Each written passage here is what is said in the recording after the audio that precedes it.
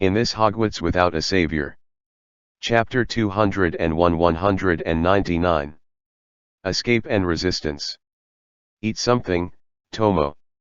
Sarah with a haggard face put a fried egg and grilled sausage in front of her husband. Tomo was reading the newspaper, but in the newspaper he only saw the man who was hated and feared by countless French shaman wizards, smiling coldly in the photo on the front page. 70% of the mudbloods have been confiscated, Mr. Minister announced the establishment of a temporary correctional center. Looking at the two lines of bold and enlarged news headlines, Tomo unconsciously clenched the two hands holding the newspaper tightly. Sarah took his hand, her face was pained and pale. "Why don't we go, honey, get out of here, go anywhere else?" "That's what those British fledglings thought when they fled to our land," Tomo said excitedly. "Where can we escape now? Go north to Belgium or Holland. Go south to Spain or Portugal. Britain and France have fallen into his hands. Do you think the Ministry of Magic of these countries can stop him? Where can we escape then?" Sarah was crying silently, holding her husband's hand tightly, full of fear and anxiety about the earth-shaking changes that had taken place in less than a month. They would have been a wonderful wizarding family. Both the couple are wizards who graduated from Beaux Batons. Tomo was recruited into the French Ministry of Magic right after graduation due to his excellent grades. He has already served as an office manager. Wife Sarah works as a tailor in a magic robe shop. Her usual work is relatively easy, and it is also convenient to take care of children who have not yet reached school age. However, this life was broken just 3 weeks ago. No one knew what happened in that extraordinary council meeting, but overnight, the Dark Lord who ruled the UK and was notorious among all wizards all over the world suddenly became the Minister of Magic of France. The Ministry of Magic has become his loyal supporters from top to bottom, and all the employees of the original hemp species were arrested and imprisoned. Fortunately, on the night when the meeting was held, Tomo felt that the atmosphere in the department was not right, so he escaped from it in time and escaped the catastrophe. Now he has taken his wife and daughter to hide in his hometown in the countryside in Rouen, avoiding the hunt of those Aurors who confiscated their wands. Having been in the political arena for more than 10 years, Tomo knows very well what will happen to the hemp-born wizards under the bloodline policy after the wand is taken away. Slave. But only away from Paris. The current situation of the Tomo family is still extremely dangerous. The Aurors, whose personnel have more than doubled in size, are hunting down witches all over France. As long as they don't escape, they will be discovered sooner or later. Has Julie not gotten up yet? Tomo put down the newspaper in his hand and wiped his wife's tears. Sarah sniffled and calmed down her emotions. "When I went to see her, she was still awake, so I didn't call her. Then let her sleep more, she's freaking out these days too." Just as they were talking and were about to start eating breakfast, Tomo suddenly raised his head keenly. Outside the window, several black shadows suddenly flashed past. His nerves tensed up immediately, but he put down the knife and fork with a very slight movement, and then grabbed Sarah's arm. Sarah looked at him. Neither of them spoke, but the tacit understanding they had cultivated over the years had allowed them to know what was going on just by looking at each other. With a look of horror on her face, she stood up from the chair in a panic, turned around and walked quickly towards the stairs leading to the bedroom on the second floor. Tomo restrained his trembling hands, pulled out the wand that was always in his pocket, and then approached the wall where the main entrance was located with extreme caution. He leaned against the wall, chanted a spell in a very soft voice and waved his wand on himself. Iron armor protection. A layer of invisible protection formed on the surface of his body, and the closer he was to the door, the more he could hear the movement outside the door, and even vaguely heard a burst of intermittent communication. He's hiding here. That's right. I used insanity on that muggle woman right here. Tomo's palm holding the wand was sweating, but at this moment his trembling hand calmed down instead. He turned his head and looked at Sarah, who had already called his daughter and was holding her hand and looking at him from the stairs on the second floor with tears and fear on her face. Opened his mouth, suppressed his voice and shouted, "Go immediately." Julie, who had just been woken up from the bed, seemed to have guessed her father's next fate. When she was about to cry with red eyes, Sarah covered her mouth. Both mother and daughter were in tears, and Sarah raised her wand. The knock on the door and the sound of her chanting almost sounded at the same time. Apparate.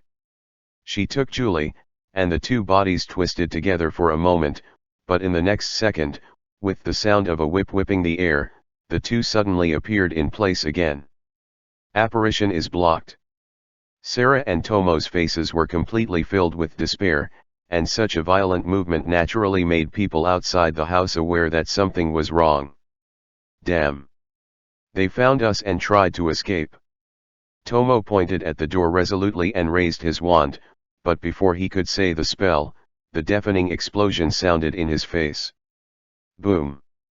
The main entrance was shattered in an instant, and even the surrounding walls collapsed in large pieces. Sarah and Julie on the second floor let out piercing screams, but Tomo cast spells on the cloud of smoke in front of him without hesitation. Disarm you. The red light flickered, piercing through the smoke, but it seemed to be swallowed up, without causing any waves. In the next second, the voice of three mantras chanting at the same time sounded from behind the smoke. Avada Kedavra. *3. The miserable green light, which is countless times more dazzling than the red light, completely dispelled the haze. Sarah, who was protecting her daughter on the second floor and looking for the broomstick, yelled. She cut off the idea of escape, and ran down the stairs like crazy.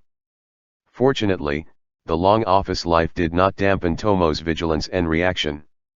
The moment he heard the spell, he rolled over and hid behind the sofa.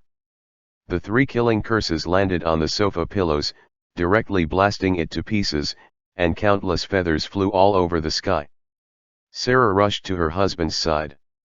She grabbed Tomo's arm with one hand, and beside her was her crying daughter, who raised her wand with angry and ashen faces. If you can't escape, you can only resist.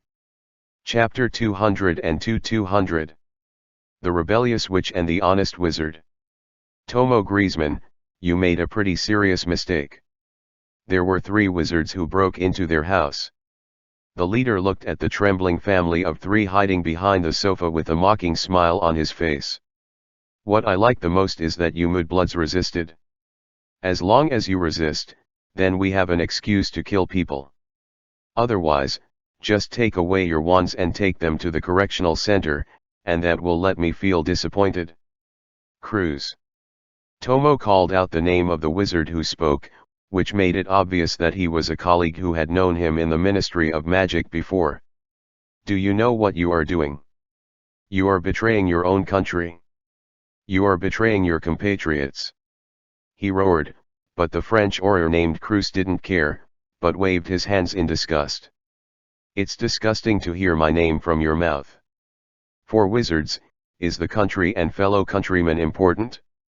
Why do we have to distinguish ourselves by the boundaries drawn by muggles? To cover up your lowliness, to brainwash the entire magic world and all wizards, only blood is the only division that distinguishes wizards. Tomo looked at him in shock, and hearing Cruz's words made him startled. Who said that? This is dividing us. We are fellow citizens. We are all French wizards. This is the identity that each of us shares, not the blood that makes no sense. At the same time, he noticed the 2 wizards standing beside Cruz. They were both wearing French aura uniforms, and their faces were indeed so strange. Who are these people? Aren't they French wizards? The wizard on Cruz's left said in a hoarse voice with a gloomy face. Stop talking about these nonsense, quickly solve them, we still have 2 more to go there today. Cruz shrugged. It seemed that he didn't have any problem with the wizard giving orders, and he raised his wand at the Tomo family. Farewell. Swoon. Sarah screamed and wanted to fight back in advance, but her stun spell just hit the light film in front of the Aurors, without even creating a crack, and was easily blocked like this. There is a huge gap in spellcasting between wizards and Aurors who have not been specially trained. Sarah herself can't even use the Iron Armor curse. She is most proficient in life-related spells related to tailoring clothes and housework. Thunderbolt explosion. The black magic spell sounded, and Tomo suddenly hugged his wife and daughter under him, trying to save their lives by relying on his iron armor spell and body. However, because he was too nervous, he didn't realize that the voice that uttered the spell was a brisk female voice. Boom! There was a louder explosion than when the Aurors broke into the door just now, and the half-collapsed wall that had already been blown up was completely collapsed now. The three of Cruz were not prepared for the sneak attack that was obviously aimed at them. The iron armor curse on their bodies lit up with a reddish-yellow light, and after only holding on for a few seconds, the curse shattered. The force of the impact knocked them all to the ground. Cut. What kind of skill is bullying other people's family of three? Behind them, a pale heart-shaped face, black shiny eyes, wearing a rebellious shirt, patched jeans, and brightly colored young witch with amber hair, waving her wand and provocatively facing Cruz and them said. Beside the witch stood a middle-aged wizard wearing a grey robe, with the same pale face, scrawled hair, and a gentle face. Too much nonsense can easily cause bad things, just like them. If it hadn't been delayed for so long, it would be impossible to wait for us to come over, so let's do things quickly. The witch, who seemed flamboyant, was unexpectedly obedient. Dumbledore asked me to listen to you, Professor Lupin, so of course you have what you say. They raised their wands together, and cursed the Aurors who were getting up from the ground in a panic. The battle between wizards actually has many similarities to the gun battle in modern warfare. The main thing is to master fire suppression first. As long as the spell is used first and the side that breaks the armor has the absolute initiative, as long as the spell does not stop, the enemy can only dodge as much as possible, and it is difficult to find energy to fight back while dodging. Of course, this only applies to the vast majority of ordinary wizards, and those with extremely high strength are not included in the usual situation. But Cruz and the others obviously don't belong to the extremely powerful group, and their strength is even obviously inferior to Lupin and Tonks, who rushed over. The anti-apparition magic has been placed all around. It was originally used to restrict the Tomo family from escaping, but it became an obstacle for Cruz and the others to escape. In the end, there was no accident at all. All three of them were hit by the spell and lay unconscious on the ground. Tomo was held in his arms by his wife, holding his daughter in front of him with one hand, and looked at the wizard and witch who walked into his dilapidated home with a dazed expression. He already had a death wish in his heart. Before using the spell, he knew exactly what resistance meant to the current French witches. However, the two people in front of them, like divine soldiers descended from heaven, saved their family. Thank you. Thank you, guys. He thanked him sincerely, but in his eyes full of survivors, besides joy, there was also doubt. Lupin saw his doubts, and he said in a gentle voice. Hello, Mr. Griezmann, I am a professor at Hogwarts School of Witchcraft and Wizardry led by Mr. Dumbledore and a member of the Order of the Phoenix. My name is Remus Lupin. This is Nymphadora. Tonks. Now the situation is complicated, so I can only briefly explain the current situation to you. The Dark Lord sent several of his loyal subordinates Lestrange and others many years ago to occupy the top positions of the French Ministry of Magic. The positions, including your Wizard Justice and the former Minister of Magic, are all his people, so he can hold the power of the whole of France so easily. But there are not a few wizards fighting for justice in France. The students of the late Master Alchemist Nicolas, Mr. Javier Iniesta and Dumbledore, and the Principal of Durmstrang, Gellert Mr. Bagshot, is united against the Dark Lord's evil reign in Europe. We are rescuing the witch wizards who were slaughtered and taken away by Aurors. I wonder if you would like to go with us and meet Mr. Iniesta and Dumbledore. Tomo and Sero looked at each other, and there was no surprise in their answer. Of course we would. Chapter 203-201. Wizard Equal Rights Front. Similar to what Lupin and Tonks are doing, it's happening all over France right now. Even if Voldemort has completely controlled the upper-level wizards, his control over this country is not absolute. Some people will obey out of fear, and there must be some people who resist out of dissatisfaction. And these rebellious people are exactly what Dumbledore and the others want to unite with now. Among these people, the highest status and the most famous person are naturally the former student of Nick Flamel, Javier Iniesta.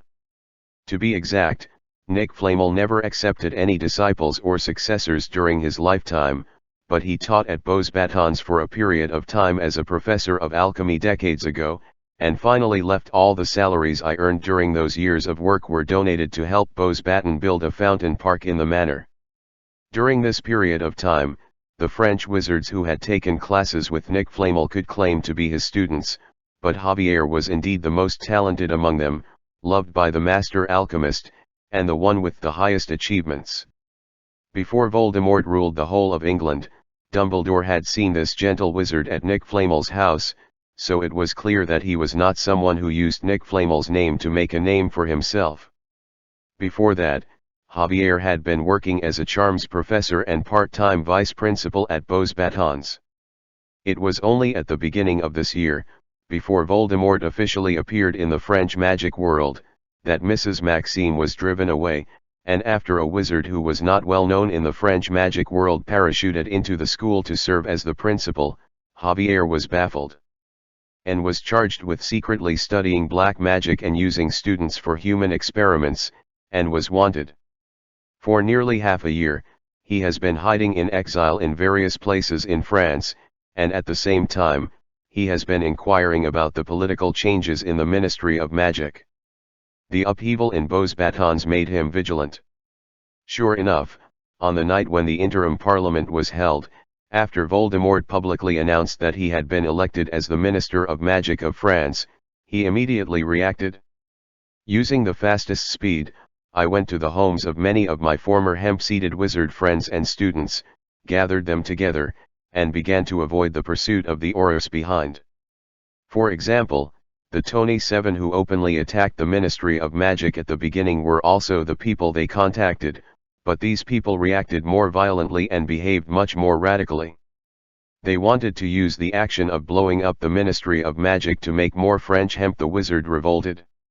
It's just that the destroyed Ministry of Magic was restored overnight by Voldemort, and the news of what they did was blocked. Few wizards know what kind of feat these 7 people have performed. After a small-scale resistance and gathering a lot of witches, Dumbledore got in touch with them. In the beginning, there was still a dispute between them whether to join forces with Dumbledore or not. Not only under the rule of Voldemort, those wizards of blood will have resistance to British wizards stationed in France, and the same is true for these hemp wizards. But in the end, Javier overcame all opinions and decided to meet with Dumbledore to facilitate the union of the two parties. There were actually 3 people who met at the last meeting, and there was also an old wizard named Gellert Bagshot, who was said to be the new headmaster of Durmstrang School in recent years. Dumbledore led the remnants of Hogwarts and the Order of the Phoenix, Javier led France to resist the remnants of wizards, and Gettler led the remaining members of the Northern European part and the newly recruited members of the Witch Party, the official name of the Saints. Together the meeting was held in Lyon, the second largest city in France. Their demands are absolutely unified, that is to defeat Voldemort, liberate all enslaved hemp-seated wizards, cancel any blood titles, and wizards regardless of their origins should have equal rights. So that night, the Wizards' Equal Front, Wizards' Equal Front, was established. Dumbledore and Javier join forces in France to save the French wizards who are being hunted and killed, and take the French magic world, which is unstable and in chaos, as the front line of the war. Gellert operates in Northern Europe to ensure the safety of their logistics and non-combatants, and at the same time contact other wizarding regimes such as Germany, Belgium, Holland, Finland, Sweden, etc., to gain their support. This is the starting point of Voldemort's blood slavery rule over the whole of Europe, and it is also the long-awaited opportunity for Dumbledore to resist. After so many years of operation, the entire United Kingdom has been built impregnable by Voldemort. It is too difficult to overthrow his rule from within the United Kingdom. But once Voldemort starts to invade the outside world, he will force more people to stand against him. The Order of the Phoenix can use this opportunity to gain support from the outside, and finally achieve the goal of recovering the main island of Great Britain. This is the policy set by Dumbledore, and it is also the goal that passed the resolution of all members of the Order of the Phoenix. After the Wizards' Equal Rights Front was formally established, this new organization also began to operate. The first primary goal they face now is to rescue as many witches as possible, gather them together, and screen out those who can form combat effectiveness and their family members who can only be used as logistics support personnel. After Voldemort ruled the French magic world, he established two political and military centers to radiate his influence on the entire French magic world. One is naturally the French Ministry of Magic in Paris in the north, and the other is the Beauxbatons School of Magic in the Pyrenees in the south. The people of the Wizard Equal Rights Front saved many hemp-seated wizards in areas far away from these two centers. Dumbledore was temporarily stationed in Lyon, where he assigned work with Javier, and at the same time received and appeased the rescued hemp-seated wizards. After a busy day, he lay on the armchair a little tired, closed his eyes and prepared to think about something, but before he lay down, there was a knock on the door of the office. The centenarian old man sat up again, put on the crescent-shaped glasses, and let the people outside the door come in. Mag held the material in his hand and put it on his office. The people we stay in the UK have privately contacted many witches who are being enslaved. A small number of them still have the idea of rebellion. Most of them have been affected by the slavery contract for a long time, and they choose to settle down. Status quo. Dumbledore shook his head. Let Kingsley, who stayed in the UK, find a way to resolve the contract with these people who still have rebellious thoughts. We are still too short of people, especially wizards with combat effectiveness. Chapter 204-202. Supper. There is also news from Mr. Iniesta. He said that all the wizards in France who can be rescued have been rescued, and the rest have basically been confiscated with wands and taken to that building. The correctional center, and some escaped from France. Can we proceed to the next step? Dumbledore rubbed his forehead with a headache. Those of his people haven't given up on the idea of breaking through the correctional school as the first step. McGonagall said with a frown. It doesn't look like it has. They seem to be impatient and put the correctional center as the first step, followed by Beauxbatons. They are too aggressive, and they don't understand the determination of the Dark Lord. Dumbledore said in a deep voice, that correctional school is the core of the Dark Lord's bloodline rule, and it is even possible that he himself sits there. We have too few people, and even fewer wizards who have undergone professional combat training. It is impossible to break through the fortress he built, let alone Beauxbaton later. Mag's face was also full of worry. So what do we do now? Although we have established a unified organization, in fact the leadership is not clearly defined. Many people under Javier do not trust us. Before doing other things, we must ensure that the scheduling within the front is unified. This comes from the current situation. Look, there is no way to finish it in a short time. McGonagall looked at Dumbledore. She opened her mouth as if hesitating to speak. Dumbledore blinked, and he smiled. We've known each other for so many years, Minerva.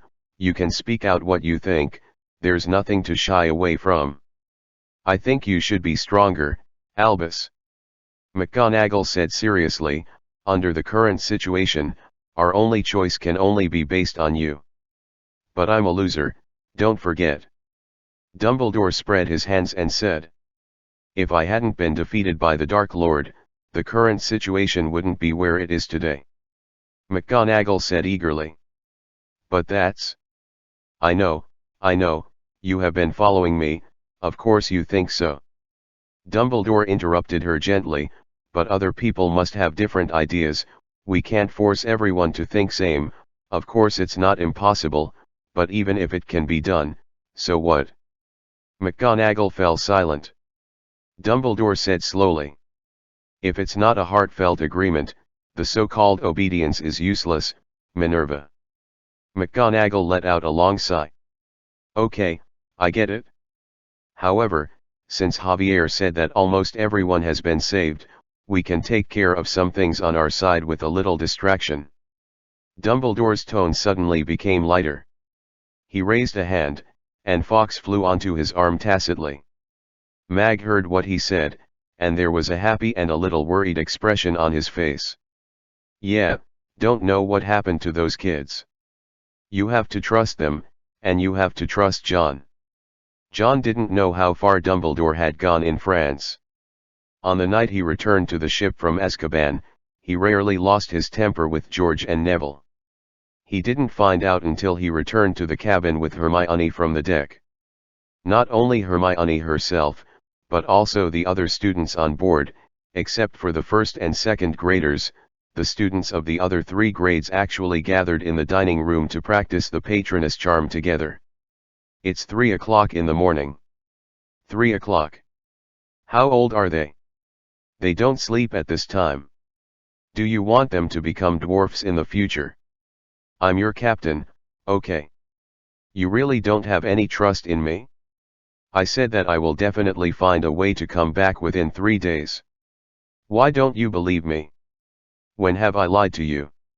Nick on the side was hesitant to speak. Now that there are so many people here, he still chose to save some face for John.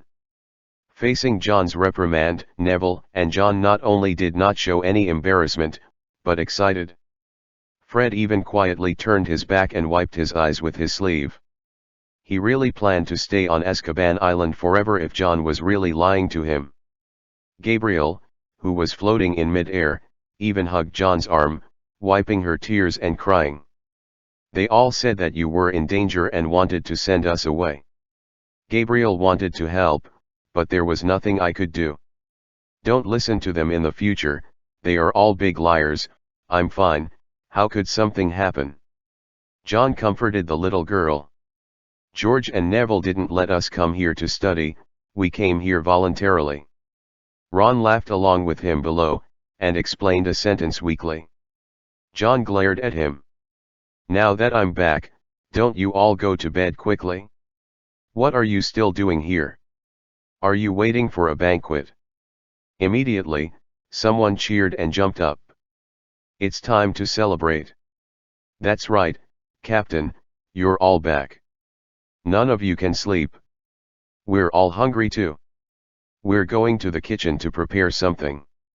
Don't talk about the banquet, just treat it as an extra meal and supper. Seeing them all looking at him eagerly, John couldn't help but soften his face, and said helplessly. You all said that, can I still refuse? If you want to eat supper, you should act quickly, otherwise it will become breakfast. The students in the cafeteria immediately cheered. They came out in single file, and began to arrange the layout of the deck with a clear division of labor, and at the same time let the group of people with the best cooking skills go to the kitchen. John watched their leaving backs, and couldn't help showing a smile on his face. He didn't stay idle either, but stopped Fred. The expression on Fred's face was a little guilty. At first, I didn't say whether John had any intention of deceiving him. Now that he has kept his promise and returned, no matter how thick-skinned Fred is to spread rumors, he will not say anything now. Afraid to face John directly. I will remember what happened in the past few days for you first, and I will settle accounts with you later. He said viciously, but Fred was relieved, knowing that John was not really angry. Where are the 2 of Scarbio? I forgot before. Now there is an age restriction magic cast by Professor Dumbledore on the Hogwarts. You shouldn't be able to bring them aboard. Speaking of this, Fred became elated. Is this difficult for me? I'll take you to see them. Fred let John out of the cabin and came to the right side of the bow deck. Scarborough and McNeil were by their arms and hung on the bow. Chapter 206-204. Big Parents. Fox's appearance filled the students on board with surprises. These children, who have been brought into the carriage since they were 11 years old, have lived and studied in Hogwarts for these years, and have never been separated from the professors for so long like this time. They are no strangers to Dumbledore's pet. After seeing Fox, many students' faces were filled with excitement, and then John took a small bag of green powder from its paw. Phoenix can sing, but certainly can't speak, and John is not familiar with it to the same extent as Dumbledore, who can understand the meaning just by eye contact. But even without any hints, John could recognize what Fox brought. He didn't avoid the other students, so he chose the fireplace in the dining room, squeezed out a handful of green powder from a small bag, and sprinkled it into the fire in the fireplace. The next second, under the eyes of the students on board, the original orange fire instantly turned light green, and then a face that was very familiar to each of them was made of these green flames. Dumbledore still had that gentle smile on his face, he didn't seem to have changed much, and there was still a flame flying behind him. It seemed that he was not the only one around him. The students cheered. They called Professor Dumbledore. Everyone seemed to have a lot to say to him. Dumbledore smiled and connected with everyone, even including the 6th and 7th graders who had graduated ahead of schedule. There were less than 100 people in the entire carriage. He could call everyone by name, and he was familiar with everyone's personality. He chatted with them, not talking about war, death, and the situation, but as if nothing had changed from now to before. The students said that in the recent fishing competition, Justin, the 3rd grader, won the championship. He did not know how to catch a small shark by accident. They said that many of them had learned the Patronus charm, and some of them could even summon it was a thread of light. They said that they did not relax even at sea, and by the time of the final exam this year, everyone must be able to meet the usual professor's standard requirements, if there is a final exam this year. Dumbledore agreed and said that he would award Justin a gold medal when he went back, and hang his name in the honor room of Hogwarts. He expressed his surprise at the fact that they were able to learn the Patronus charm at such a young age, seriously thinking about adding the Patronus charm to the routine defense against the dark arts teaching in the future, finally blinking, pretending to be serious and saying that there will definitely be a normal minimum exam at the end of this year, and the requirements will not be lowered. It is very likely that they will improve, so let them not relax. He is like the patriarch of everyone. No matter what time it is, he can give people the most reassuring warmth. This exchange lasted for more than an hour, and John added an extra flu powder in the middle, and it was not until the time for the students to go to class normally that they finally left the restaurant reluctantly. There are only John and Nick left here, and Fox, who is standing on the dining table and peeping at John, brought it a grape, looking arrogant while wanting to eat it.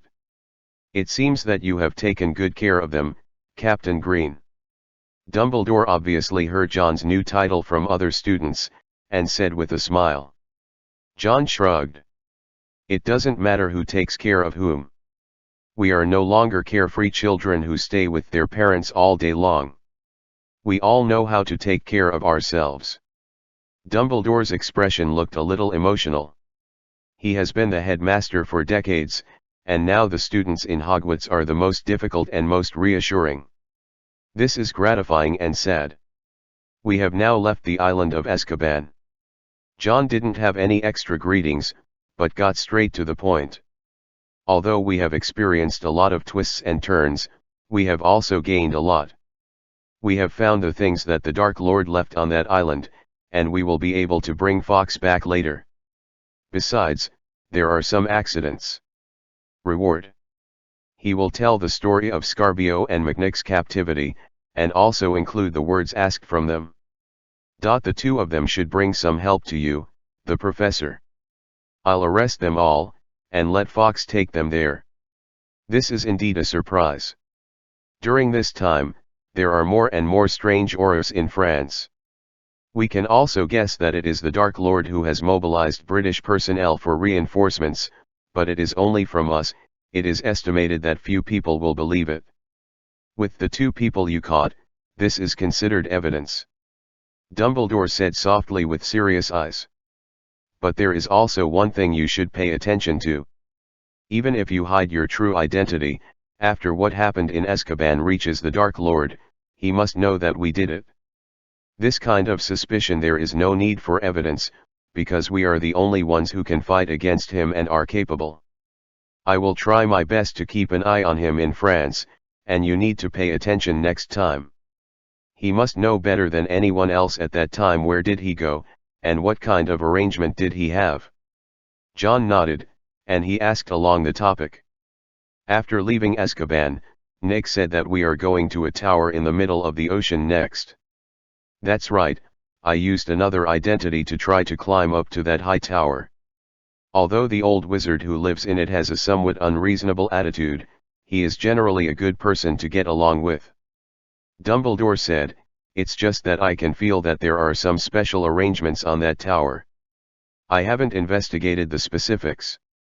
When the Dark Lord makes any preparations, he must use me as a guard against him. So no matter whatever, don't let your guard down easily. Sure enough, as Nick said, even Dumbledore, who planned this route, could not have a clear understanding of their voyage. After all, their destination and direction are all predicted through prophecy, and many unexpected things will inevitably happen. Is the progress on your side going well, Professor? Of course you don't have to worry about that.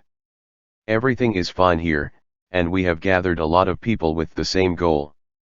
Dumbledore's eyes were deep, thinking about the bright side. I think it won't be long before we can advance. See you, John. Chapter 207-205. Big Fish. It's a big fish. The first contact with Dumbledore did not last long. At noon, Dumbledore said that he still had more things to do, and ended the Flow Network call. However, although the time was short, it obviously made the students on the whole ship a lot more energetic. Fawkes took away the diary that John found in Azkaban and the flow powder sent by Scarbio and McNeil, and also gave them a 2-way communication channel with the professors. But before ending the call, Dumbledore also reminded John not to use this flow network at will if it is not urgent. Voldemort is monitoring and controlling the flow network throughout France. If it is used too frequently, it will be easy for him to discover problems. The speed of the Hogwarts sailing on the sea is not slow. When entering December, they have completely left the scope of the North Sea and reached the territory of the Norwegian Sea. The further north you go, the colder the weather becomes. Fortunately, although the students are a little tired of the day-to-day sailing life, the fresh sea surface and scenery have become boring at first, but in general, everyone's mental state is still positive. Especially when Christmas is coming up this year. They have spent Halloween at sea, and they are looking forward to the next Christmas, and in the second week of December, less than 3 weeks later, the second Hogwarts fishing competition also started.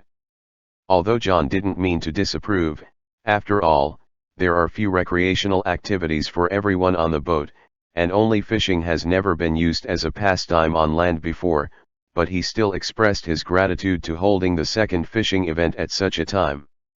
The game was left speechless, especially after hearing what George had to say about his application for campaign approval. It's too superficial to hold it according to the time. Our fishing competition is calculated according to the sea area.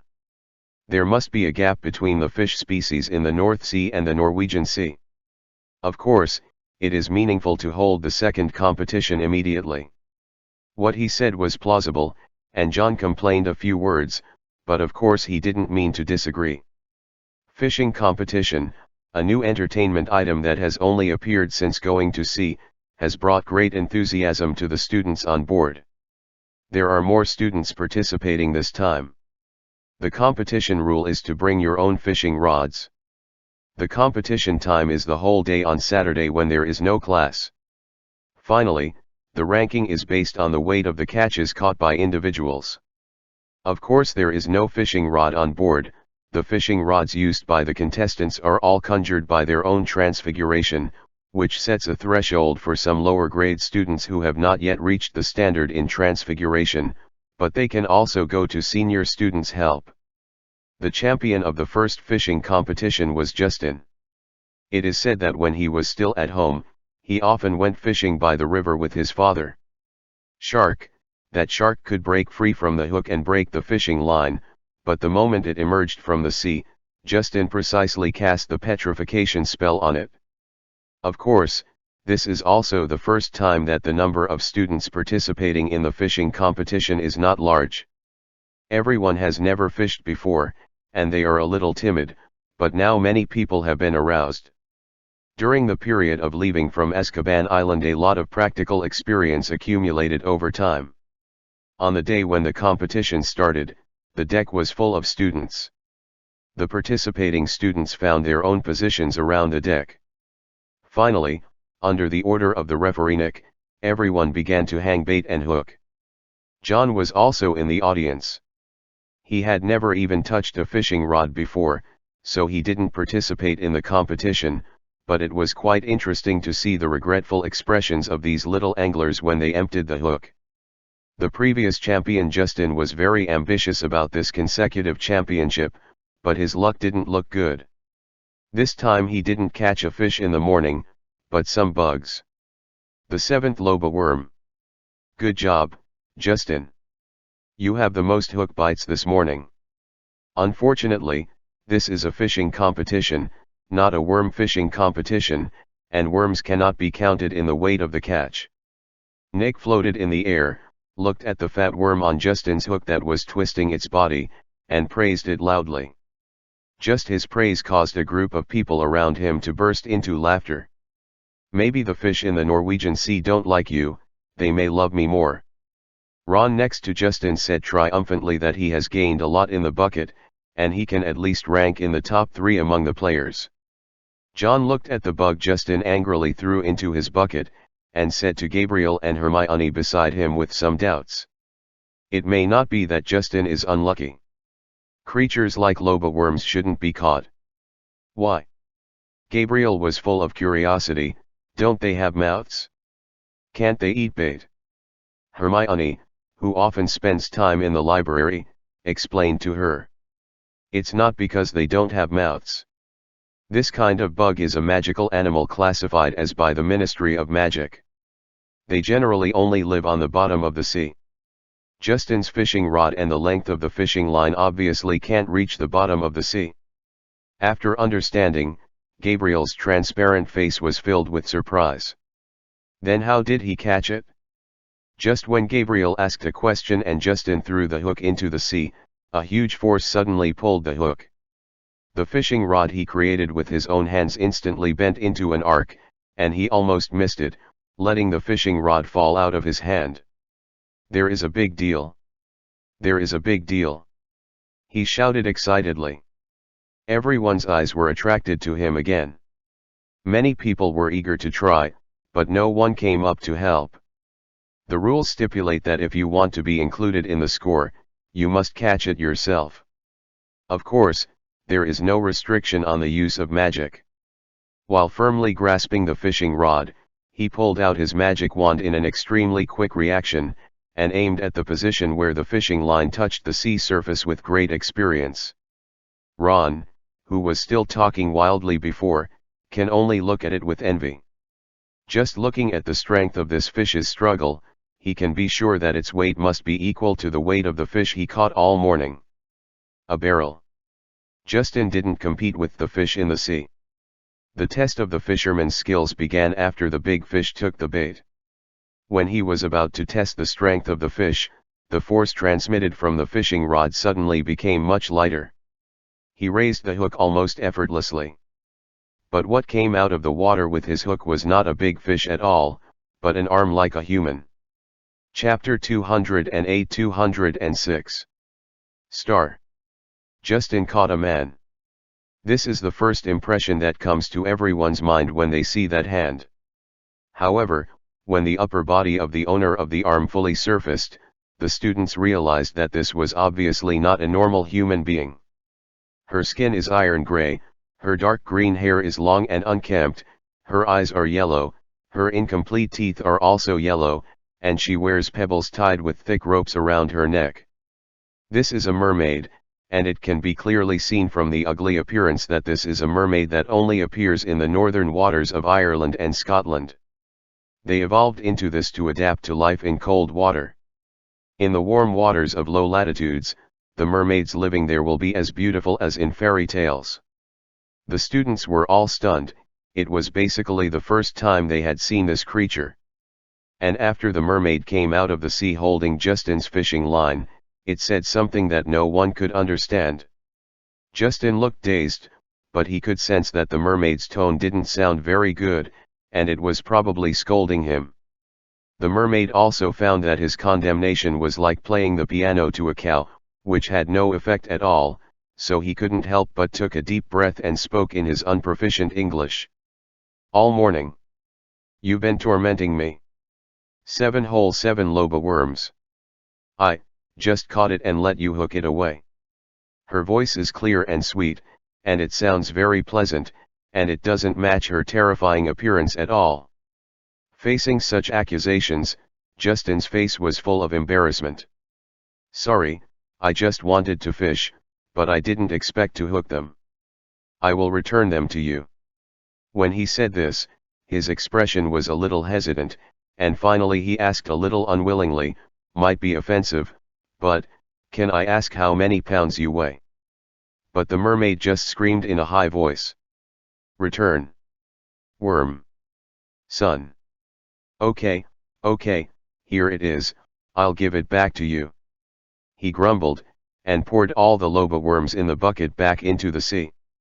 The mermaid glared at him, and then used the harpoon in his hand to string every bug onto his harpoon with incomparable precision. Loba will grow a poison sac, and mermaids like to smear the venom in its poison sac on their weapons to increase their attack power. Just as the mermaid took back her prey and was about to dive into the sea again to leave, John suddenly stopped her. Hi. Beautiful lady, can we ask you some questions? The students all looked at each other when they heard what he called the mermaid, but the mermaid, who didn't seem to intend to have more communication with the people on board, stopped the action that he was about to leave. She looked very useful, looking up at John. Your vision is very good, little boy. Talking to you for a few more words may not be as annoying as communicating with other wizards. Of course, your beauty is obvious to all, right? John turned his head and winked quietly at the others, and every student he saw nodded against his will. Seeing John open his eyes and talk nonsense without even blinking, Hermione couldn't help curling her lips, thinking of what he said a while ago that he never lied. Gabriel didn't know what to think of, and touched her long silver white hair with a tangled face, and then touched her white teeth. We just came from the area of the North Sea. For some reason, when we entered the Norwegian Sea, we felt that there were more magical animals around us. John didn't care about other people's opinions, but looked at the mermaid and asked. Norway's Ministry of Magic doesn't control magical animals very strictly. The mermaid replied in unfamiliar English, and it's far away from the land. Muggle ships rarely pass by, and a wizard raises them from time to time. Hearing her answer, John narrowed his eyes slightly. Wizard? Does he live in a tower? That tower is called Star. The mermaid said the name of the tower, however, how do you know? Very few wizards know this place exists. We just want to visit that tower. Are there many wizards living in that tower? Mr. Stock isn't the only one living there. Then I don't know what kind of character this Mr. Stoke is, and whether he is willing to accept our visit. Mr. Stoke is very enthusiastic about us. He also helped to heal our people. You are all wizards, and he will definitely not refuse. John is already satisfied to get this information. Thank you for answering these doubts for me, beautiful lady. It's nothing. I wish you all the best in the future. The mermaid seemed to be in a good mood to be flattered by John. After expressing her blessing, she sank to the bottom of the sea and disappeared. It is obviously a surprise to get these. Ever since entering the Norwegian Sea, John has felt that there are a lot of magical animals in the sea area. Before the fishing competition, some people often catch some fish like Shirok of fantastic animals. This is really not a normal phenomenon. They are not far from the next destination, the tower named Star. Regarding the encounter with the mermaid, no matter whether they were participating in the fishing competition or watching the students, they were talking about what just happened with great interest. Justin is still arguing with referee Nick whether the merman counts as his catch or not. She weighs at least 100 pounds. I caught it with my own hands. It must be counted in my battle results. Nick was flipping through the game rulebook with a hesitant look on his face. Yes, I can understand how you feel, Justin, but you didn't succeed in catching her, did you? And 100 pounds is just your estimate, she didn't say, and we didn't actually weigh her. It's not fair. I tricked this mermaid into fishing all morning with loba worms. Mermaids are fish too. It must be counted in my harvest, not 100 pounds, even 50 pounds is fine. Justin begged. With her body shape, 50 pounds is definitely available, just count 50 pounds for me. However, after Nick convened the referee team to discuss strictly, he still did not count the weight of the mermaid in his harvest. When Justin asked the mermaid's weight and was scolded, at that moment he thought about sneaking her and tied her to the boat to weigh. But to make up for it, the referee team decided to count the weight of the loba worms he caught before as his harvest. Although these worms were not heavy at all, it was better than nothing for Justin, giving him the opportunity to come back in the afternoon. Power. Although I don't have a face, it's the last day of the month, and the monthly pass is still double. Throw a few monthly passes on my thick skin, sir. *3. Chapter 209-207. Durmstrang's school trip, false. After all, Justin did not reverse the situation in the afternoon and win the championship again, but he finally surpassed Ron in the final result and won the third place, while Ron ranked fourth. The champion of this fishing competition was actually a second-grade girl, Luna Lovegood. She had never caught a fish before, and this time she participated in the competition purely by accompanying Ginny in the dormitory. Even the fishing rod was conjured by Ginny begging Fred for help. It may be because of the novice protection period, or it may be just because of her good luck, she finally won the second Hogwarts fishing competition. As roommates, Ginny and Gabriel were much happier than Luna, as if they had won an award. In the end, all the fish caught in today's competition became the students' dinner tonight. Just after dinner that night, John called George and Neville to climb up the mast together. Look at this pattern. He took out a piece of parchment, which depicted a coat of arms composed of a two-headed bird and a deer head, with Cyrillic letters. We're going to change all the sails and everything with the Hogwarts crest into this. Both Neville and George came from pure-blood families. Even after the age of 11, they were managed and studied in a closed Hogwarts carriage like everyone else, but they can all recognize what this badge is. This is Durmstrang's school badge. John nodded. That's right, this is the insurance plan that Professor Dumbledore prepared for us. It is impossible for the things we did in Azkaban not to reach the ears of the Dark Lord. He must know who is looking for him back then.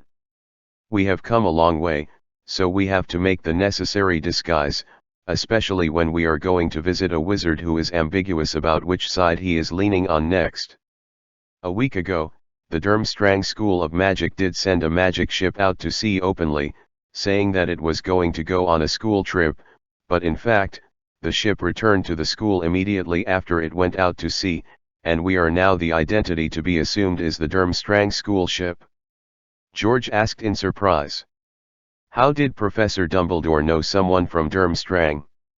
The reputation of that school is the worst among the 3 magic schools in Europe, although in recent years this reputation has gradually turned to Hogwarts Castle, but they've always had a history of studying the dark arts. John can of course guess some inside information about this. He has not forgotten whose alma mater Durmstrang used to be, although that person was expelled halfway. It doesn't matter whether it has studied black magic or not, now we can use its name to swagger in the sea, we have to accept the favor of others. As he spoke, he waved his wand and aimed at the Hogwarts school badge on the long sail. In the next second, the school badge with 4 animals surrounding the H turned into a 2-headed bird and a deer head. Professor Dumbledore also packed and sent some hair, which belonged to the current Professor of Transfiguration in Durmstrang. After tonight, I will always pretend to be him. Your clothes are also different. It needs to be noted that every day, this matter must be announced to all the students on board. Neville said with some worry. Appearance and clothing are easy to solve, but what about our language? Durmstrang was established in Northern Europe, so there should not be many students who use English as their main language. This is indeed the most difficult problem. John obviously thought about it, but we must not let everyone on the boat go down, and we can select some students who can speak other languages to visit the tower. Even if someone ends up, if the problem is found, we can kill most of the students who go to sea, most of them are Dutch students. Except for the UK and Ireland where English is their mother tongue, other countries in Europe have their own main language. However, English is still used as a common language by many people and it is used as their first language. Among them, the Netherlands has the highest penetration rate. 70% of Dutch people speak English. Of course, even in English, there are differences in accents in different countries and regions, but John can't be so meticulous. At least the professor's status that Dumbledore arranged for him is an Englishman, which can be regarded as making up for the biggest loophole. They spent some time changing the badges and decorations on the entire Hogwarts ship, and they kept busy until around 11 o'clock before going back to rest. Early the next morning, which was also a weekend, John called all the students to the restaurant, and explained in advance the identities they would play and the things they could encounter. And in front of them, drank the compound potion and turned into a middle-aged wizard with a big beard and a tall and rough figure. Professor Johnson, this is what you will call me in the next few days. From now on, there will be no name John Green on board.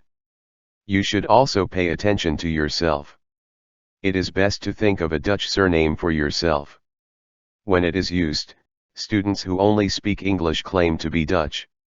Also, all students who are proficient in a second language besides English come to me to report. John assigned the task, and giving himself a Dutch surname made the students feel quite novel, especially after someone knowledgeable gave them various weird surnames of Dutch people. As for the students who can speak foreign languages, there are quite a few. There are more than a dozen students who come to John to sign up. These people either have one of their parents from another country, or they lived abroad for a long time when they were young, and they have mastered a foreign language under their influence. For example, Hermione knows some simple French. Her parents promised her that she would take her to travel to France when she was in middle school. Out of preparation and interest, Hermione taught herself some common French sentences in elementary school. And Luna, because her father used to be the editor-in-chief of the Quibbler, this newspaper had a hard time maintaining it for a period of time in the early days of Voldemort's rule, but it was later declared to be in violation of the Blood Propaganda Act, from the person in charge to the editor-in-chief, and then until the reporter was either caught in Azkaban or became a wanted criminal. Out of news mining, she has dabbled in the languages of countries around the UK, and Luna herself is relatively proficient in Spanish. And the best friend of the Weasley twins at the same level, Lee Jordan, he is a black boy, his father has lived in Germany for a while, so he can speak a little German. It is definitely impossible to bring the entire ship of students to visit that high tower. He can choose some of them who can speak foreign languages and are smarter, and bring them to the door together. Chapter 210-208. The Tower Connecting the Sky and the Sea. The Hogwarts sailed in the Norwegian Sea for another week. At this time, there is only less than a week before Christmas, and the temperature has dropped significantly again. In recent days, apart from fishing, the students have added a new pastime at night, sitting on the deck and watching the moon. The closer to the North Pole, the larger the moon is than they see at normal latitudes. And the starry sky is also extremely bright. The whole sky seems to have been washed by water, which is very ornamental. John's preparation a week ago is now familiar to everyone. He has the face of a bearded wizard all day long, seeing his students either call him Professor Johnson, or call him Captain Johnson with a smile. And on the evening of Thursday of this week, among the students who were looking for a place on the deck to watch the stars tonight, suddenly someone vaguely saw a pillar directly in front of them, standing on the sea surface, the top buildings hidden in the clouds. That's a tower. A tall tower that stands directly in the sea, not on land. The students have never seen such a towering building. It is like a long pillar, connecting the sky and the sea. Someone hurriedly called John, and John was also shocked when he saw the tower. It's really, really high.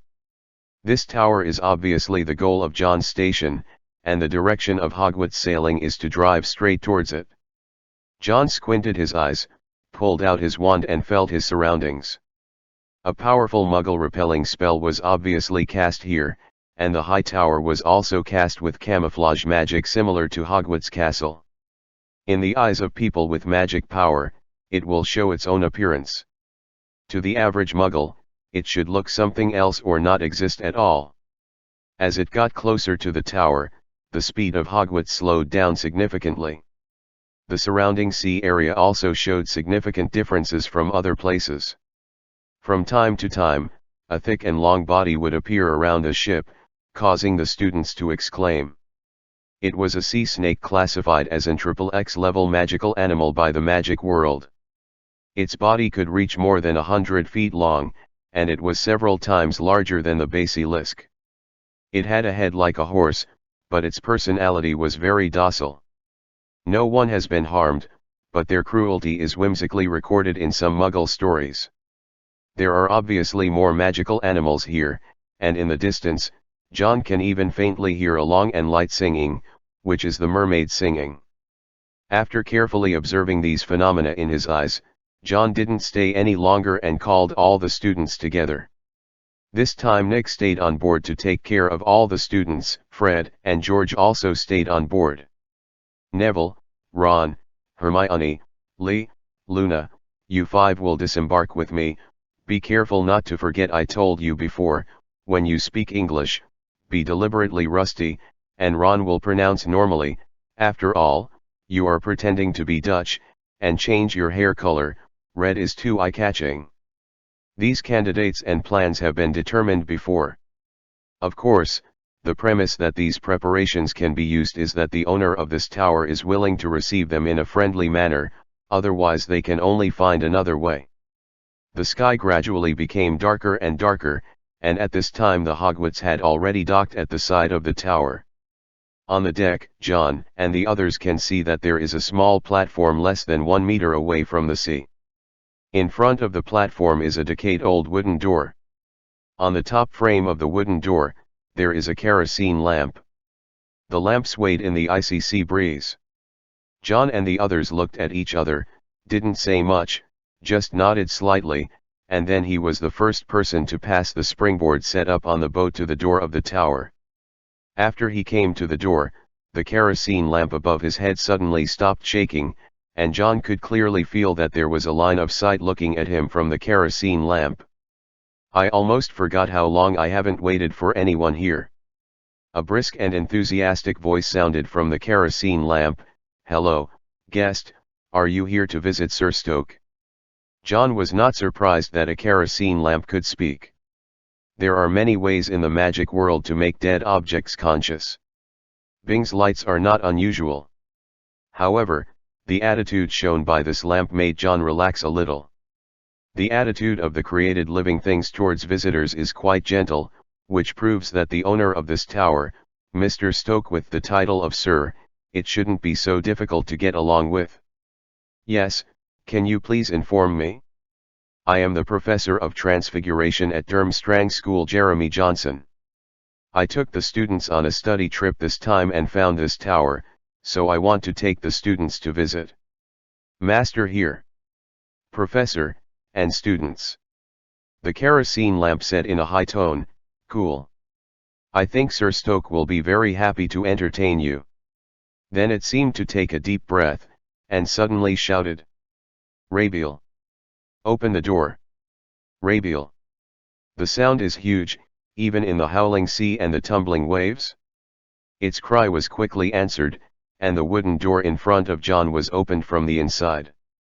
An old house elf gave John a vigilant look, then looked up at the kerosene lamp. John keenly noticed that the moment he opened the door, a small black figure flashed past behind the crack of the door. This is the professor of the magic school. He and his students are traveling and want to visit Sir Stoke when they come nearby. The kerosene lamp said cheerfully. The house elf named Rabiel looked at the Hogwarts behind John. On the deck, the students were also looking at them curiously. The master does not reject strangers' visits. Rabiel's voice was a bit sharp, but his tone was calm. But he doesn't like to be noisy. There are too many of you, we can't entertain all of you. John showed a smile on his face. From the beginning, he never thought of letting all the students enter this tower, and he didn't know whether it was safe or not. Ah, of course, don't worry, we won't cause trouble to Jazz. I will bring 5 of the most outstanding students to visit. After all, I brought them out to see the world, and I can meet a man who lives in the sea if they are masters, then naturally they should increase their knowledge. Happy National Day. Chapter 211-209. Sir Stoke. Navely and the others followed John together, and at Rabiel's sideways invitation, they were invited into the tower. From the outside, the entire tower is very slender, giving the impression that the inside is at best like most lighthouses at sea, and at most there is only room for a spiral staircase to be built around the wall. But in fact, the untraceable stretching curse is a practical skill that almost every wizard must have. Such a convenient magic allows them to build a house that is not so big, but has enough spacious space. After entering the door, there is a not so small foyer, or the entire floor is a foyer. The floor is covered with a cashmere carpet that looks warm, and there is a dancing flame in the fireplace emitting light and heat, which made Neville and the others, who were still shivering from the cold outside, feel relieved as soon as they entered the door. Relaxes the body. In the middle of the foyer is a spiral staircase that winds up to the ceiling. Rabiel led them straight to the stairs. After stepping on the wooden steps with both feet, the spiral stairs started to go up automatically, just like those moving stairs in Hogwarts Castle, without John and the others going up by themselves. Took a step. The stairs went up very fast, and apart from the entrance hall, they could only occasionally see the furnishings of other floors when they went up. Most of the floors were sealed off. The spiral staircase at the end connects. John estimated in his mind that after they had climbed 40 to 50 meters, the spiral staircase stopped suddenly before reaching the top. Here is also an open space. The floor is covered with a cashmere carpet that is more elegant than the hall, and the chandelier with a warm light illuminates the place. There are all kinds of pastries in full bloom, floating and placed on the table. After John came to this floor, he glanced at the ordinary fireplace as if casually, and found no small box containing green powder on the fireplace. There is only one person sitting in this living room-like room. The silver-haired, elegant old man with glasses was sitting on a single sofa chair, holding a black cat in his arms, and looked at John, who brought Neville and the others up with a smile on his face. Mr. Johnson? Welcome to Star. This is the first time in so many years that a professor from a magic school has come to visit me. Take the children and sit down. My life here is simple and I have nothing to entertain you. Can provide some tea and snacks. He is obviously speaking on the spot. The various furnishing utensils in this tower cannot be afforded by people living a simple life. Most of the things can be called even in the magic world. It's a priceless antique. You are welcome, Sir Stoke. We take the liberty of visiting, we should be sorry. John sat on a single sofa diagonally opposite Sir Stoke, and Neville and the five of them also sat on that couch together. None of them touched the tea and snacks on the coffee table. The 5 people John chose to take off the boat were all quick-witted. Even Luna, who was nicknamed Crazy Girl, was just a bit weird. But not stupid at all. Lee Jordan hangs out with the Weasley twins all day long, and is even more of a villain. Neville, not to mention Hermione, even Ron has been much more stable in the past 2 years than when he first started school.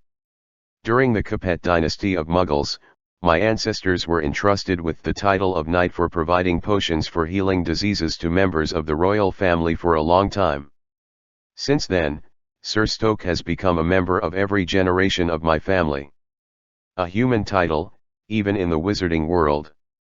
Sir Stoke said calmly that he was a wizard, but he had the origin of a knighthood. My real name is Tobias Stoker. This Star Tower is also inherited from my family, but the previous family members rarely come here. My father even forgot that there is such a place in our family on this sea. A tower. It wasn't until I inherited the family business that I sold my property in the wizarding world because of my interest in astronomy, expanded this tower and lived in it. But it's far from the land, and there are very few wizards going out to sea by boat. I have never been back since I came to Star, and I basically have no communication with the outside world. I don't know Professor Johnson, how do you know about my place? His question was not abrupt or impolite, because John and the others could come here unless they knew the place in advance, otherwise it would be impossible to say that they would just wander here. This sea area is already close to the North Pole, and few wizards go to sea, let alone go to the North Pole through the ocean. But John was clearly prepared for this. I have a friend named Richard Williams, do you still have any impression of him? Sir Stoke had a surprised expression on his face. Of course, he is the only wizard who has visited me in the past 10 years. He told you the location of Star Tower. John noticed the time interval of 10 years he said, and he nodded calmly. In a chat with him, he accidentally mentioned to me that he was entertained by you when he was traveling when he was young. Recently, I took students on a study trip to this nearby sea area, and I wanted to bring them here. You pay a visit here and gain a lot of insight. Richard Williams is naturally Dumbledore's disguised identity. After he learned of Voldemort's voyage route a few years ago, he concealed his identity and visited this tower once, but that time he didn't gain much. After learning from John why he was able to find this place, Sir Stoke's attitude obviously changed. His attitude seemed to be more eager, inviting John and the others to have dinner together. Of course, John has no reason to refuse this. Judging from the situation in front of him, Sir Stoke, who lives in the tower, behaves without any problems. He was wary of John and the others at the beginning, just because no one would find this tower under normal circumstances. After John gave a reasonable answer, he regained his friendly enthusiasm. John didn't find anything wrong with his eyes or the expression on his face, nor did he feel that his brain, which had been maintaining a clemency, was being spied on. Of course, this cannot completely dispel the guard in John's heart, but some things can always be asked at the dinner table.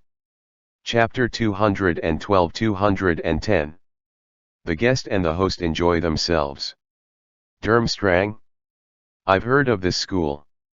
Although you have hidden the school's location and are located in remote Northern Europe, I heard that it has the widest range of students among the 3 magic schools in Europe.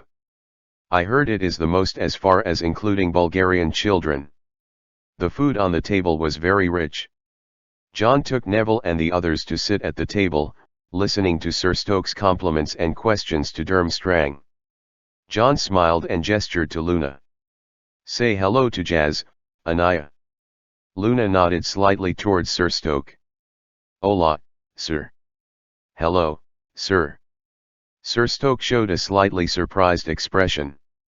You still recruit students from Spain? I remember when I was still in France, the students there were all studying in Beaux Batons. Parents always hope that their children can develop better, don't they? John said lightly. Compared with Beaux Baton, some parents of children obviously believe in our strength. Of course, Beaux Baton is also very excellent magic school, but we are different in the focus of magic. The old man in front of him said that his family's title was conferred by the Capetian dynasty, a dynasty in France, so he should be a Frenchman. French wizards usually graduated from Beaux Batons, so John is maintaining his respect for Germany. While Armstrong was arrogant, he also saved some face for Beaux Batons. Sir Stoke laughed. He raised his wine glass, and the red wine in it was rippling gently with his movements. Of course, what parents want most is that their children can get the best education. The most critical factor in maintaining the atmosphere of the conversation is that everyone in the chat is willing to continue the meeting. John naturally has a purpose. He is eager to get closer to Sir Stoke. And this Sir Stoke didn't know what the communication was for, and he obviously wanted to communicate more with John. They ate and chatted until John seemed to mention something casually. This place where you live is a bit too remote. If my friend Richard hadn't liked to travel on the ocean, he would never have found it here, let alone we could sit here and enjoy dinner today. I personally like quietness after all. Sir Stoke said with a smile, although this place is remote, it is a good place to observe and study astronomy, so I chose to move here. Your friend can find out this tower is indeed a very coincidental thing. Before him, it was only 15 years ago that a Muggle ship found me when I forgot to replace the expired Muggle banishing spell. John raised his wine glass and frowned subtly. He couldn't tell whether Stoke was lying. If this person had really guessed their purpose of coming here and was deliberately trying to conceal it, then his deceiving acting skills were comparable to John's. I heard that among the 3 magic schools in Europe, no matter which school, the conditions for recruiting professors are extremely strict and demanding. Since Professor Johnson can be a professor of transfiguration, he must be talented and knowledgeable. You are too lucky, I was just lucky. Then I don't know if Professor Johnson has done any research on ancient runes besides his achievements in transfiguration. His tone was casual, but John was keenly aware that this might be the key to his enthusiastic attitude towards his pedestrians. John pondered for a moment, as if he wanted to be humble. Due to my personal interest, I have dabbled in rune, but I am not proficient. His answer made Sir Stoke's eyes light up slightly. It's just that he didn't talk about more topics related to this aspect after that, but turned the topic to the changes and customs of the magic world in recent years. Hearing what John said about the pure blood policy implemented in Britain today, Sir Stoke was extremely surprised. His expression is obviously not fake, it looks like what he said. Since he moved to this tower, he has never left, nor has he had more contact with the wizards on land, not at all know what changes have taken place in the British wizarding world today. After learning about Voldemort's rule of blood in England from John in detail, he showed a sneering attitude, and seemed to disagree or accept it. In fact, it can be seen from his willingness to follow the habits of his ancestors and continue to use the Muggle title, that he actually does not have much contempt and discrimination against Muggles and wizards from Muggle families. This made John feel unpredictable and weird at the same time. Of course he would not doubt that Dumbledore's intelligence was wrong. It is impossible for Hogwarts to go wrong. Prophecy is the most unreasonable talent in the wizarding world, and the person who can provide Dumbledore with accurate prophecy has the title of prophet. Just predicting the appearance and explosion of mushroom bombs is unlikely to make mistakes on this route. Especially after Azkaban got the diary, this was confirmed even more. But Sir Stoke's attitude and words towards them did not look like they had any contact with Voldemort at all. He didn't look like he'd even heard of who Voldemort was. Because according to him, when Voldemort just graduated from Hogwarts, that is, in the 1950s, he had already come to this tower from the mainland. During this period, except for Dumbledore's pseudonym, he never no other British wizards have been seen. A few times Nordic wizards came to him by accident, but they obviously didn't talk about the rise of a Dark Lord in England. But if Voldemort himself really came here, no matter whether it was plotting this tower or something on it, or even Sir Stoke himself, as long as he showed the slightest sign of not cooperating, Voldemort had just come here at that time. Reabsorbing back into his Horcrux state, John didn't think it was possible for Sir Stoke to survive after losing his use value. If he bowed to Voldemort himself and did something for him, it would only mean that he was putting on a show right now. But the appearance is too much.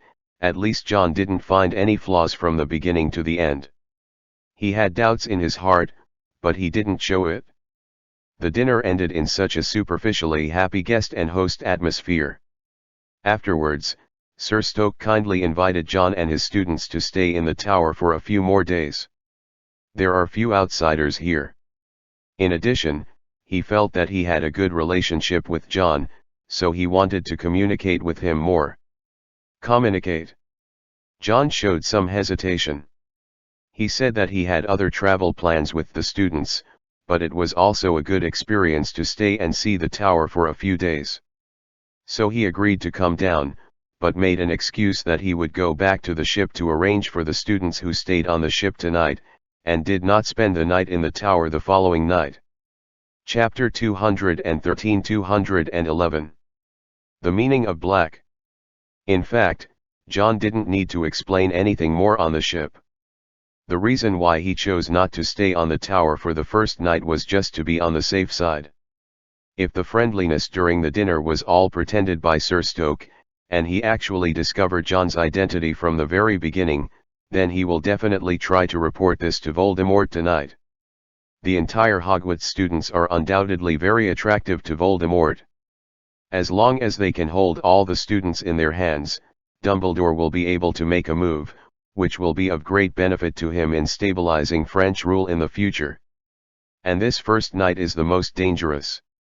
It's not that he said that if there is no problem tonight, Sir Stoke's suspicion can be ruled out, but if he has a problem, there is also no reason to continue waiting. The more you delay, the more accidents will happen. If you report your findings as soon as possible, then no matter what happens, he will only be credited. One night passed. The whole night was as calm as the sea they were in, without any accidents. So early the next morning, John took Neville and the others back to the tower again. It was still the house elf named Raviel who received them and led them into the drawing room. Sir Stoke was eating breakfast, and he specially prepared one for John and the others. This tower is actually very big. I converted some floors into pastures. There are many poultry, pigs, cattle, and sheep in captivity. Raviel usually takes care of it to ensure that even if I live such a life away from human habitation, it can also be self-sufficient. Breakfast is a sandwich with milk and omelette. Although John and the others have already eaten on the boat, they did not refuse to serve it. I've already arranged everything on board, sir, and I'm going to stay to bother you for a few days. John exchanged greetings, said unnutritious words, and then asked with a smile. I wonder if you can introduce this tower to us? You know that children of this age are very curious. Since we accept your invitation to live here, we must respect your rules. Sir Stoke wiped his glasses, his movements were serious and elegant, and he dressed as meticulously as an orthodox nobleman. Facing John's question, he said calmly. Don't worry, Professor Johnson, I'm not hiding anything dangerous in the tower. He was straightforward, with clear eyes and even sincere. I understand your concern about being responsible for the safety of your students, but I'm not a black man, a black wizard who lives in seclusion here only for magic experiments. The only thing I'm interested in my life is astronomy. After graduating from Beau's Batons, I even forgot how to use apparition. All places in the tower, you can come and go as you please. I can guarantee that there will be no danger. But the reason why I am willing to ask you to stay is that there are some things that I want to help you with. I haven't been with Sir Stoke for a long time. The two have only known each other for such a long time since last night until this morning. John can clearly see that he is not very good at communication and getting along with people. Not only what he said was straightforward, but also what he did. John thought that the reason why he warmly entertained himself and others had a purpose, and it would take at least 2 or 3 days before he revealed some clues. However, he did not expect that today early in the morning, he unabashedly expressed his need for help. But think about it, it is normal for an old otaku who has been around for decades to have such a personality. He has not communicated with outsiders for a long time. If he is a communication genius, then he needs to be suspected. John was naturally happy to speak more clearly. "You can just tell me what help you need, sir. We have accepted your hospitality, and those who can help will definitely not refuse." Sir Stoke put down the knife and fork in his hand. Instead of answering John directly, he got up and said, "If it's convenient, Professor, can you go to a place with me alone? Your students will be guided around the tower by Rubir. If you have any needs, you can directly ask him." John and Neville looked at each other, then nodded, and said in a slightly stern voice, "Don't trouble others in other people's homes, don't forget that we are guests." Neville understood, he bowed his head and agreed. "We will pay attention, Professor Johnson." Then John left the drawing room with Sir Stoke. And after they left, there were only Neville, the 5 of them, and the elf Rabiel, or the black cat. Luna was obviously more curious about the black cat. She waved at the cat tentatively, but the cat was lying on the armrest of the sofa, and seemed to ignore everyone. Black animals have an ominous meaning in some places. She whispered to herself. Only Hermione, who was sitting next to her, heard what she said. Hermione glanced at Rabiel first, and after making sure that it didn't hear Luna's obviously disrespectful speech, she said in a low voice, "It's a matter of custom, like ravens are also black, but in England it's a good luck symbol, and Muggles used to cut off part of the raven's wings to make sure they didn't fly off the Tower of London, to make sure the country wouldn't suffer bad luck." Lee heard their chat from the side, and couldn't help complaining. "If I were a crow whose wings were cut off to prevent them from flying away, then I would definitely not have the mood to bless them. So this is just a moral and a symbol." Hermione said, "People only care about whether the symbol exists, but they don't consider whether its existence is reasonable or not." While they were chatting, Neville also started to move. When John was away, he was the one among the 5 students who was responsible for making the decision to act. He looked at Rubir, who had been standing respectfully aside. "Can we take a casual tour?" "Of course, the master said that you can go anywhere in this tower without restrictions." After getting confirmation from it, Neville took Ron, Hermione and they left the living room together, went down the stairs, and started wandering around the tower. As Sir Stoke promised, Rabiel did not obstruct them in any way, but he did not let them go completely. Instead, he followed them all the time, saying that it was convenient to provide them with services at any time. But Neville is not an ordinary 14-year-old boy who grew up with protection and love. From Rabiel's current performance, he can clearly understand that the Sir is not as verbal as he said. Nothing is taboo. Chapter 214-212. The beauty of nature. The whole tower is really big.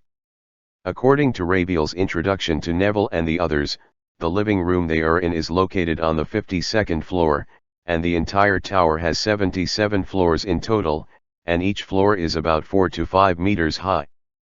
That is to say, if the traceless stretching spell is not used to expand the height of the story, then the part of this tower above the sea must be at least 300 meters.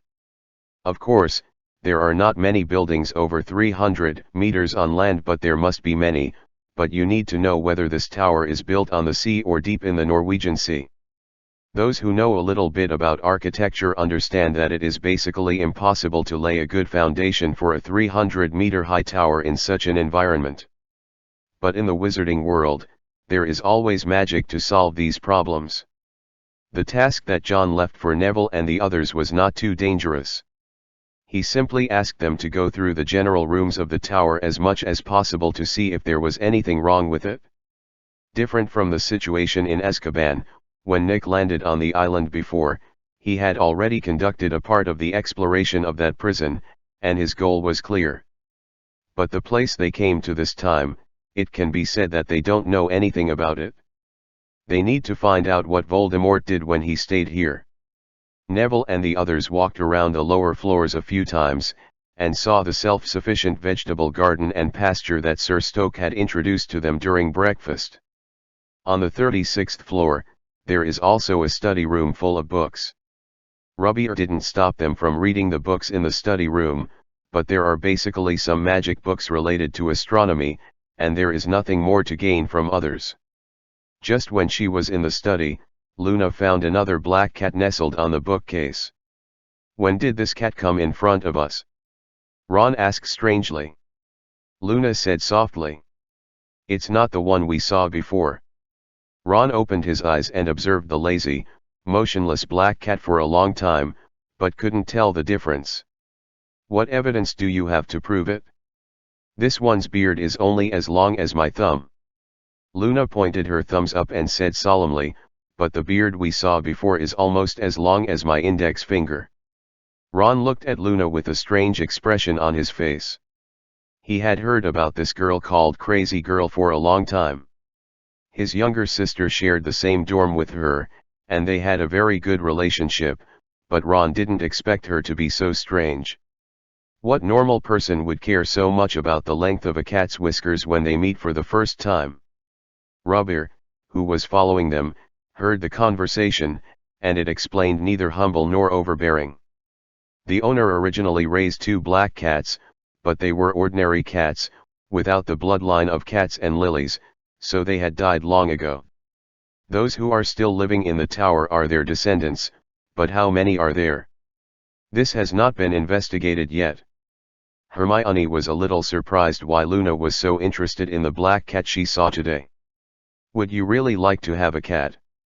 Luna shook her head. She only said one sentence that was somewhat unpredictable. "I think unique animals are fun." After Sir Stoke took John out of the drawing room, he stepped directly on the self-moving stairs and kept going up. They soon came to the top of the entire tower. This tower didn't have a name before. "After I came here and lived here, I named it Star. The word star is used in the surname of a person's name and it is called Star, so if this tower is translated from its own meaning, it can be called Star Tower." From the way he named it, it can be seen that Sir Stoke did not lie about his interest in studying astronomy. He did have an extraordinary interest in the starry sky above his head. He guided John to a wooden door on the top floor. "This is the best place to observe the sky, and it is also the place where I usually stay the most." They walked in, and inside was a small circular room, which was only 13 or 4 square meters at most, surrounded by a circle of bookshelves, and literature notes and books were neatly placed on it. There is also a set of tables and chairs in the center of the room, and there are a lot of parchments full of star maps on the table. Bill is hard-working enough. Beside the table and chairs, there is also a wooden ladder leading to the ceiling, and directly above the ladder is a trapdoor. Sir Stoke invited John to climb up the wooden ladder together, then pushed open the trapdoor and came to the rooftop at the top of the tower.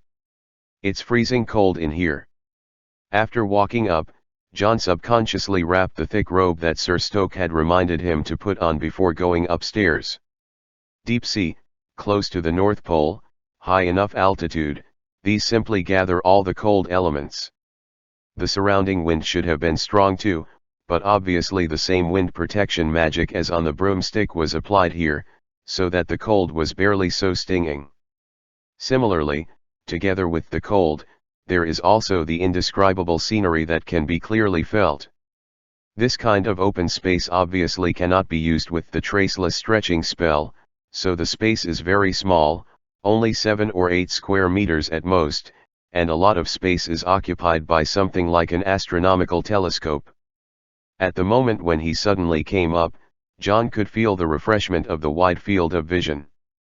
The sky and the sea have been connected into a line, both are blue, just looking at it can make people feel comfortable.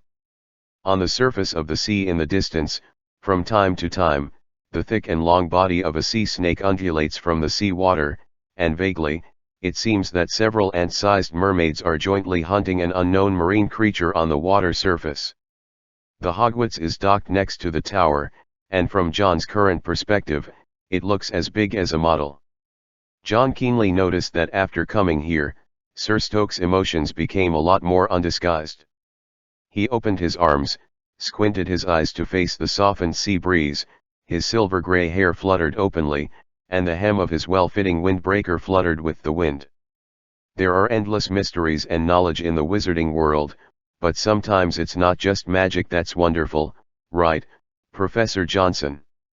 John glanced inexplicably at the old man in front of him, who was obviously from a pure-blood wizard family but was called a Muggle noble title, and nodded in agreement. The beauty of nature is indeed fascinating. 5 minutes early is also early watch. Chapter 215-213. Runic Slate. The scenery on the high tower is very good, but Sir Stoke brought John this trip, obviously not just for the scenery. They came to a stone wall, which looked no different from other places, but after Sir Stoke gently pushed the outermost stone, a stone slab that was obviously different from other places was revealed.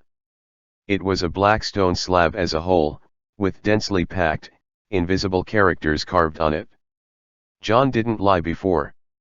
When he was lurking in Hogwarts Castle, in order to understand the slave contract signed by the hemp students in the castle, he did study the ancient runes for a period of time. But this kind of research that is only out of interest and does not last long at all is impossible for him to have any outstanding achievements, so he can only barely recognize which language the words in front of him belong to. Know the general meaning of some words and sentences. This slab was discovered by me 5 years ago. I stumbled across it during an astronomical observation. You will recall that I told you last night, when we first met, that the tower, although it was left to me by my family, but in fact, those elders even forgot that there is such a place. Sir Stoke suddenly stopped talking on this stone slab strangely, but chatted about the history of this tower. It wasn't that high when I first came here. There were only 20 floors above the sea, and the rest of the height of nearly 50 floors was all by myself after I came here and settled down. It was built. It took nearly 20 years in total, and it was not fully completed until 1976. John frowned slightly, hearing the implication of why he wanted to introduce this. That is to say, the top of the tower we are at now was actually built by you 18 years ago. To be precise, it was 20 years ago. Sir Stoke said seriously, before 1974, I had already completed this position, and the next 2 years were mainly for the layout of each floor. The 2-year gap doesn't make a difference to the problems that this event itself creates. This floor was newly built in 1974, but 5 years ago, I suddenly discovered that there was such a stone slab hidden behind the wall that you knew nothing about. John stared into Sir Stoke's eyes, as if he suddenly wanted to understand something. Sir Stoke nodded with gloomy eyes. This is the problem. Although this tower has a long history, I can be sure that every piece of material from the 27th floor onwards was made by myself with magic and built on this tower. I must have left nothing hidden on this floor at the beginning, and I have never brought any outsiders here before, but just 5 years ago, I discovered this stone slab full of ancient runes. His voice was deep and his face looked ugly. When something like this happens, of course no one can feel better. A home that I built with my own hands suddenly discovered something that I had never seen before one day. Think about it from another angle, it's like your own home, a private bedroom that basically won't allow outsiders to come in and visit, and suddenly find a book under the pillow that you have never read or touched. This will inevitably cause people to have a great sense of panic and insecurity. Ordinary books can't harm people, but no one can guarantee the safety of a slate full of ancient runes. No matter who thought of it at the first time, it can only be that someone sneaked in. Sir Stoke thinks so, and John thinks so now. From last night to now, he has been looking for what Voldemort did when he came here. But judging from the performance of the owner of the tower, Sir Stoke, he doesn't seem to know Voldemort at all, and he never remembers that someone visited him during that month. But this slate obviously appeared during this time interval, and John has reason to suspect that Voldemort avoided the old knight and sneaked into this tower. Of course, based on the strength that Sir Stoke has expressed to himself so far, Voldemort should be able to kill him easily, but for some reason, his life was spared, but he was secretly doing something in this tower. Some unnoticed changes have been made. The stone slab full of ancient runes that Sir Stoke accidentally discovered 5 years ago is a kind of proof. The two can be logically linked together. Although it cannot be absolute, the possibility is very high. From Sir Stoke's point of view, it can be explained why he was so impatient after learning that John was a professor at the magic school. If he wants to catch the person who sneaked into the castle secretly, his only direction is the stone slab. But according to himself, he only has research on astronomy, and in other magic fields, he is at the level of ordinary wizards, so he has no way to start with the slate full of ancient runes.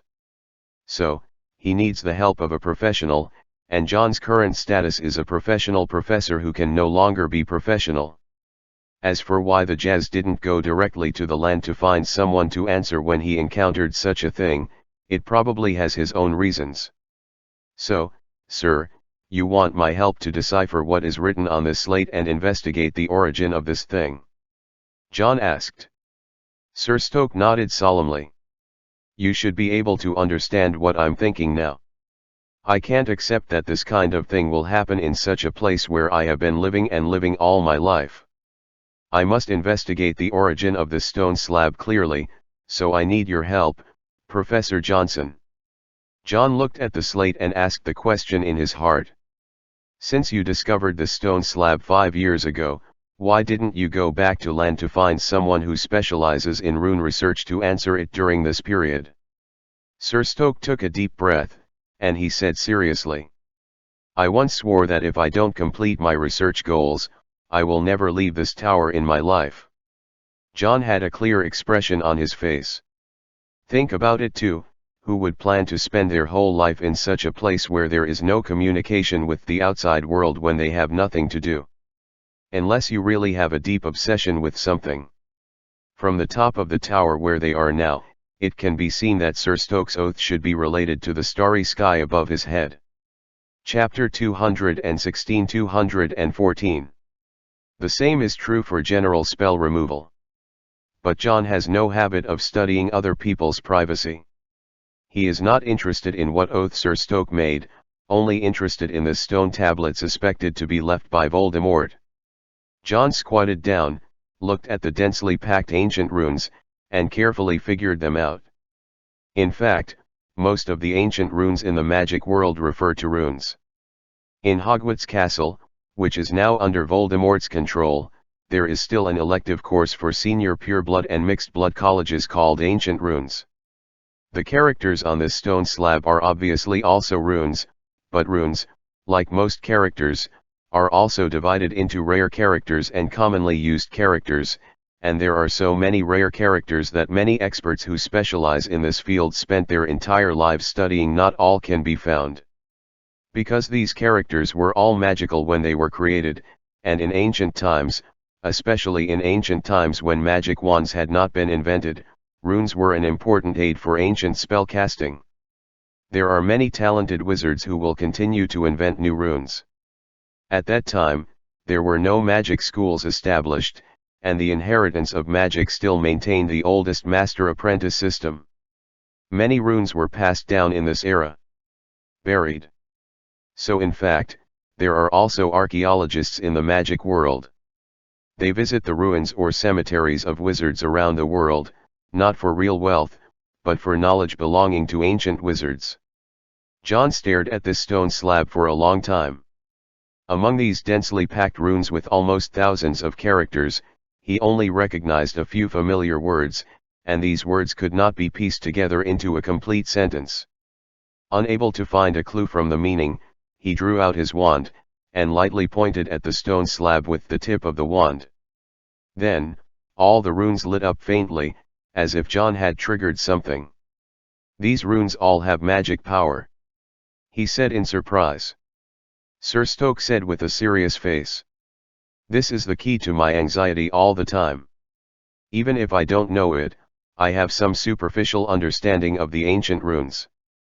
I know that the runes left in the magic world are basically just the words themselves, the magic power attached to them.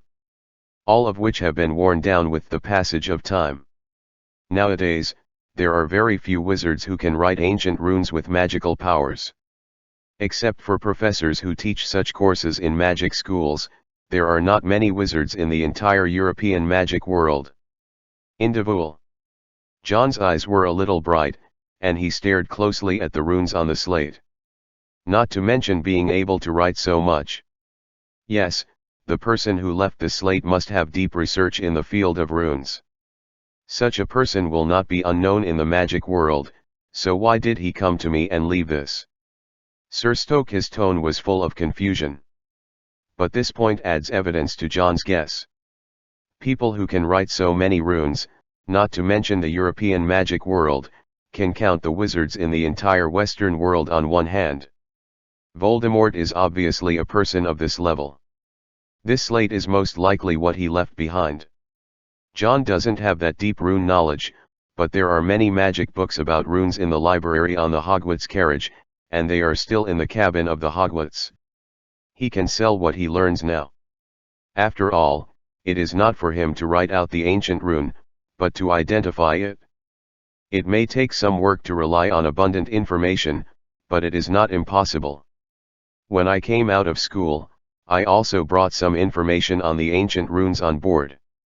If, sir, you are willing to wait patiently, I can bring the information over and study it slowly." Hearing John's words, Sir Stoke's face showed joy. "Of course I have enough patience, Professor Johnson. Don't worry, if you can help me solve the secret on this slate, I will return you a generous reward." "There is no need for any reward. If you can solve these runes, it will be regarded as some reward for disturbing you these days." John didn't say too much, and then he stopped staying, turned around and left with Sir Stoke. When they went down to the 17th floor, they met Neville and the others who just came out of the pasture to observe the living conditions of the cows. John called the three boys Neville, Ron, and Lee, and returned to Hogwarts with them on the Zeus. When sending them away from the tower, Sir Stoke was obviously curious about the Hogwarts ship that was staying on the sea.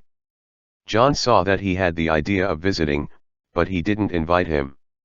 Even if there are sufficient preparations on board, during the insurance period, he will not easily bring an outsider aboard. Even from the current point of view, this Sir Stoke is indeed a good person. After returning to the ship, John immediately summoned Nick and George and told them what he found on the tower. "Actually, I know a lot of runes," Nick said. "During the time when Hogwarts was founded, runes were not so forgotten in the wizarding world. Although I didn't write them myself, I knew but I can recognize a lot." Hearing Nick's words, John pondered for a moment, and finally he denied the idea of letting Nick go to the tower with him. "You can't hide your identity. It's no secret that you used to be a resident ghost in Gryffindor. It's not worth taking the risk to gamble on whether the Sir will recognize you for this matter. However, although you can't go to that tower, but I remember some of the opening lines of those runes." John tried, wrote the first ancient rune on the slate on the parchment, and brought it to Nick. "Can you see any information through the sentence?" Nick obviously knew a lot of runes. He just glanced at them and said, "I've seen this at the beginning. It must be a rune about sealing spells. Generally, ancient wizards would use this rune to seal something valuable." John's eyes lit up. "Then do you know how to crack this rune?" "This rune is actually similar to the blocking and unlocking spells on spells today," Nick explained. a lock that has been cast with a blocking spell can't be opened by an unlocking spell, but if the magic power of the caster is strong enough, then this blocking spell can be broken easily. Even if the unlocking spell is not used, the universal solution is the same. But now very few people can write the lock opening spell that reverses this rune. Besides, you said that the rune is enough for 1,000 words, and the magic power attached to it must be extremely powerful. This is even more difficult. Listening to Nick's words, not only did John not frown, but he was shocked. What did you just say at the end? Nick. Nick froze. I said this is not easy to crack. No, I mean the end of the previous sentence. The same applies to universal despelling. John hammered his palm with his fist excitedly. That's right. It's the same for the general purpose solution. Chapter 217-215. Blood Curse Orc. John took Neville and the three of them back to the tower with a stack of books about ancient runes. He did not immediately tell Sir Stoke the meaning of the rune on the slate. After all, he learned the meaning of the content from Nick, and Nick's existence could not be disclosed, so he could only pretend to look it up. Bring these magic textbooks to the tower. Sir Stoke didn't let him work directly on the top of the tower. The scenery there is certainly better, but now it's almost Christmas, and the air is too cold. A warm room with a fireplace is more comfortable. Bringing John to his private study, Sir Stoke took out the rune rubbings rubbed from the stone slab on the top of the tower, so as to make it easier for him to compare. John pretended to flip through the magic documents casually, but the corner of his eye was on the books in the study. Just looking at the titles of the books, one can find that most of these books are tomes related to astronomy, not only written by wizards, but also many books that are obviously published by Muggle publishing houses. This Jazz does have an extraordinary interest in astronomy. He has shown this since he first met John, and it seems that he is not lying. But when John was about to look back and pretend to have discovered it by accident, at the far corner of the bookshelf, he saw some books that were completely different from other astronomy-related books. These books were grouped together, and the book covers also looked older, obviously not the works of modern wizards. What attracted John was the title of one of the books. Research and Exploration on the Curse of the Blood Curse Orcs. John's change at this time was finally noticed by Sir Stoke. He followed his gaze and saw the ancient books on the bookshelf. My grandfather's grandfather used to be the vice president of a magic hospital in France. His main research direction in his life was related to blood curse orcs. This is an extremely partial and terrible curse that has been used since ancient times. There is no way to relieve or treat them, and my ancestor only left these materials. If you are interested, you can read them at any time during the time you stay in the tower. Sir Stoke said generously. John withdrew his gaze from those books. He just had some impression of the curse of the blood-cursed orc. In the original book, the big snake Nagini, which was made into a Horcrux by Voldemort later, is the final form of the blood-cursed orc. As for the curse itself, such as the blood curse orc, John has no interest. Thank you for your generosity, sir. Let's go back to our initial topic. I have found some clues about the content of the rune left on that stone slab. John looked at Sir Stoke, and there was a surprised expression on his face. Is there a result so soon? I thought it would take at least a while. This is actually a matter of luck or not. Our luck is obviously not bad. From the book I read at the beginning, I found the same content as these runes on the slate. John recounted the information he got from Nick to Sir Stoke. This slab should be a lock. Lock. The smile on Jazz's face gradually faded, and his brows were tightly wrinkled. You mean, the meaning of the stone slab itself is to protect and hide something? John nodded and said. Yes, the rune engraved on the stone slab is actually a kind of magic for sealing. It protects the slate from being easily opened, so as to prevent people from discovering what is hidden under it. As John narrated, Sir Stoke's face became more and more gloomy. He obviously couldn't accept such a thing. I built most of the tower with my own hands and lived in it for decades, but it was quietly hidden under the nose, and he didn't know it at all. John saw the change in Jazz's face, and he asked seriously. Can you be sure, it wasn't you or someone else in the tower who arranged this stone slab? Sir Stoke said decisively. I don't know any runes at all. In this tower, besides me, there is only Rabiel who has been taking care of my daily life. It is even more impossible. John stroked his beard and said in thought. If you're sure it's not you, it's only possible that someone slipped in without your knowledge. Professor Johnson. Sir Stoke suddenly looked at John seriously. Can you unlock the rune on this slate? There was a request in his words, as if he couldn't accept that there would be something hidden in his home that he didn't know about. John told the truth. I told you before, sir, I'm not a master of runes. If the ancient runes professor who worked with me in school came over, I might be able to solve it, but my understanding of runes, just out of interest, there is really no way to unravel the stone slab from the rune level.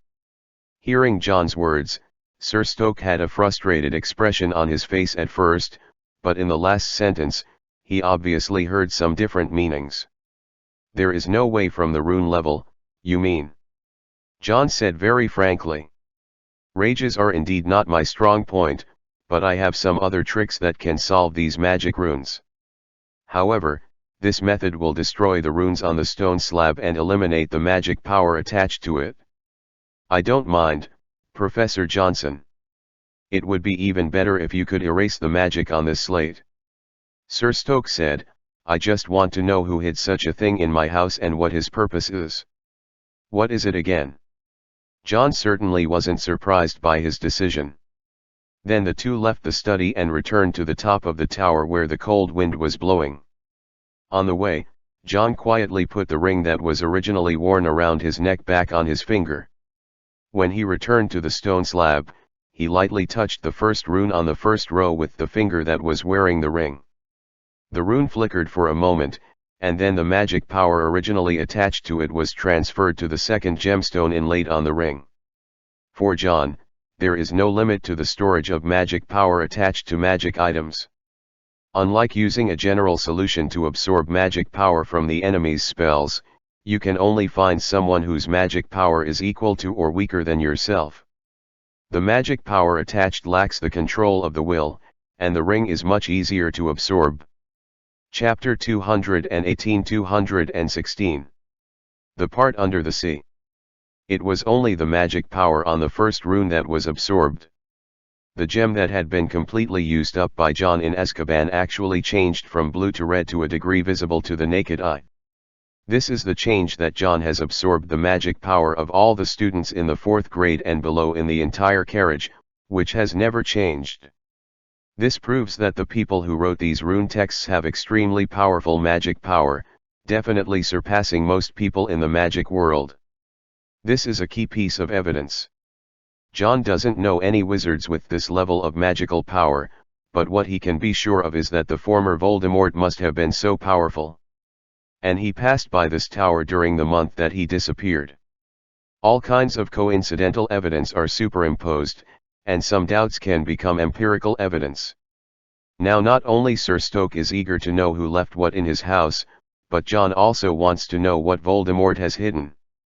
What is it in this tower that attracts him? Of course, John doesn't mind at all when he gets the answer and also gives himself the opportunity to reserve sufficient magic power. There are thousands of runes on the slate, each of which contains unique magic power, and John can eat it bit by bit. It's just that now, after all, the gem has been inlaid on the ring, and the ring is worn on his hand. With him as a transfer station for absorbing magic power, there is no way to directly absorb it all at once like in Hogwarts Castle at that time. With the amount of powerful magic power, he can only slowly digest word by word. I need some time, sir, there are too many runes on the slate, and there is no way to solve them all at once. Sir Stoke also saw that John's method was indeed effective. Although he didn't understand how John could erase the magic power in the rune just by touching it with his finger, he knew clearly that John was not lying to fool him.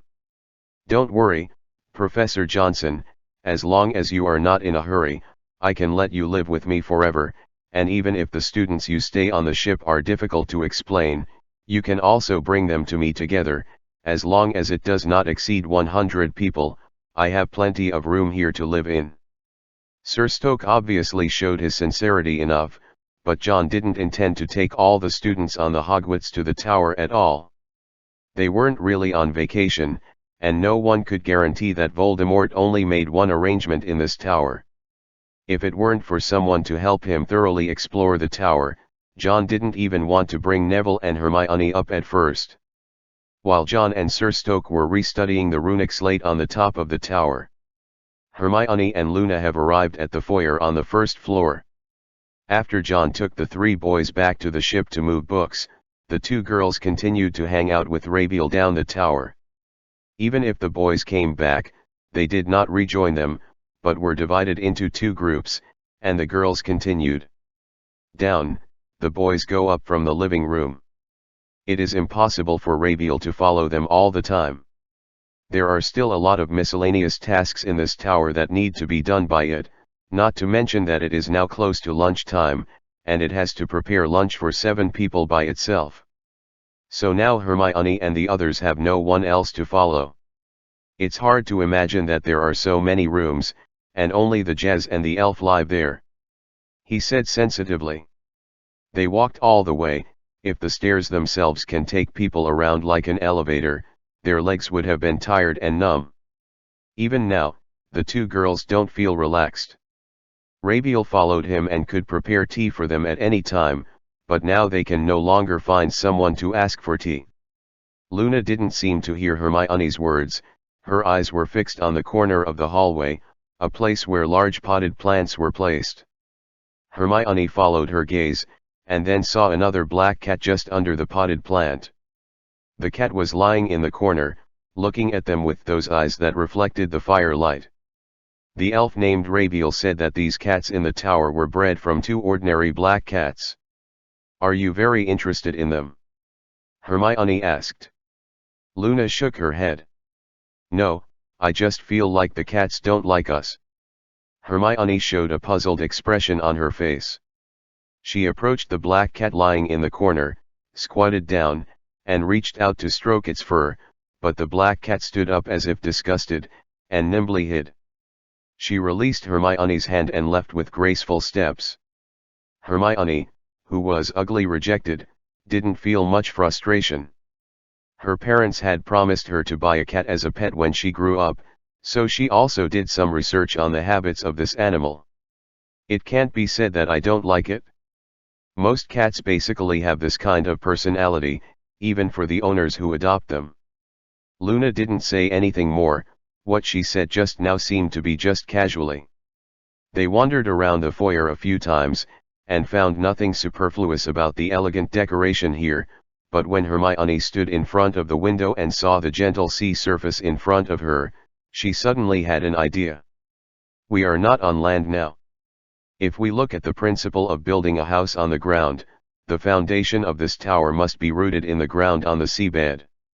She looked at Luna thoughtfully. "This also means that the first floor above the sea where we are now cannot actually be called the first floor of this tower.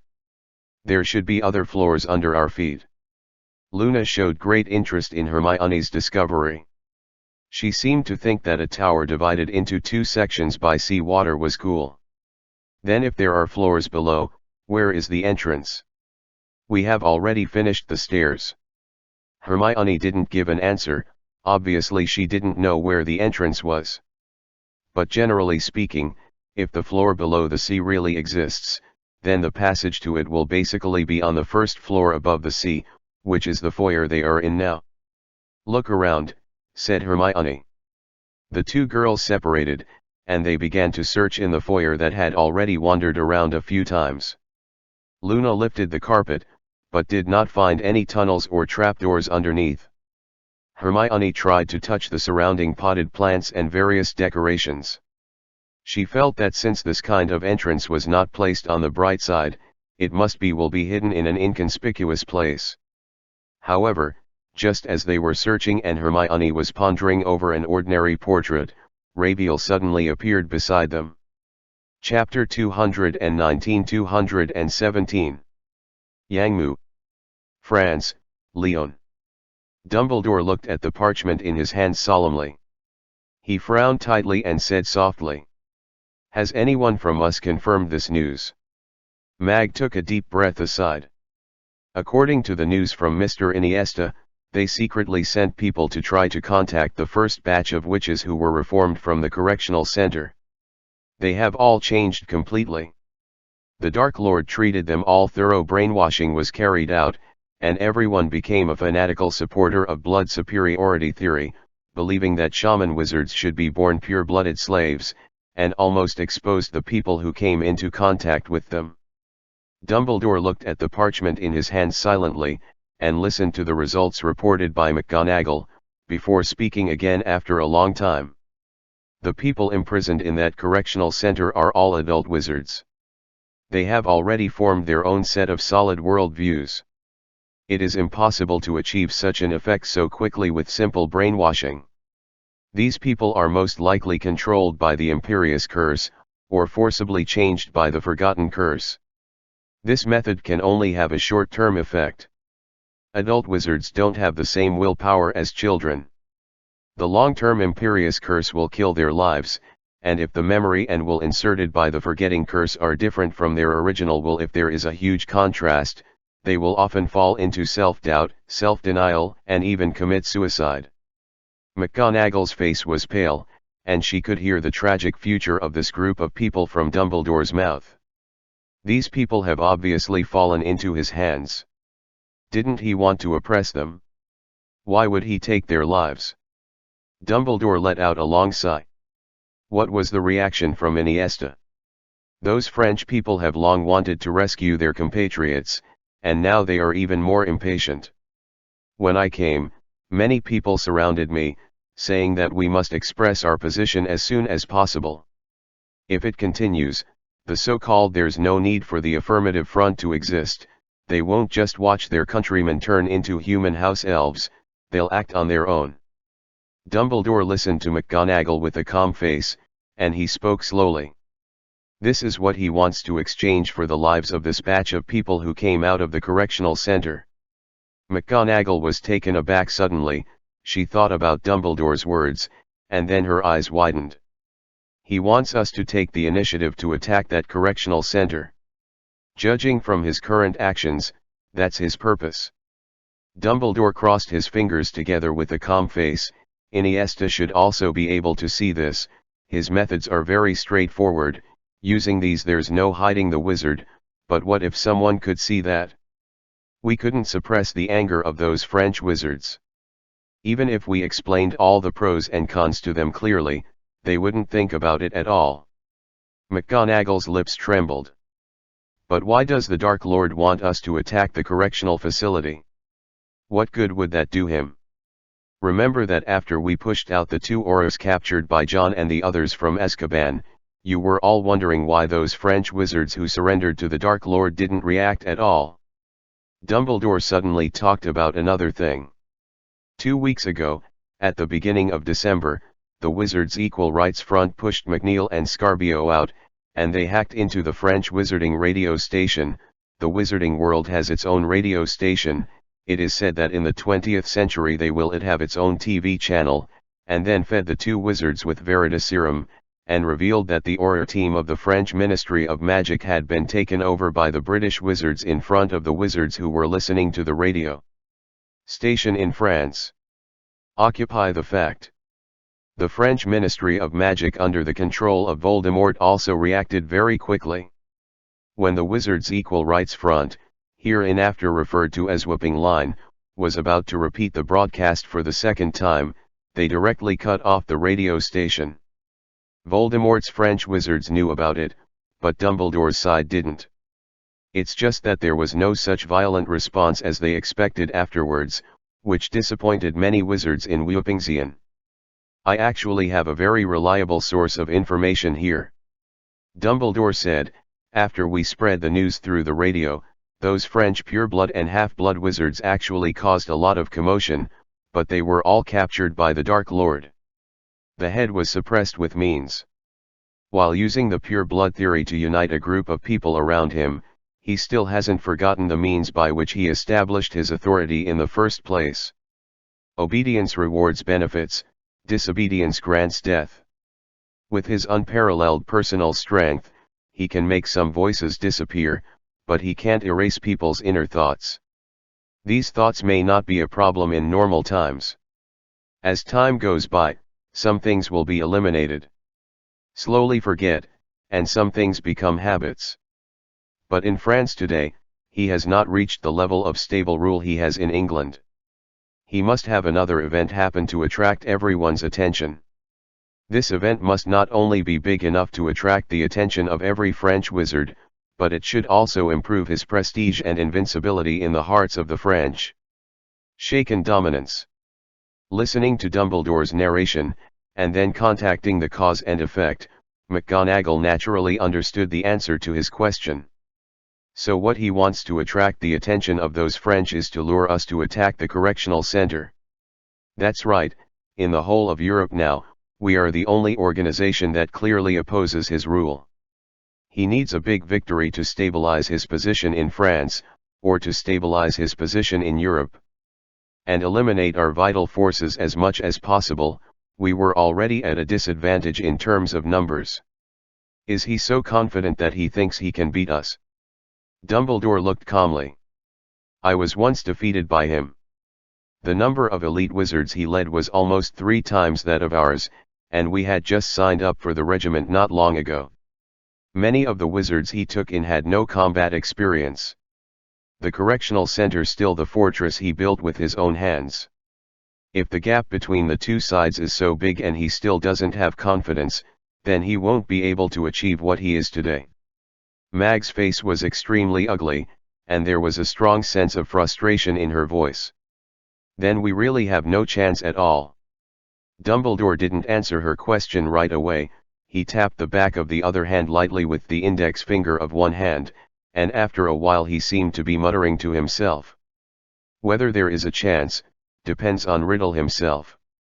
Chapter 220-218. Adding bricks and tiles. Northwestern France, at the northernmost tip of the Cotentin Peninsula, near the coast near the Channel of La Manchaise, English Channel. A dark castle that cannot be found by Muggles was built here. This fortress does not have a long history. Compared with many ancient castles in Europe with a history of thousands of years, it was just built this year and it is not even a baby. It's just that in today's French magic world, no castle is more famous than it. But in fact, the fort has never been named after it was built. It is just a newly established institution like the castle, and what makes every French wizard unforgettable is the name of this new institution. Correctional Institute. After Voldemort finished confiscating the magic wands of all French hemp wizards, the correctional center officially began to open. All the scumbags who are over 16 years old and have been deprived of the right to own wands will all be brought here to be disciplined and reformed by the theory of pure blood superiority. They will be imposed on the man, giving all wizards a new ideology. Humanoid House Elf, this is the unified name of the wizards who come out of here. In fact, for the magic world or wizards, there is no shortage of slaves such as hemp-born wizards. Although house elves are generally only kept in captivity by pure-blood families, it does not mean that other wizard families cannot afford to support them. Hygienic slaves are of no use to them. Magic wizards have lost their rights as human beings. The biggest benefit for purebloods and mixed bloods is the positions and social resources they have vacated. These resources will be divided among all wizards who obey Voldemort's rule, and the biggest use of the hemp-seeded wizards who become slaves at the same time will be sent to all walks of life for oppressive labor. As long as they are not starved to death, there will be no other human costs at all, and they can be squeezed to death. As a result, the cost of various magic utensils began to drop, most notably in the magic companies that produced broomsticks, float powder, quill pens, parchment, and other daily necessities. Cost reduction, price unchanged made their profits soar a lot, and the direct beneficiaries of these companies and interests are pure blood and new pure blood. As for the half-blood wizards, they were not squeezed out by the cheap manpower that flooded into the market.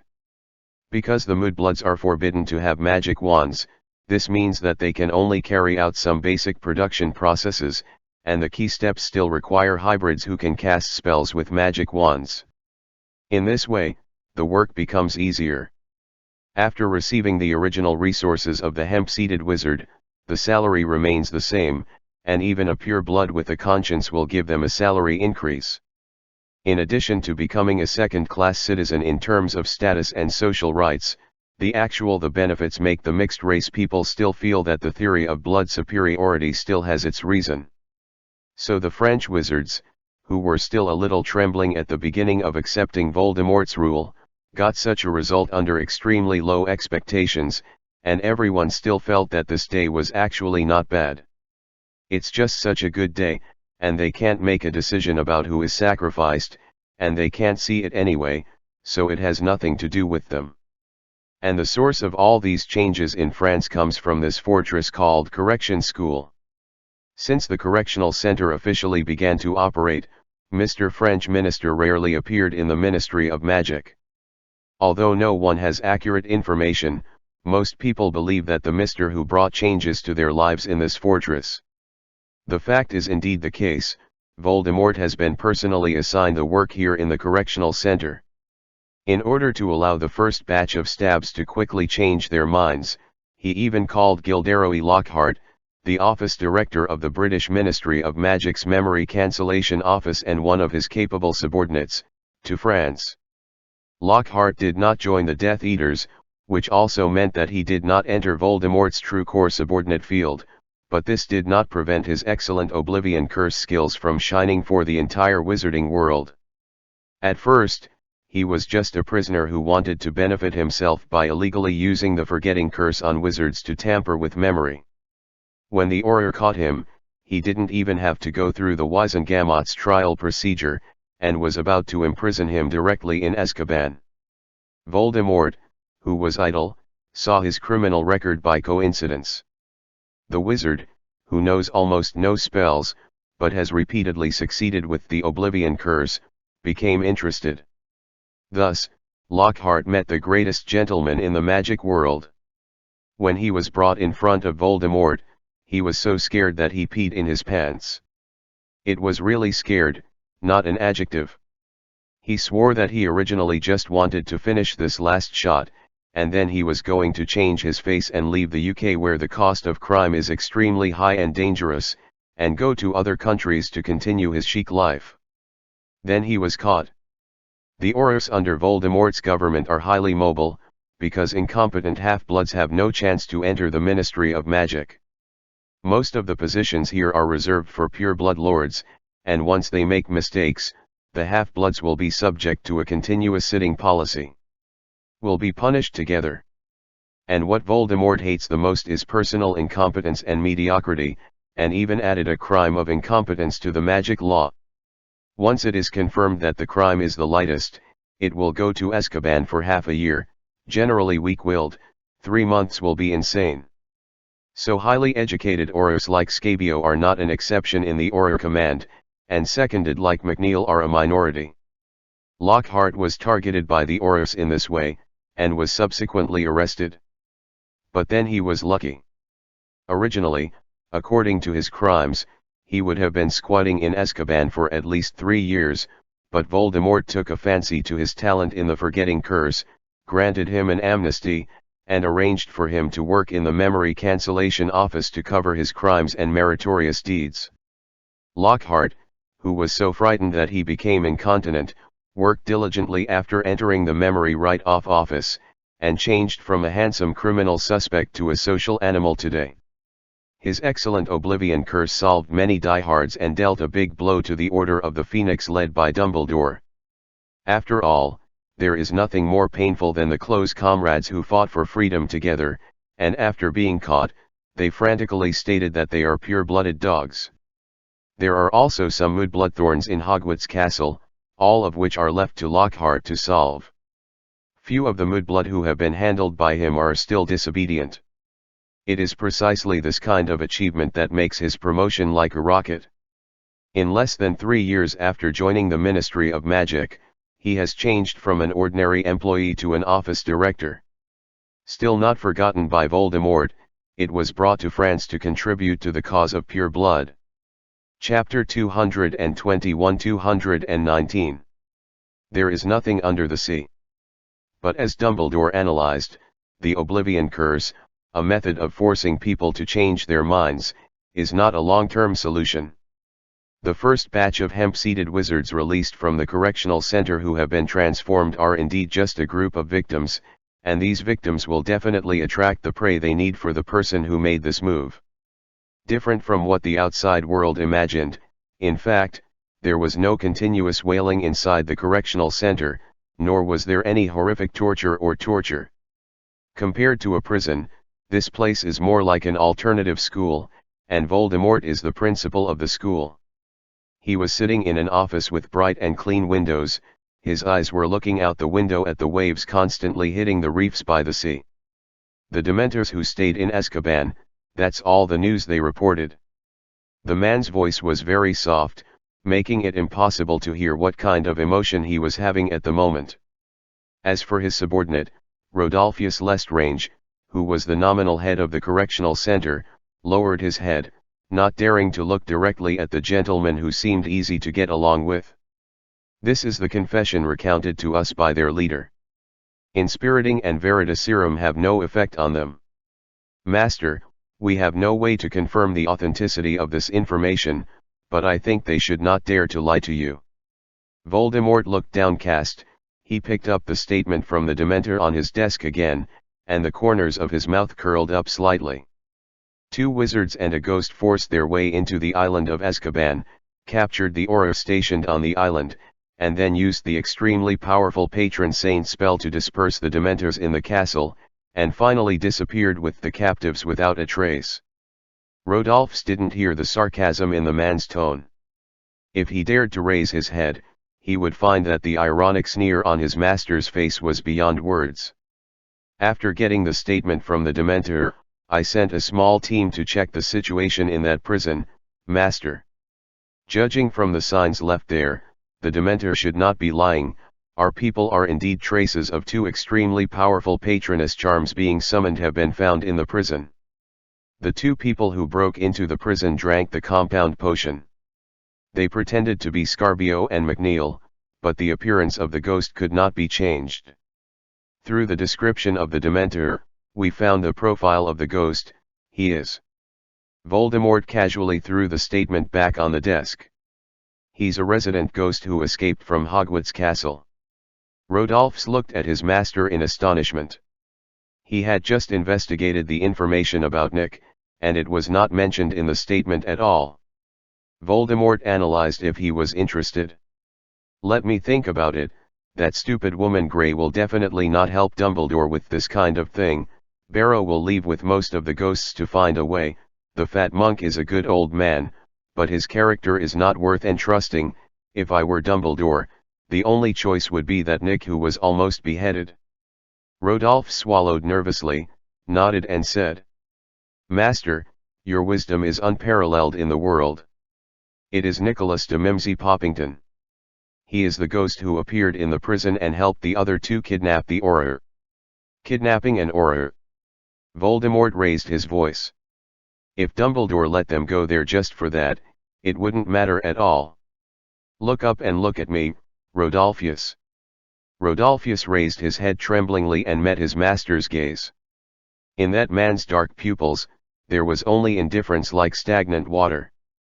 At this time, I have to stay here, so you should send someone to Azkaban right now. There is a secret cellar on the first floor of that prison. Find it. Anyone under the barrel in the cellar find a trap door. Open that door, go into the room behind it and find me a diary. If they can still find it, bring me back the diary immediately. If there is nothing in it, send someone to go north along the island of Azkaban, across the North Sea, and find a tower called Star in the middle of the Norwegian Sea. Look there, except for an old waste who can only study astronomy, is there anyone else here? His tone was not intense, and could even be called calm, but Rodolphus could hear the coldness that was enough to make most of the magic world tremble. What if someone else is in that tower, what should our people do? Voldemort stared at him. Except for one person to apparate immediately and come back to report to me, everyone else stays and keeps an eye on those people, and I will go there myself. Rodolphus lowered his head heavily again. Yes. Hermione, who was looking for clues to the lower floor in the foyer on the first floor, was suddenly startled by a voice sounding from her side. Miss Granger. Raphael didn't know when he appeared beside Hermione silently, and he looked at Hermione calmly with those big scary eyes.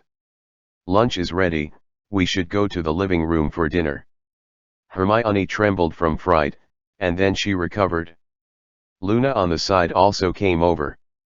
She looked at Raphael and tilted her head in thought. Mr. Rubbier. Raphael turned to look at the girl with light blonde hair. Just call me Raphael, no elf deserves to be called Mr. Hermione and Luna looked at each other, and she saw what she was thinking. We are more curious about one thing. Luna asked softly, is the floor we are on now the bottom that the whole tower can reach? Can I go to the floor? There is nothing to hide. From the current point of view, Sir Stokes' attitude towards them can be called friendly. Even if there is still a section of this tower under the sea, it is not a shameful thing. Facing her question, Raphael's ugly face didn't change his expression, he just shook his head and said. In order to resist the corrosion of the sea water on the tower, all the hard stone foundations are erected under the sea surface, and there is no way to reach it without a room. His answer was reasonable, and he was very calm about this ordinary question. Neither Hermione nor Luna saw any problems. Originally, they were just whimsical and a little curious. Now that they have got the answer from Raphael, they are not persistent on this question. Chapter 222-220. Star C. This sir is really a weirdo. On the 58th floor, Ron, who had just walked out of a room, muttered to Neville and Lee beside him in a low voice. He doesn't look like a person who is short of money at all. Why does he come to the Norwegian Sea to suffer? Even if he really wants to study astronomy, the big deal is to move to Sweden or Finland, where he can see the same things as this starry sky. Neville shook his head and said. Everyone has different aspirations. It may be what Sir Stoke experienced when he was young that prompted him to live in seclusion here. While they were talking, Lee looked around suspiciously, and both Neville and Ron noticed his abnormal behavior. What are you looking for? I always feel that someone is watching us. Lee said with a frown. His words made Ron tremble subconsciously. He didn't feel anything at first, but after what Lee said, I don't know if it was a psychological effect, or it was only at this time that he realized it, and there was also a feeling that he was being watched by something all the time. Feel. Neville patted the shoulders of both of them, motioning them to look in the direction of the corner of the stairs. There was a black cat that looked exactly like the ones they had seen before. It squatted in the shadow of the corner, looking at Neville and the three of them with those eyes that shone slightly in the dark. Seeing the black cat, Ron breathed a sigh of relief. He walked up to the black cat and watched him approach, but the black cat didn't leave, but kept staring at him like this. There are so many cats in this tower, and they are all pure black, they look like one. As Ron spoke, he wanted to reach out and touch the head of the black cat that frightened him. But the cat didn't seem to want his hand to touch itself, and jumped away from Ron's side, then ran down the stairs at a gallop.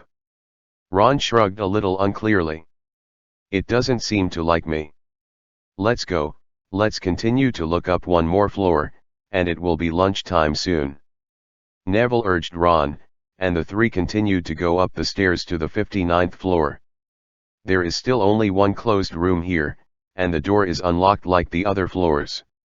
They easily opened the door and walked in. The room was pitch black, unlike other rooms, which automatically lit up candlelight after entering. Even if all three of them walked in, it would still be dark. Why are there no lights here? It may be that the surfer forgot when he was finishing this layer. It may also be that there is some hidden secret on this level. Wait for me to draw out the wand. Lee was about to wave his wand, and when he used the illuminating charm, a faint spot of light suddenly lit up in the center of the originally dark room. Suddenly, all the attention of Neville and the three of them was attracted by this light spot. The light was originally only the size of a grain of rice, but it was still expanding. Soon, under their witness, a fireball that radiated light and seemed to be constantly burning appeared in front of their eyes. At the same time as the fireball appeared, countless light spots flickered around it.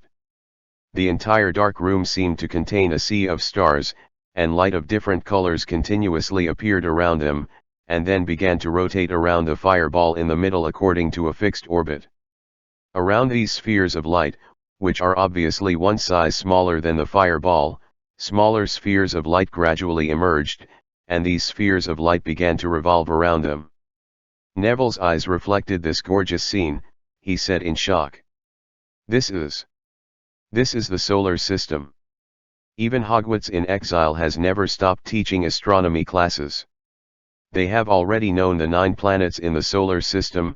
Pluto was eliminated in 2006 and became the 8 planets, in the first grade, and even learned how to orbit the satellites of the planets. So when they saw this galaxy, Neville and the others didn't feel strange. Yet the evolution of the planets in the room did not stop. After the entire solar system floated around them, together with the sun in the middle, the entire solar system began to shrink, and soon the galaxy became a sphere the size of the original sun. Various other galaxies around them, the galaxies that Neville and the others learned or did not learn, are constantly appearing, circling around them, as if they are in the sea of stars at this moment. Not only Neville, Ron, and Lee were also shocked by the scene in front of them, speechless. And at this moment, someone outside suddenly pushed the door open from the outside. Sir Stoke, who had just come down from the top of the tower with John, stood in front of the door with a smile on his face, looking at the 3 children in the sea of stars. He was not angry or blamed, but asked, "Isn't it awesome?" Lee said excitedly, "This is simply great." Ron was fascinated. "I have never seen such a beautiful thing. There is nothing in the world more fascinating than the starry sky above our heads." Sir Stoke looked at the stars floating in the darkness. A faint light lit up in his eyes, and fanaticism was clearly hidden under those plain eyes.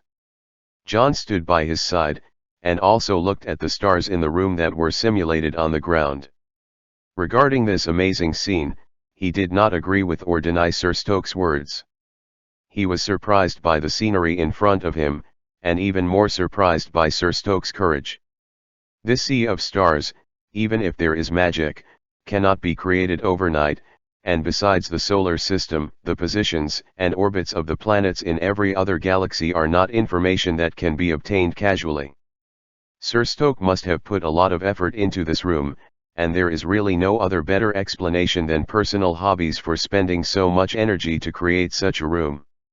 Astronomy is an important direction for wizards to understand magic and observe the world. But developing in this direction is basically impossible to bring any substantial improvement to the wizards themselves. So although the astronomical knowledge in the magic world has been developing all the time, is there anyone who knows better than the Muggles who have already landed on the moon? More or two. Because they have never left the Earth and gone into space, not many wizards are actually too interested in the starry sky above their heads. Most of their research on the starry sky is related to divination. Hope to discover the laws that affect people on land from the orbits of the planets, so as to make predictions. Sir Kestock is obviously not a fortune teller. He understands astronomy, more like he just likes it purely. I like it to the point of obsession and even fanaticism. Chapter 223-221. Muggle Philosophy. Lunch is very rich. It can be seen that Sir Stoke is in a good mood. At the dinner table, he and John talked about many things, most of which were his life at sea over the years. Actually, at first I wanted to go further north and find a place to settle in the Arctic Circle. But the normal life there became a problem. I have to burn the fireplace all year round. This is not only for me, but also for Rabiel. The burden was heavy, so in the end I gave up on the idea. John was not flattering, but said it sincerely. The scenery here is very good. If I retire in the future, I will also consider this place to spend my old age. Actually, when I first came here, my life was not so smooth.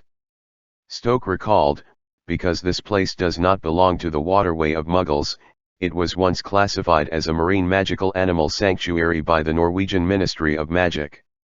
Many magical creatures that used to be offshore have been driven here. There are also those mermaids. The Ministry of Magic did not order them to move, but they were forced to move here. They used to live in the waters along the coast, but now the waters are seriously polluted by Muggles, and they are easy to be killed by humans. Found out, that's why they migrated here collectively. It is precisely because of this experience that when they learned that a wizard moved here to live, they didn't like me. Until later, one of their clansmen was accidentally injured and fell to my tower to be treated by me. Well, my impression of me has changed a bit. What he said made people feel a little embarrassed. Not only the magical animals on land and alien races like giant centaurs have less and less living space, even those in the ocean are the same. As long as the wizards still decide to maintain the act of secrecy for a day, then this situation is unlikely to be changed. With the expansion of Muggles to nature, they will always gradually understand the world clearly. It's just that big. Sir Stoke asked suddenly. I don't know, Professor Johnson, what do you think of Muggles? John didn't realize how deep his question was. It felt like it was just a casual question. I don't have any prejudice against Muggles, he said, although Durmstrang was more concerned about bloodlines at the beginning of the school. In fact, in the school, everyone is very open about the issue of bloodlines. Ability is key. John is not talking nonsense about this. Durmstrang's style of study is indeed a bit like the law of the jungle. As long as you are good enough within the rules, you can get more resources than others, not as fair as Hogwarts, but it is not just about blood. Sir Stoke laughed.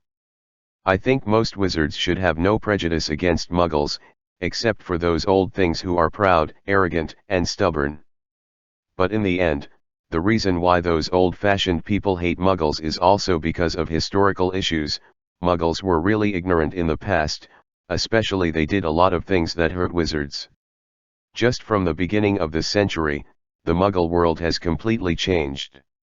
When talking about this, Sir Stoke became very interested. He seemed to have a deep understanding of Muggle history. Muggles are no longer as ignorant as before. They are actually beginning to understand the world gradually, and they understand the rules of this world from their own perspective in a way that is completely different from ours. In my opinion, for wizards, the rules of the world are not constant. Our consciousness can change matter. There is a stone in front of us. When we close our eyes, we start to think about whether this thing in front of us is what we use. When we see a stone with our eyes, our will drive the magic power to make changes to the world. If we firmly believe that the stone is a sheep, then there is no magic wand and spell. As long as our will is strong enough, the stone that closed its eyes will turn into a sheep when it opens its eyes. But it's different for Muggles. In their eyes, the rules of the world are constant. A stone is a stone. There is no way for them to change even the slightest bit because of their strong will. Matter is the foundation of the world and has the first nature. Consciousness is second nature, and human consciousness cannot directly make any changes to the world. John looked at Sir Stoke in surprise. He did not expect that there are wizards in the wizarding world. He has such a deep understanding of Muggle theories, and he is such a wizard with a wizard family heritage. Whether the rules are constant or not is actually the concept of who dominates, matter or will.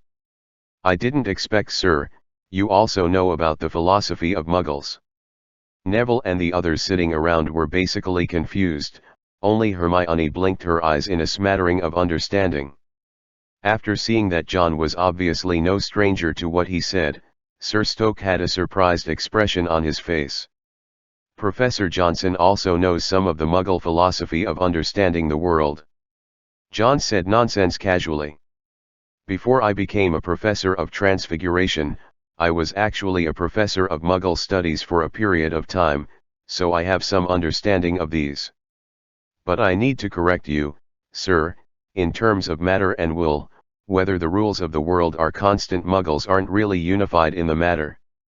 Although there are many Muggles who believe that matter precedes will, and the function of will can only be used to understand matter, there are also many Muggles who believe that there is an omniscient and omnipotent in this world, and there is no shortage of such people among wizards, right? Sir Stoke said undeniably. Indeed, there are a large number of such people among Muggles. In fact, our existence proves that what they believe is not wrong. Maybe the so-called omniscient and omnipotent is a wizard with unprecedented magical power. But the people who have made the biggest contribution to the Muggle world are people with another kind of thinking. For us, what they firmly believe must be wrong.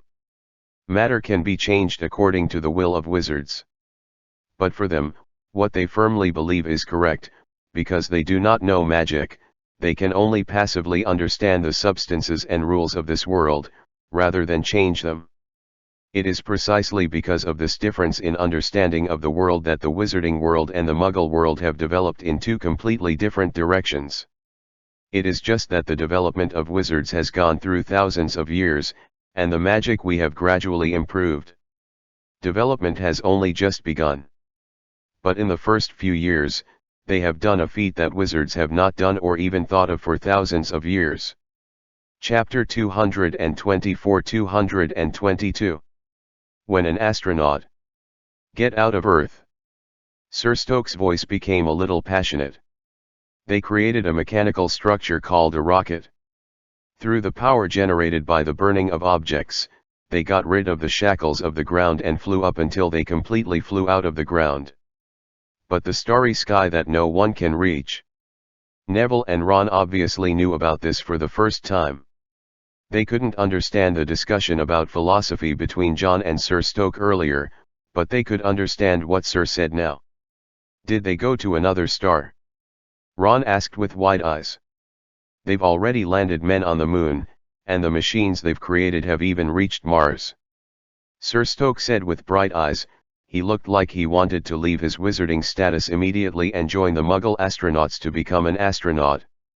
However, no wizard in the magic world has ever had such an idea, so scholars who study astronomy have always used the telescope placed on the ground to observe. John said in relief. Magic gives wizards convenience, but it also restricts some thoughts. This is not a question of whether wizards want or not. I have always felt that it has been so long, and the main theme of the magic world is still around bloodlines. Disputes over status are embarrassing. Sir Stoke said mercilessly. The mysteries of magic should not be limited to this. Our innate ability should not be wasted on our own kind, but to seek progress and explore this world, not just the ground we are on, but the truth of all things. From the time he met the Sir to the present, he left an impression on John more like a cynical scholar than an aristocratic wizard. This kind of person is really rare in the magic world, because magic is the foundation of wizards, and the main content studied by most wizard scholars is related to spells, transfiguration, potions or magical animals and herbs. Some people focus on the so-called truth of the world. In fact, it is also because wizards can affect matter through their own will, which makes them not so interested in matter, and lacks motivation to explore. And Sir Stoke is obviously the weird among wizards. He obviously came from a wizarding family, but he was more like a Muggle scientist who first studied natural science, and then became a monk halfway through before getting into magic. After chatting with Sir Stoke at the dinner table for a while about Muggle philosophy and scientific development, Rabiel took John and Neville to the tower to prepare them for a lunch break. After being brought to the place, Rabiel the elf didn't stay long. This tower is so big, it is responsible for a lot of work, and there is no time to follow John and the others like this. After he left, John summoned all 5 of Neville and the others to his room. First, he checked the room up and down to make sure that there were no moving portraits or other means of surveillance. He asked seriously Rode, "What did you find out this morning?" Before lunch, the girls who explored the lower half of the tower had already exchanged their results with the boys who explored the upper half, so Neville shook his head and said, "We basically walked all the floors of this tower, but we didn't find anything special. If we insist on being weird, there are so many black cats in this tower. We have encountered a total of no less than 7. John stroked his chin thoughtfully.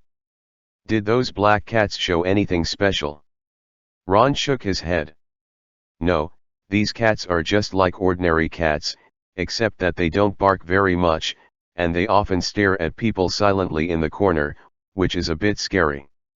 They don't show anything special." Hermione hesitated, but finally spoke. "When Luna and I went down to the foyer on the first floor again, I suspected that there were actually floors under the sea. When we were trying to find the passage, the house elf suddenly came over. We asked him about this, and he tell us that the part of the tower in the sea is solid, there are no floors, and people can't get in." Hearing Hermione's words, John frowned slightly.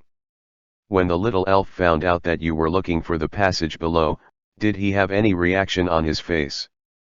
Luna replied. "No, he doesn't appear to be lying or trying to stop us." Luna's feeling should be accurate, but even so, Hermione's guess still made John suspicious. They are now in the depths of the Norwegian Sea. The average depth of the sea area is more than 1,500 meters. If the tower wants to take root on the bottom of the sea, a long part must be hidden in the sea water. Thinking, John raised his head and said to Lee, "Now you say that you want to go back to the boat to explain something instead of me, and then go back to find Nick and ask him to help you dive into the sea and go underwater to see what the part of the tower looks like in the sea." Lee nodded solemnly, and then he left the room. Neville said tentatively, "Actually, I don't think this Jazz looks like a bad guy, and it feels like he is a little naive." John picked up what he hadn't said for Neville. "Right. This sir is definitely a bit naive. Since we visited him yesterday evening, we have known each other for less than a day now, but he has talked with us so much," John said. "As far as he just expressed his affection for Muggles, if I were a wizard who insisted on pure blood, I might have conflicted with him." Neville seemed a little guilty. "He trusts us so much, it's not good that we still engage in these little tricks at his house." John patted him on the shoulder. "I can understand what you think, Neville, but it is precisely because Sir is good to us that we should find out what is wrong with this tower.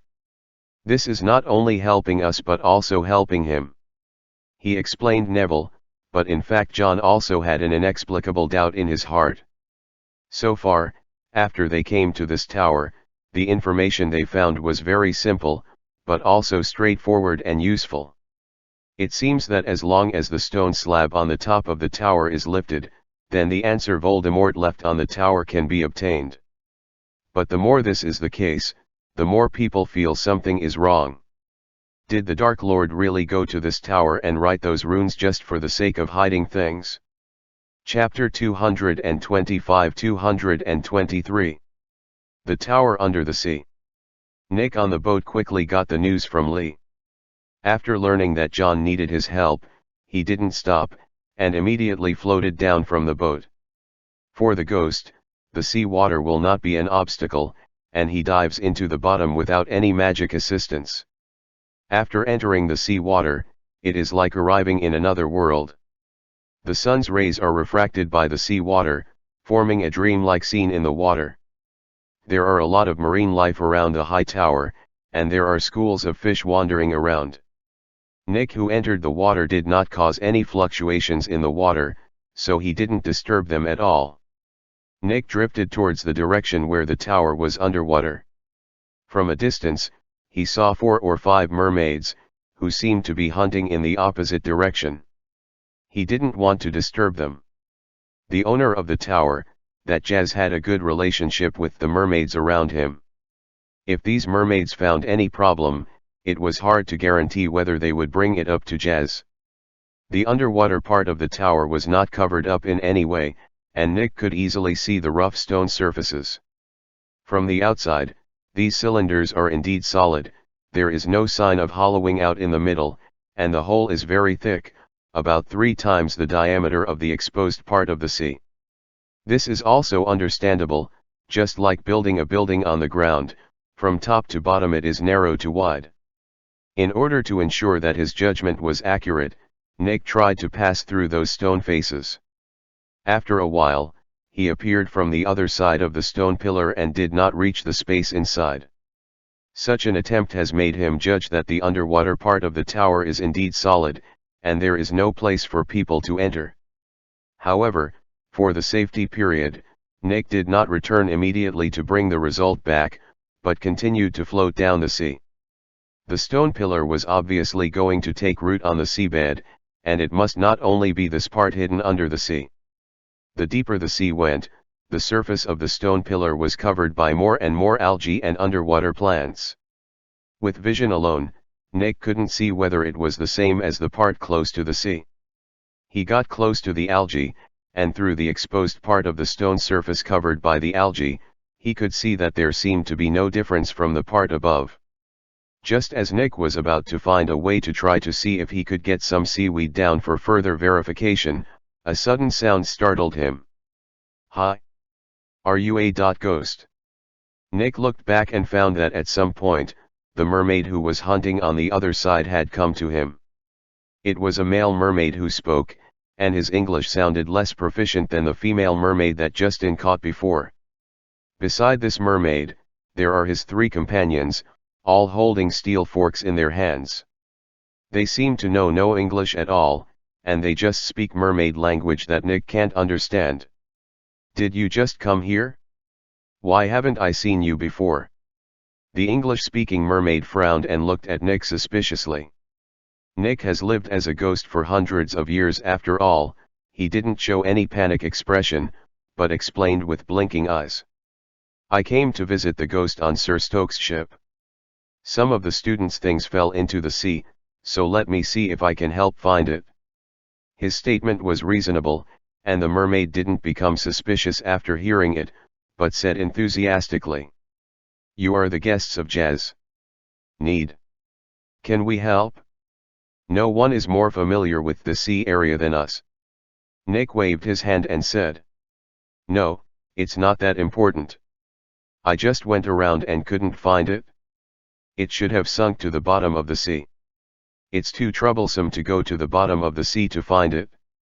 Thank you for your kindness." For Sir Stokes' sake, these mermaids are very friendly to Nick.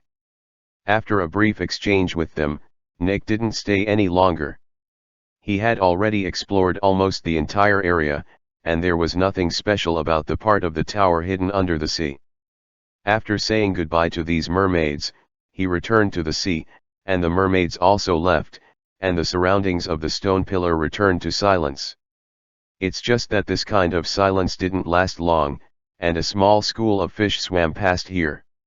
The water flow driven by them shook a piece of algae attached to the high tower, and a small piece of necrotic algae was driven by the water flow and slowly fell off the stone pillar. The place it originally covered, under the sunlight refracted by the sea surface, has a faint metallic luster. Nick returned to the boat and told Lee about his experiences under the sea. "I didn't find any problems with the underwater part of this tower, but it is too long. I only observed a distance of about 200 or 300 meters at most. I don't know what's going on further down. It's covered in some algae. If someone is actually using the space inside, it's impossible not to clean it. I don't see any traces of it being cleaned there. Got the information from Nick, and Lee quickly took it back and recounted it to John. John was not disappointed about this. The things Nick checked were only to help him rule out a suspicious option, but it could not eliminate his doubts about the entire castle. Don't do other things this afternoon. If you still wander around the tower like this morning, it will make people suspicious. Just rest in the living room and wait for the news that I am at the top of the tower. At about 2 o'clock in the afternoon, Sir Stoke found John again, and went to the top of the tower with him, continuing to do the work of dispelling the magic power of the runes on the slate. In fact, although John needs to gradually absorb the magic power on the rune, the speed is not slow. In one morning, if he does not stop at any time, he can completely eliminate a quarter of the magic power on the stone slab. That is to say, he can complete all the work in 2 days at the fastest, but he intentionally slowed down the process of absorbing magic power. In order to completely disable the blocking magic on the slate, according to the analysis of the principle of the rune, there is no need for John to absorb all the magic power on it. According to Nick's judgment, he should basically be able to destroy the maintenance of the unlocking curse as long as he eliminates more than half of the rune power on the stone slab, and then he can successfully open the slate. So John wants to plan such a time difference. He is betting that Sir Stoke cannot be with him all the time like this. After today passes, there will always be a time when he is not around. Strictly speaking, the ownership of the things hidden here should belong to Sir Stoke, and he has no reason to ask or check. Chapter 226-224 Things under the slate. Maybe he is using the heart of a villain to save the belly of a gentleman. But John knew very well that knowing everything about Voldemort would not only affect him alone. He couldn't be too cautious, at least until he saw what was under the slate. He had no way to be sure whether Sir Stoke would treat them like he did now. After the whole afternoon of the day, Sir Stoke followed John, watching him eliminate the magic power on the slate without leaving. But just as John expected, Sir Stoke stopped following him early the next morning. He greeted John, and then sorted out some information and star maps in the office under the top of the tower, so that John could call him whenever he needed anything. And John was waiting for this opportunity. Yesterday he deliberately slowed down, and only a quarter of the rune on the slate was absorbed, but since this morning, he didn't hold back any more, and solved half of the rune's magic power in one morning. The original light blue gemstone has obviously become ruddy. Although it is not as blood red as the one just obtained in the Hogwarts library, the magic power on the stone plate is still half full, and it is completely absorbed. Walking should be able to reach the point where the amount is not bad. The main reason is that the magic quality of the people who wrote these rune texts is too high, even far exceeding the magic power of the wizards who created those forbidden books in the library. The huge magic power not only filled the magic power in the ring gem, but also revealed the forbidden books that had lost their magic power support. Before, John was on the carriage, relying on the magic power of students under the 4th grade, but only retrieved a banned book about Shenfen Wuing compiled by Snape, and he didn't get any more banned books. But now the contents of these books are all in the gems, allowing him to read them, which is even more unexpected. It's just that what John values most is the slate itself. After lunch was settled, Sir Stoke asked John about the progress, and John had nothing to hide about this. He truthfully informed that half of the runes on the slate had been solved, but he didn't say that as long as half of them were solved, it would be almost the same, but that the result would be available as soon as tomorrow morning. Sir Stoke didn't have any doubts about this. He really didn't seem to have a deep understanding of magic other than astronomy. In fact, Neville and the others didn't have any missions in the tower. John didn't let them return to the ship because he didn't want Sir Stoke to see the problem. If there is any accident, I will bear it myself. I am willing to accept that you can help, but you also have to promise me that if something happens while I am away, you must go back to the ship first, and at least let those of us who stay on the ship know what happened in the tower. Facing John's serious admonition, Neville made a promise. In terms of the overall situation, Neville is still the most reassuring. His current personality is not like a Gryffindor, but more like Hufflepuff. Back to the top of the tower, and continued to work on those runes for more than an hour, the stone slab finally showed signs of loosening. Although some of the thousands of runes still shimmered with magic power, the connection between the runes and the runes has been completely cut off. The blocking magic that should have been effective is now completely ineffective. John relaxed his brows slightly, he let out a long sigh of relief, and then slowly took the stone slab off the wall. And under the stone slab is a narrow hole, and inside the hole is a wooden box shining brightly. John didn't hesitate. He took out the wooden box from the hole. The box was not locked and could be opened directly. The things hidden in the box are very simple: a piece of rolled, old parchment, and a paper tube that looks like a bottle has been corked. He first picked up the parchment, spread out the whole piece of paper, and quickly scanned the contents on it. It's just that the words written on it are all in French. John is not a multilingual genius. He couldn't understand the content at all. His eyes quickly moved down, and soon his eyes fixed on a name in the lower left corner of the parchment. This should be some kind of magical contract, and the signature on the contract signer is in English that John can understand. Coincidentally, this English name is very familiar to him. Tom Riddle. John held his breath subconsciously, and he guessed right.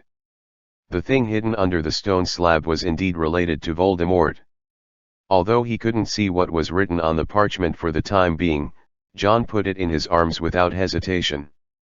His behavior can be said to be stealing, but even if it is stealing, he must find out the above content, and then determine whether Sir Stoke can be trusted. Just as he hid the parchment and was about to pick up the paper tube and open it, there was a sound of going upstairs behind him. John's reaction was very calm, and his movements were quick. He quickly opened the lid of the paper tube, and after glancing at the contents, he immediately put it back in place, and then covered it with a stone slab. Turn around and walk towards the stairs. When he came to the stairs, Sir Stoke happened to climb up too. I was just going to find you, sir, and I have good news. John pretended to be nonchalant and said, more than half of the runes on the stone slab have been deciphered, and the blocking magic attached to it has been invalidated. Sir Stoke's face clearly showed excitement, and he walked quickly towards the direction of the stone slab. Then what are you waiting for? Let's see who is hiding what in my house. He couldn't wait to come to the stone slab, then took out the wooden box in front of John, and opened him. Looking at the paper tube inside the box, Sir Stoke had a solemn expression on his face.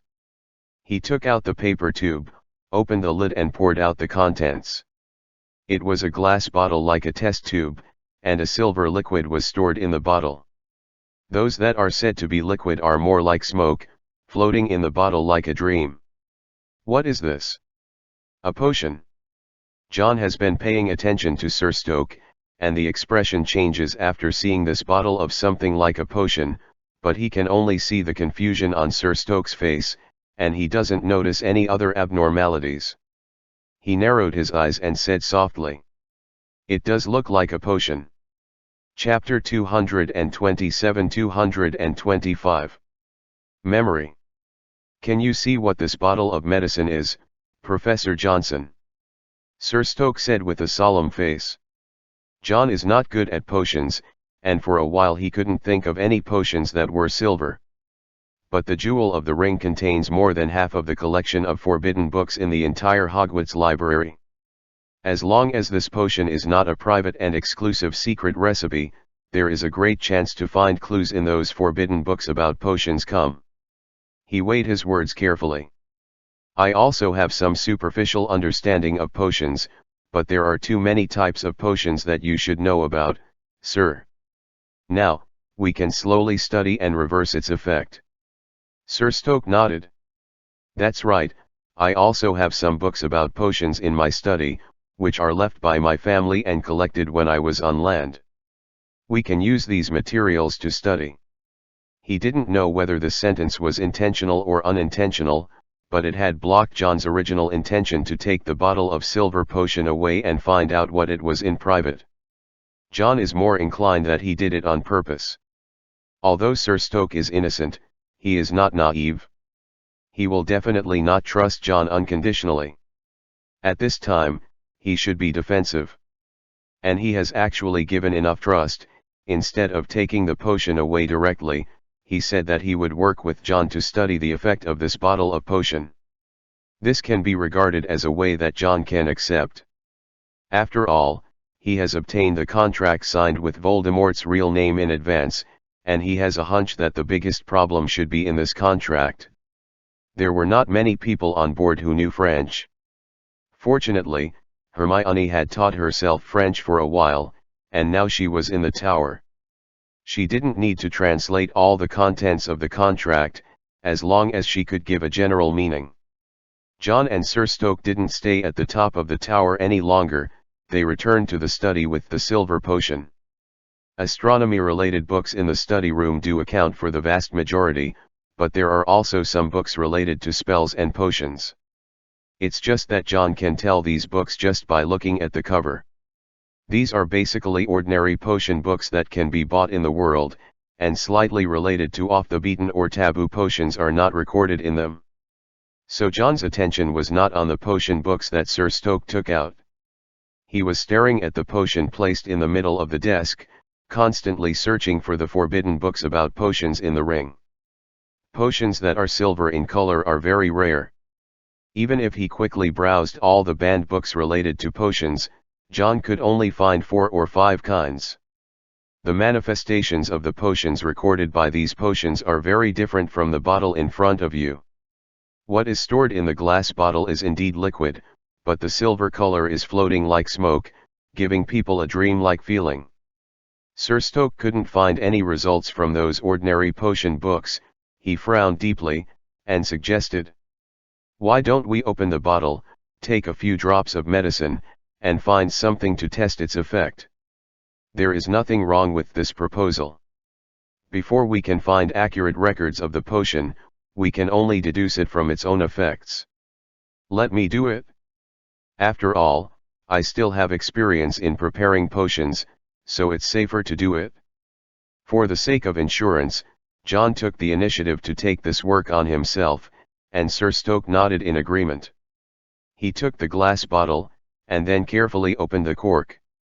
And just after John opened the bottle, the silver smoke that was originally floating in the liquid in the glass bottle suddenly flew out of it. The smoke broke away from the liquid, condensed into a silver thread in the air at a speed visible to the naked eye, and then rushed towards Sir Stoke's head with a clear goal. John pulled out his wand in a very quick reaction at the beginning of this change. When the silver smoke flew out, he did not hesitate to cast a spell in front of himself and Sir Stoke.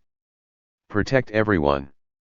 A variation of the iron armor curse, which can protect an area rather than a single person.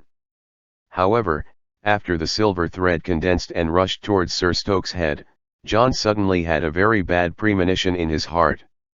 This thing has been kept in liquid before, and John's inherent impression is that it can only be stored in a pensieve, so he never went in that direction. But now, he finally realized what it was. This is no potion at all, but a ray of memory. A memory pulled out of Sir Stoke's mind. The iron armor curse is used to resist spells, and of course it cannot prevent memories from returning to its owner's mind. The strand of silver rushed into Sir Stoke's mind smoothly, and at that moment, Sir Stoke's eyes showed a blank look. John quickly opened the distance between him and Sir Stoke, but he did not point his wand rashly at the sir who was studying with him just now what the bottle of memory was, but held his breath and asked very seriously. "Road.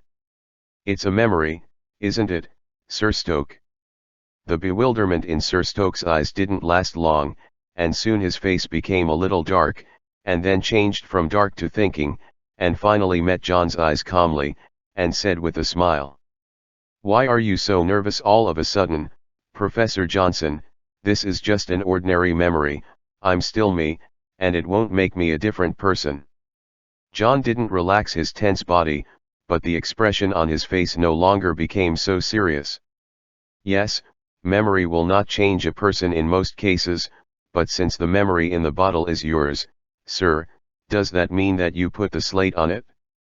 It's just that you forgot it? Sir Stoke didn't seem to have any changes in his personality before he retrieved that memory. He raised his eyebrows and said tactfully, "This memory, how should I say, it involves my personal privacy a bit, so I'm sorry that I can't answer your questions, Professor Johnson. But this does not prevent me from thanking you. Really thank you for your kindness to me. If you need any help, feel free to ask. As long as I can do it, I will definitely help." John didn't speak immediately. He looked into Sir Stoke's eyes, and the atmosphere was so quiet for half a minute. Chapter 228-226. Doing things and trading. John spoke slowly. "It's nothing, sir, I just did a little favor. If you think it's okay in return, can you give me that slate? I'm still more interested in the runes on it." For his request, Sir Stoke was quite magnanimous. He said frankly, "Of course there's nothing wrong with that.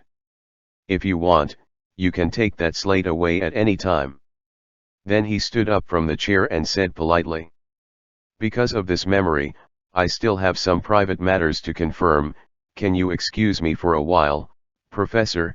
Of course, you and your students can still visit this tower casually."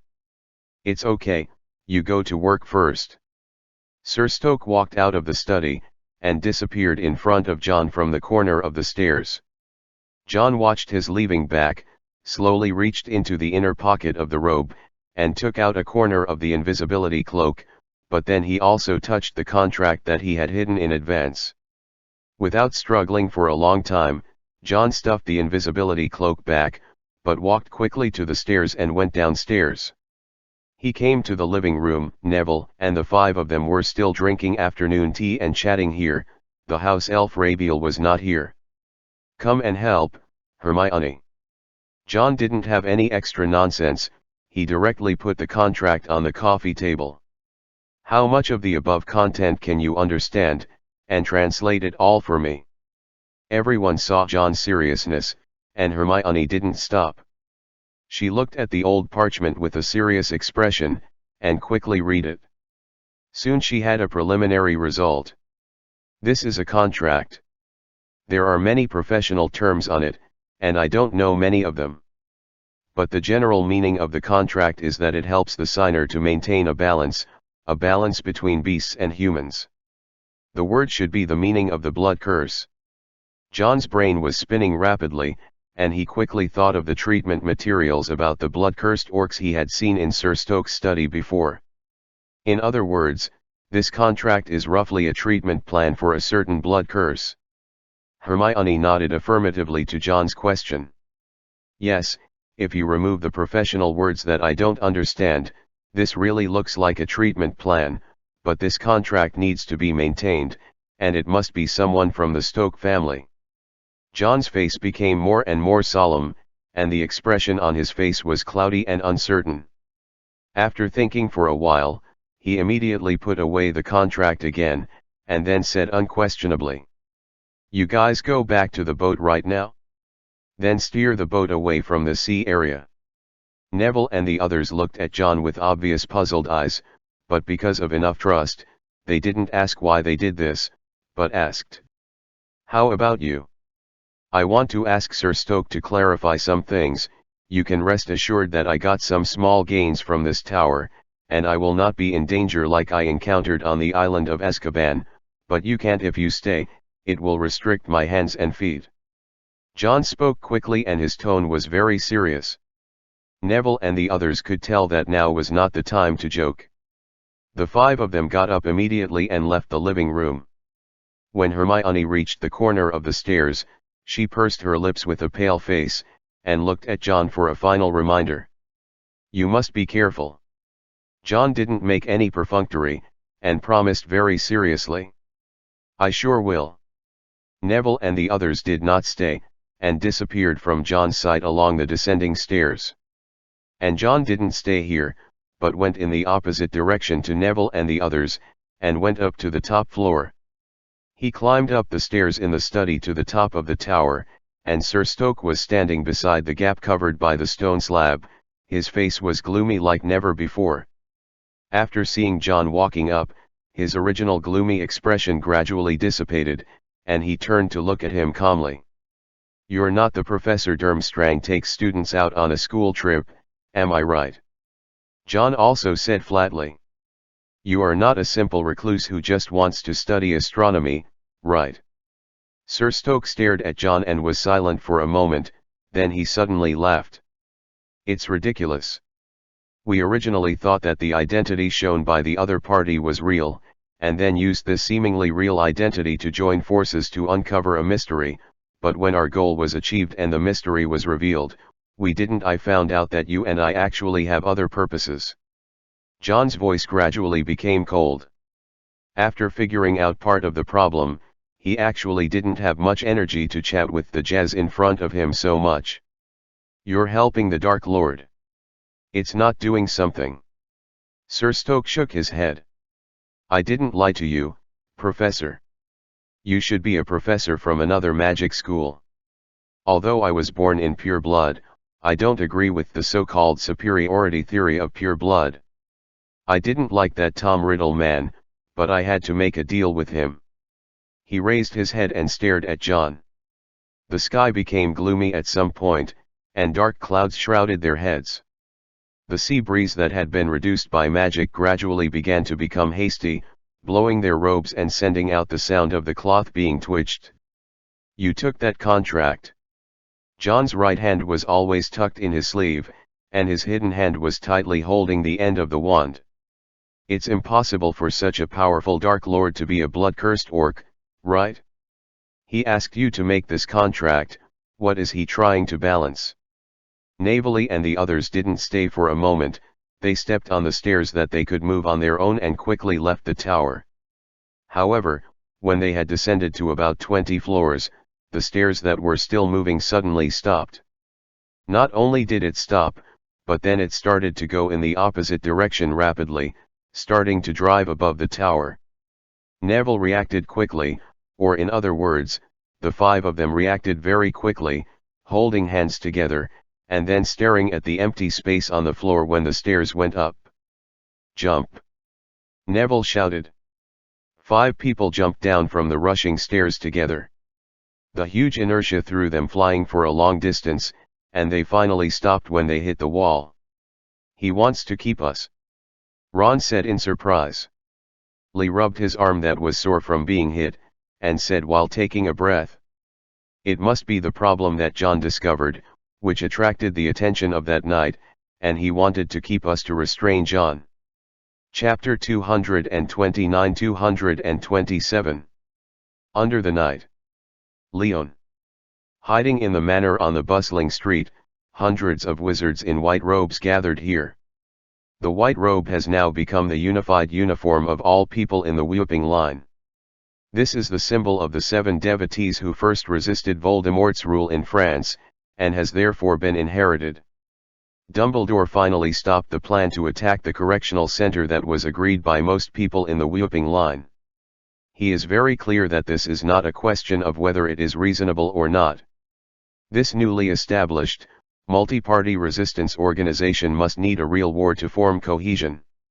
In the beginning, he was always worried about failure, because no matter in terms of numbers or high-end combat power, the Whooping line side did not have any advantage.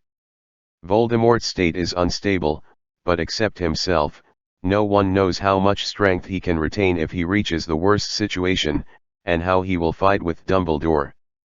But after earnestly communicating with one of the main combat factions, Dumbledore saw the situation clearly. Some wars can't be avoided by knowing that the odds of winning are low from the beginning. He can rely on his remaining prestige to suppress those different voices. But there is no way to solve the contradictions, and the internal voices cannot be unified, let alone stable development. Voldemort is constantly strengthening his rule in France and absorbing more fresh blood, but they belong to the weak side, but they have always stagnated, so there is no future to speak of. Then simply give it a go. If it succeeds, it means that Dumbledore's goal of bringing most members of the Order of the Phoenix to France in the first place has been achieved.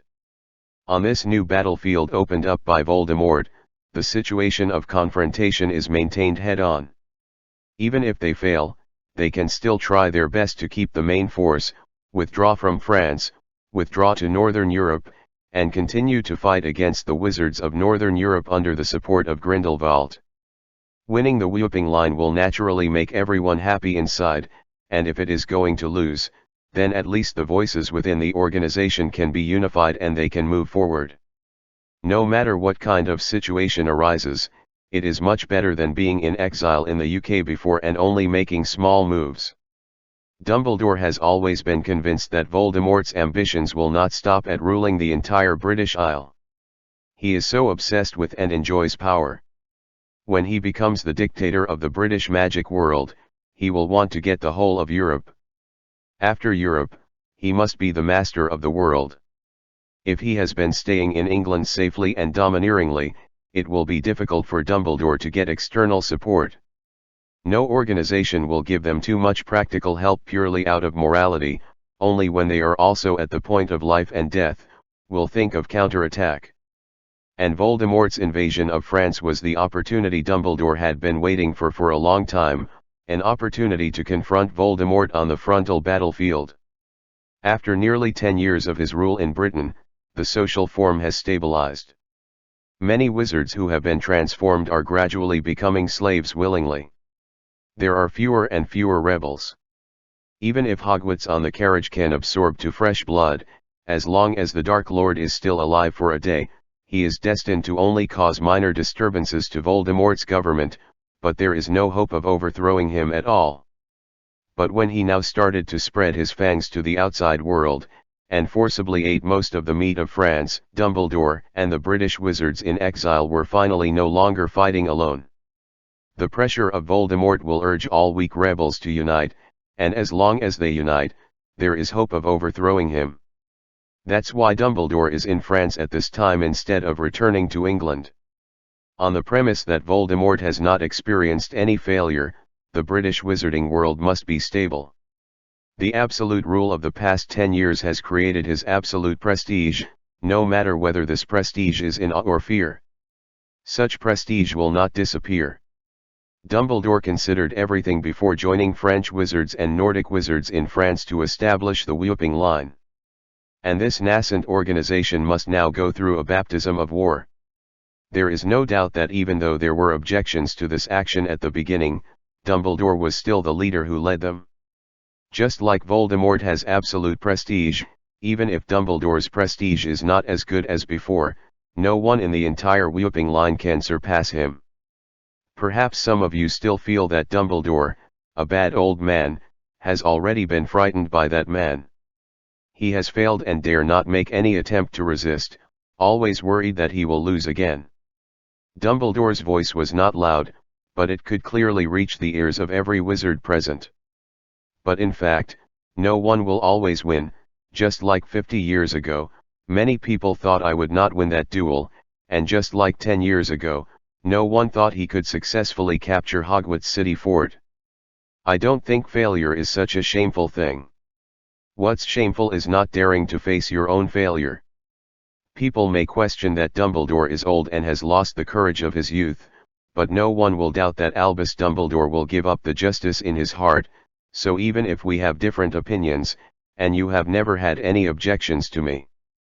I lost Hogwarts Castle and became the most failed headmaster of Hogwarts School of Witchcraft and Wizardry in history. At that time, I lost a lot of people. I do get scared when faces fall before my eyes and I can't do anything. I'm afraid that scene will appear in front of me again. I don't care about my personal victory or loss. What I care about is how many of our like-minded friends can survive after a defeat. Javier Iniesta was standing on Dumbledore's left. He frowned and listened to the speech that was not impassioned, and could even be said to be demoralizing, and he was very puzzled. But I often say a word to others: death is just the beginning of another great adventure. I have used this sentence to enlighten others many times, and I have never been afraid to complete this journey of my life.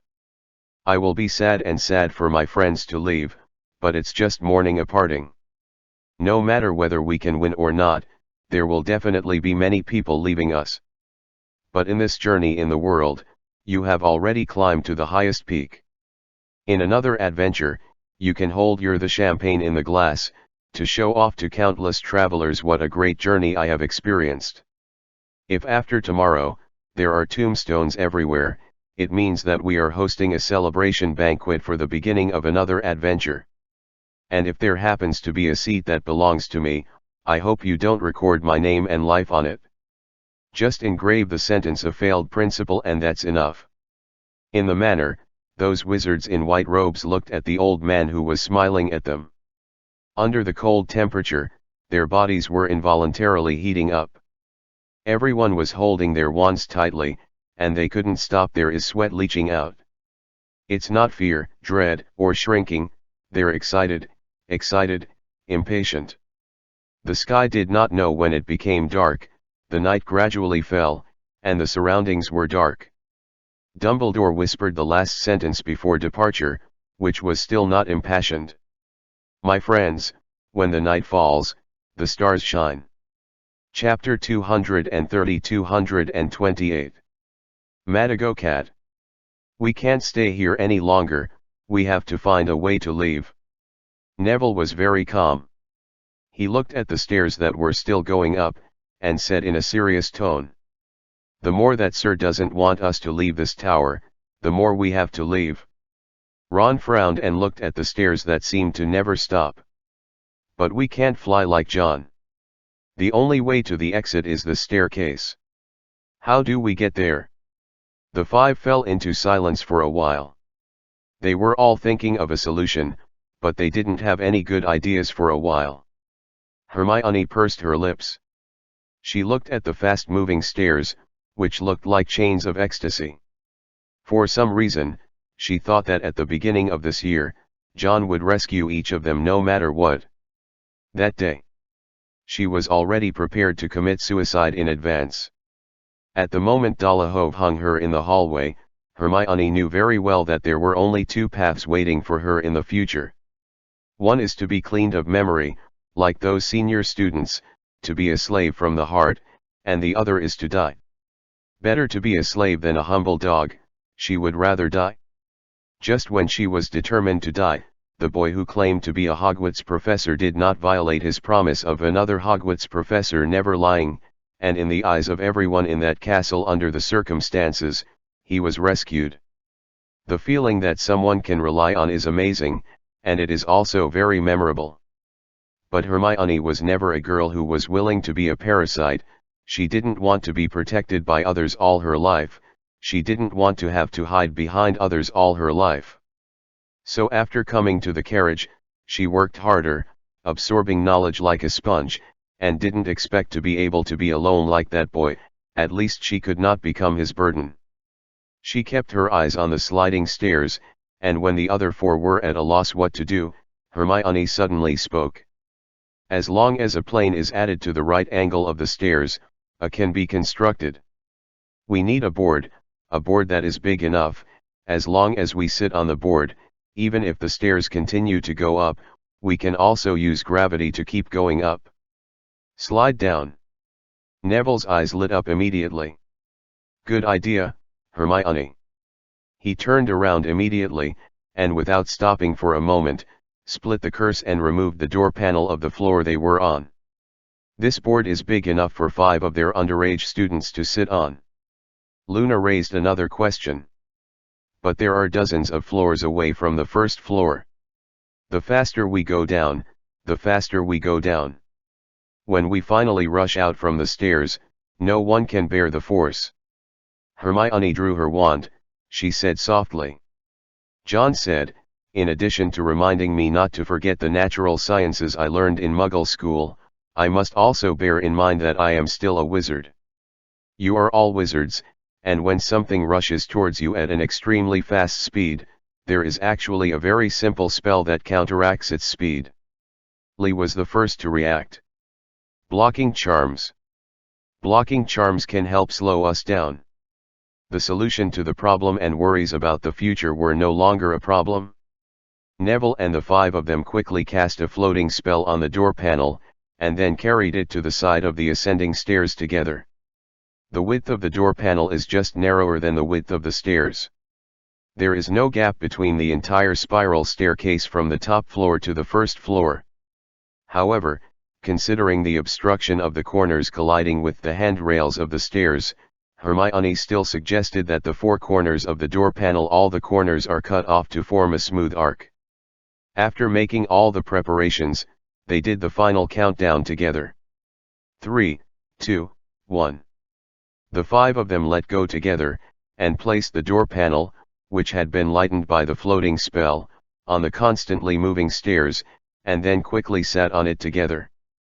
The stairs that kept going up like an elevator added a force to the overall downward sloping door panel. This force, together with gravity, began to slide down slowly after Hermione and the others sat in front of them. The speed of sliding was not fast at the beginning, but as the inertia increased, their downward speed became faster and faster, and soon exceeded the original speed of the ladder itself. The strong wind blew all of their hair. Hermione was at the back of the door, her long chestnut hair fluttering backwards like a flag. As she slid down, she kept observing the floors they were constantly passing. "It's that ranch. Floor 17. We're already past floor 17. She had to increase the volume to remind Neville and the others. However, at this moment, a few inconspicuous black shadows suddenly jumped out of the corner of Hermione's eyes. She couldn't help feeling an extremely bad premonition, because at this moment she suddenly remembered the slightly weird places they found when they were observing the entire tower. Black cat? There are a lot of black cats in this tower. Careful! She suddenly issued a warning to Lee, who was sitting at the front, and when her sharp voice shouted from her throat, those black figures had already gathered in front of the stairs, blocking their way. The boys sitting in front, Lee, Neville, and Ron, all three reacted very quickly. When Hermione yelled, they immediately held their wands and pointed them forward. All petrified. Swoon. Knock back at full speed. Their spells were released extremely smoothly, and three dazzling red rays of light instantly illuminated the entire surrounding space. But the black figures standing in front of them didn't have any intention of avoiding them. The three spells hit them accurately, and then, under the shocked gazes of Neville and the others, those black cats whose bodies became thick at some time and whose eyes glowed blue, not only did not suffer any spell effects, the impact, in the next second, like a dandelion being scattered, it split into countless ones. In less than a second, the exponentially increasing number of black cats completely blocked their descending corridor, while the black cat at the front flew up into the air and pounced on the Neville trio at the front of the board. Many obstacles. The moment the black cat flew up, Hermione cast the impediment curse without hesitation, but the target of the spell was not the black cat, but the door panel that had been sliding down under them. Those black cats, who looked gentle and petite at first, but now looked like little leopards, erupted with great force, coupled with the momentum of the sliding door, directly knocked the boys sitting in the front out. Chapter 231-229. The sealed door. Lee clung to Neville and Ron tightly.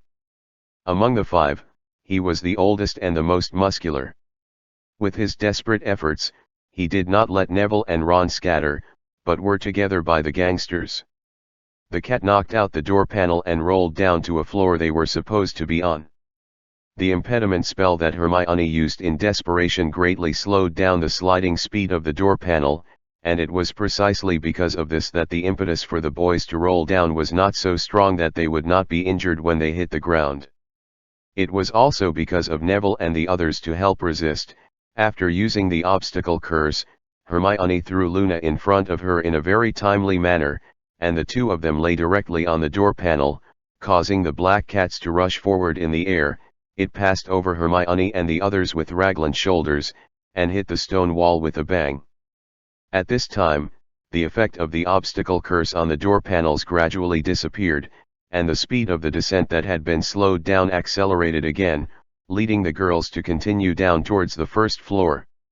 It was at this place that the boys and the girls were forced to separate, and those black cats that had split into dozens or even hundreds of them quickly split into two groups, and the first group completely blocked Neville and the others from going to the stairway.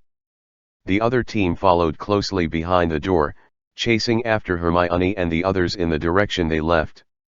Lee, Neville, and Ron leaned against the wooden door on the 15th floor, panting heavily as they watched the black cats that had surrounded them and were slowly approaching. "Should we do this?" Lee asked. Ron didn't know whether it was because of nervousness or deliberately emphasizing. "We can't be caught by them." "Must not. Must not." Neville was not forced by this situation to give up thinking. He immediately aimed his wand at the locked door behind them. "Allahu cave is open." There was a sound of the lock cylinder springing inside the door lock. "I remember that house elf said that from the 20th floor to the 13th floor, there are vegetable gardens and pastures. The floor we are on now should be within this range. Both the vegetable garden and the pasture should have a lot of space. We just need to, if you go in, you still have a chance to hide." As he spoke, he pushed open the unlocked door with his shoulders, and then Lee, Ron, and Neville staggered into an empty grassland together. In this room, there is a blue sky simulated by magic, while the ground is boundless green grass. In the distance, a flock of sheep grazing leisurely turned their heads suspiciously and looked at the three uninvited guests. Immediately afterwards, more uninvited guests broke through the doorframe, breaking the tranquility of the grassland. Hermione hugged Luna tightly. They all held wands in their hands, and the door panel was getting closer and closer to the first floor. "Listen to me, Luna. When I count to 3, you just cast a blocking spell on the door panel. I'll block those cats behind." Luna had already slipped out of Hermione's already thin arms. She stared at the front intently, and nodded in agreement very seriously. "I'll do it." Soon they had already descended from the 5th floor to the 2nd floor, and those black cats were chasing after them. When they saw the corner of the stairs on the 2nd floor, Hermione and Luna were back to back. The two held wands, one looked ahead and the other looked behind. 1, 2, 3. Many obstacles. Luna has just entered the 2nd grade this semester, but the obstacle curse is not a difficult spell to learn. After going to sea, John has repeatedly emphasized not to neglect her studies, so she was already in high school when she was on the Hogwarts grade students with tutoring to master. The obstacle spell worked smoothly, and began to slow down the speed of the door panel again, but in the same way, they slowed down, but the black cats were still moving forward at top speed. "Shorten quickly." And when Hermione and the others were about to pass each other from the 2nd floor of the tower, Hermione's wand was aimed at a large vase in front of the stairs on the 2nd floor. She used polymorph. Even if she has been working hard to acquire knowledge for more than half a year, she can't remember all the strange magical animals in the magic world in her mind. But even if they couldn't tell what these black cats were, Hermione had already seen the consequences of Neville and the others casting spells on these cats just now. Conventional magic is not only ineffective against them, but also causes them to split. In this case, there is no need to use magic spells that can directly affect them, but to use transfiguration that works indirectly. The transfiguration spell is the fastest effective spell of all magic spells. The second after Hermione swung her staff to complete the chanting, the vase began to extend rapidly up the stairs, and the pottery fragments turned into wooden branches, and grew. They became more and more dense and connected with each other, and finally completely sealed the gap between the black cat and Hermione. There were even a few black cats that rushed to the front, because they couldn't dodge in time. They were directly entangled among the vines, screaming and locked into the wooden wall. All this happened in just 2 or 3 seconds, and at this time, the slowed down door panel finally slid down into the hall on the 1st floor. Hermione grabbed Luna's arm, stood up vigorously, and ran to the door together. "We must get the news out, so that George and Fred on the boat can find a way to rescue Neville and the others, and then find a way to help John. While she was talking, her whole body hit the two doors, but the doors remained motionless. Hermione resisted half of her numb body, and pointed the tip of her stick at the doorknob. "Allah cave is open." However, the unlocking curse did not exert any effect this time, and the two doors still seemed to be welded to the ground, motionless. Hermione's face began to turn pale, and she thought of the kerosene lamp that John had welcomed them in front of the door when he brought them to the tower. It is not just a magic item for welcoming guests, but also has the duty of guarding the gate. Her hand holding the wand began to tremble, and the pain that had been ignored because of her eagerness was now beginning to erode her senses. Thunderbolt. Explosion. She tried to use the black magic she had seen John use against the door, but there were only a few sparks from the tip of the wand, and there was no more reaction. There is no such thing as cramming when using magic spells. In the direction of the stairway, there was a commotion that became louder and louder.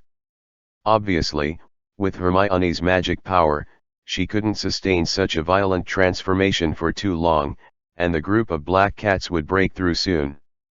At this desperate moment, Luna has been quietly watching the ordinary hanging painting that Hermione wanted to study but was interrupted by Rabiel. If Jazz is really a bad guy, then what the elf told us before is also a lie.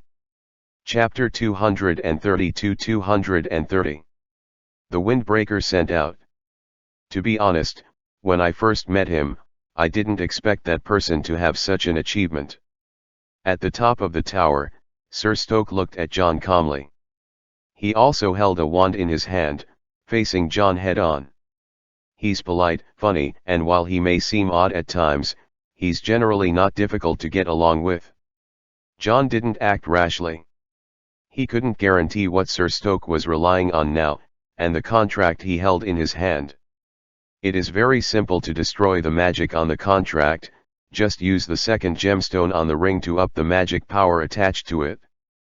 But after the destruction of the contract used to separate the souls of humans and beasts, what kind of impact it will have on Voldemort, apart from the knight in front of him, only Voldemort himself knows. What John has to do now is to catch him, and then pour him Veritaserum like he did to the two Aurors in Azkaban, ask all the reasons, and then decide how to deal with this contract. He slowly raised the wand in his hand.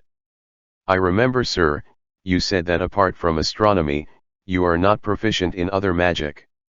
You even forgot how to use apparition because you haven't walked out of this tower for decades." Sir Stoke looked up at him, the calmness on his face unchanged. "So, are you ready to fight me, Professor?" "Of course I don't want to fight you." John looked at him coldly, "But will you listen to me honestly, drink the Veritaserum, and then tell me everything I want to know? You even need me to drink Veritaserum potion before you can believe what I say. It seems that you are really here for me." Stoke said lightly, "But you are so confident after I drank Veritaserum, can you ask me anything about him? He doesn't even trust me, the person who assisted him in completing the contract, and tried his best to get all my memories about him, hid here. Do you think he will not protect this memory in any way? Whether there is protection or not, after you drink Veritaserum, I will naturally know." The moment John finished speaking, he waved his wand without hesitation. All. However, just as the tip of his staff was shining with red light, and halfway through the petrification spell, John suddenly frowned. He suddenly stopped the original movement of chanting the mantra, and quickly dodged to the right. A dazzling beam of light passed by him and flew into the cloudy sky. The house elf in this tower, Rabiel, didn't know when. He appeared silently behind John, and stretched out his finger full of hatred to cast magic on the wizard. And just when John was dodging, Sir Stoke didn't hesitate at all. He pointed his wand at the direction John was avoiding. John. Swoon. Even if he is not proficient in spells, he will definitely not forget these most basic magics. While John wants to get the memory in his mind, he also wants to get back the contract that John took away privately. This stun spell is very ingenious. In the narrow space on the top of the tower, the persecuting John is completely unavoidable. The spell stops. In the eyes of Sir Stoke, John didn't swing his staff, and he even pronounced the pronunciation of the universal solution was wrong, but after the sound of his spell fell, the stun spell flying towards him was far away from his body. The position of the first 20 centimeters was erased without a trace. Such a sudden situation stunned both Sir Stoke and Rubbyer. But while they were in a daze, John didn't stop fighting back. The tip of his staff pointed at Sir Stoke's hand, and the fastest and most effective spell was uttered from his mouth. Shenfen Wuying. An invisible sharp blade instantly formed in the air. Facing the sea wind, it cut through the damp and salty air, and flew towards Sir Stoke's arm like lightning. And at the same time as John's incantation was uttered, Rabiel yelled loudly. He seemed to feel the danger, and he desperately hugged the master's arm. Then, a burst of space distortion killed both him and Jazz. Breathe it in. Boom. The sharp blade fell into the air and landed on the stone wall behind Sir Stoke, and countless broken stones were thrown from the sky to the sea surface. The moment Jazz and Rabiel disappeared, John's face became ugly. He can't stop the apparition magic of the house elves. As long as Rabiel takes Stoke with him, even if they don't escape from the tower, but just hide in the tower, John can't escape the 77-story tower. There is simply no way to find them. At that time, he can only take this contract away first, and give it to Dumbledore to study when he contacts Dumbledore next time. But what John didn't expect was that Rabiel didn't take Sir Stoke away, and they didn't even leave the top of the tower. After the twist, they reappeared in a place not far from them. Sir Stoke pointed his wand at John with a cold face, while Rabiel hugged his arm and cried bitterly. Let's go. Master. Let's go. As long as we can hide. We can escape anywhere. You can continue your research wherever you are. The expression on Jazz's face did not waver at all, and there was even a hint of ferocity in those eyes. You can escape by yourself, Rabiel. I am worthy of taking care of you for so many years. He suddenly tore off the windbreaker that was fluttering with the wind, and stuffed it into Rabiel's hand. From today now, you are free. The Stoke family no longer needs your services. Rabiel stared blankly at the windbreaker that was thrown into his hand with those big eyes. Being given clothing by one's master, any house elf knows what that means. However, he quickly reacted. He screamed, howled, and threw the windbreaker out like crazy, just like throwing a piece of hot coals. Not accepted. Rabiel not accepted. He glared at John distortedly with hatred, and stretched out his fingers to continuously release the magic that belonged to the elf. However, those magical beams had no effect on John at all.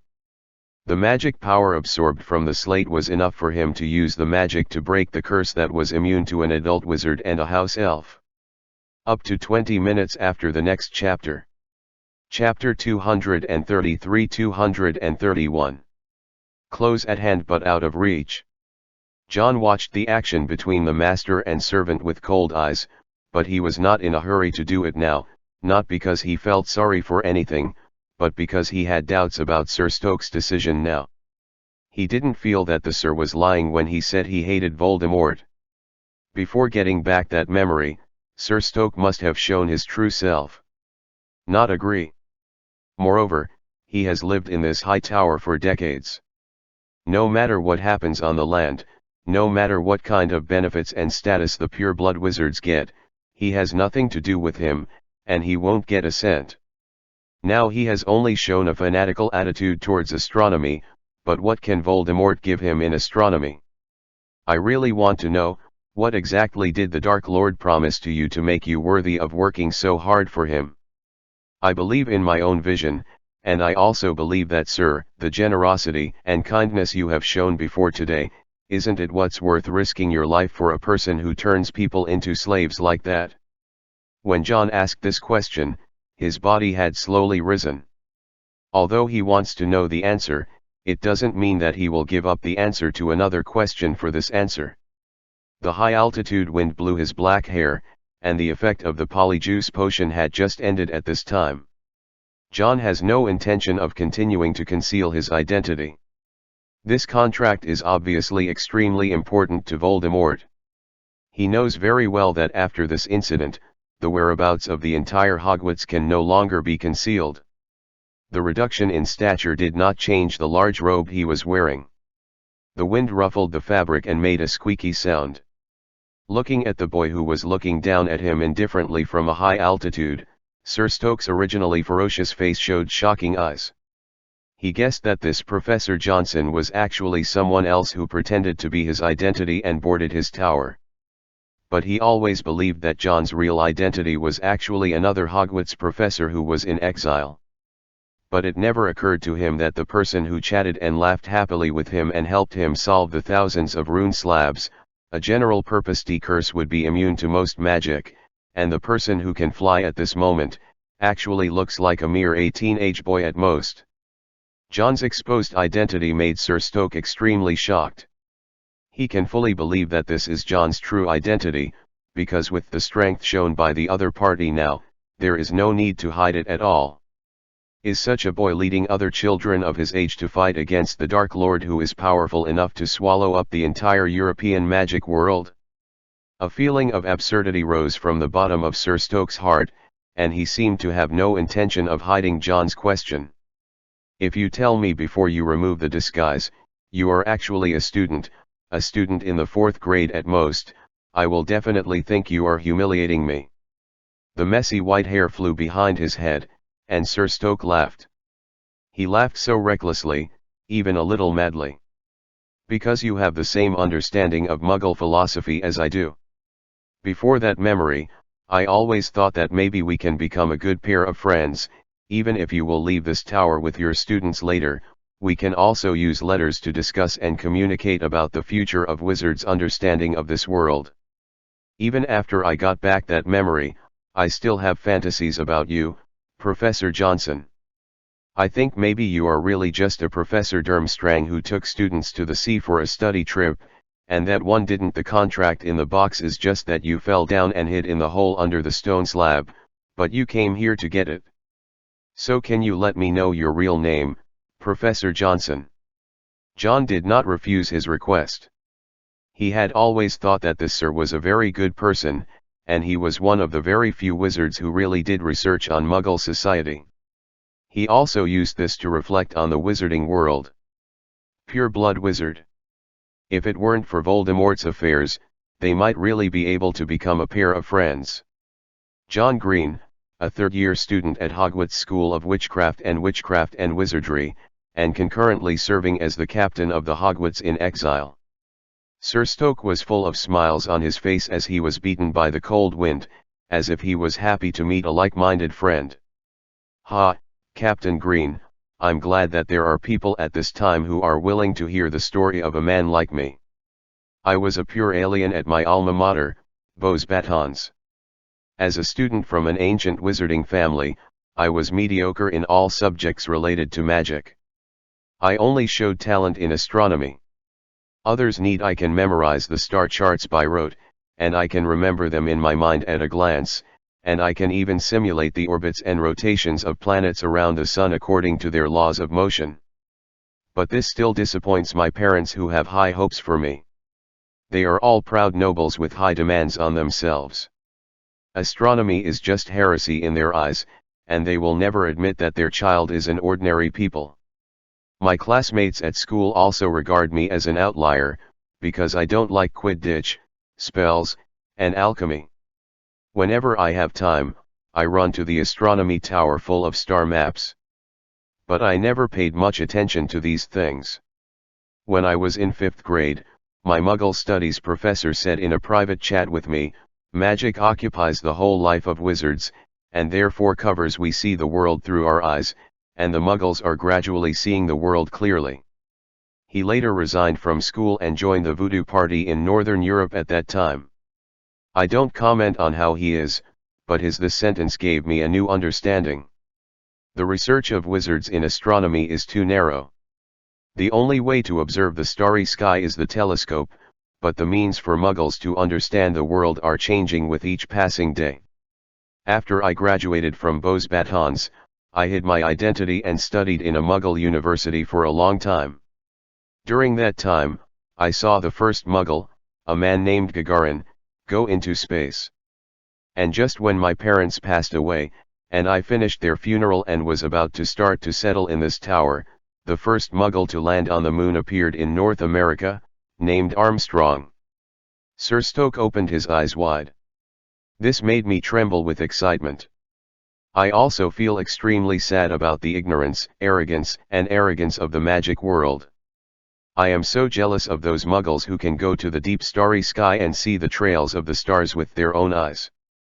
I have tried to improve the broomstick and escape the shackles of the earth, but the cold high altitude and thin oxygen limit my plan.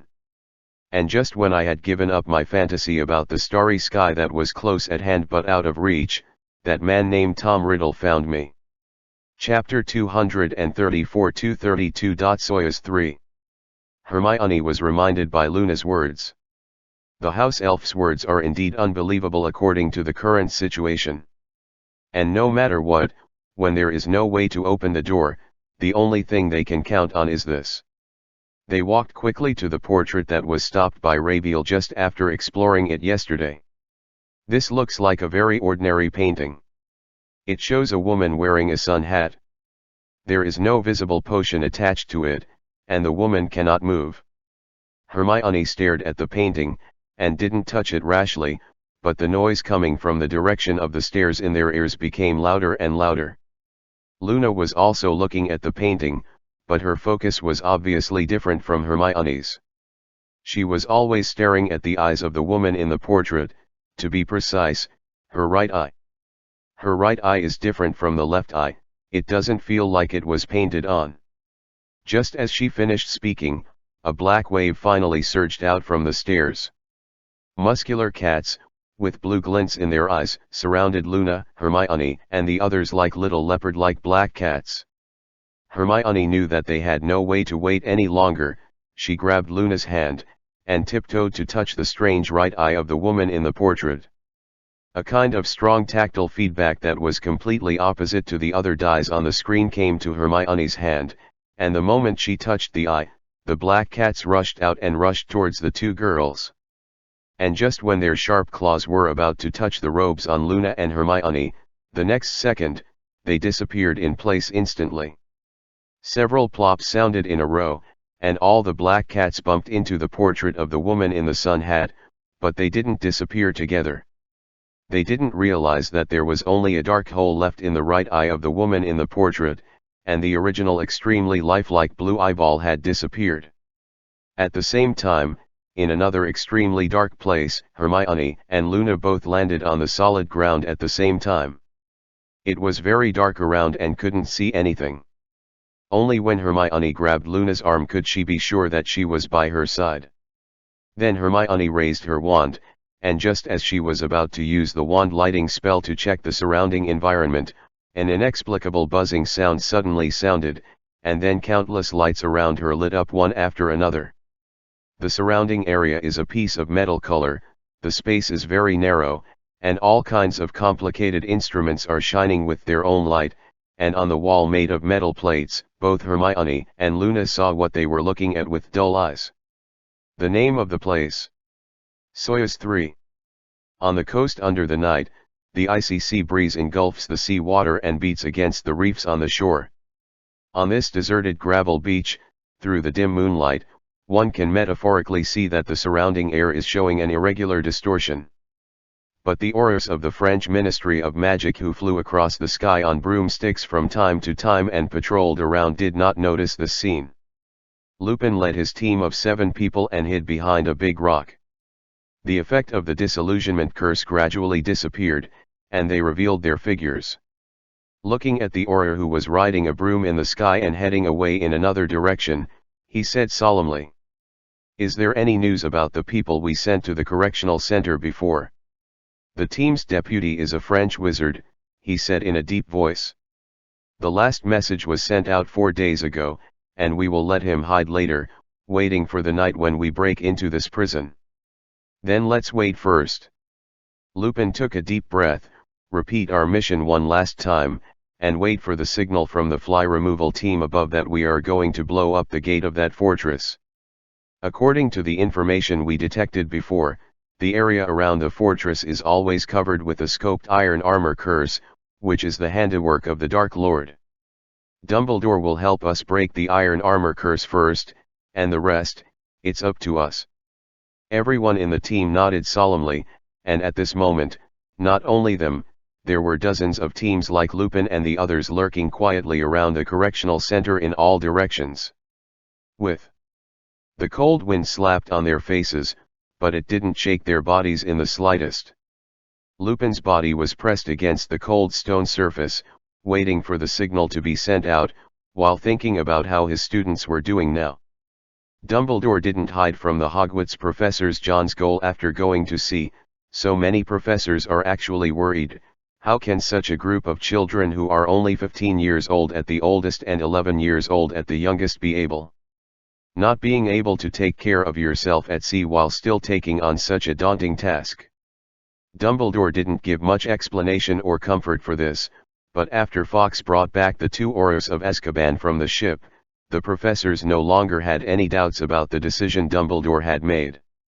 Any doubts?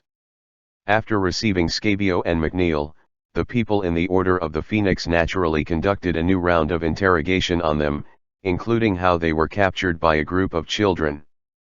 As a result, the result of the interrogation with Veritaserum was beyond everyone's expectations.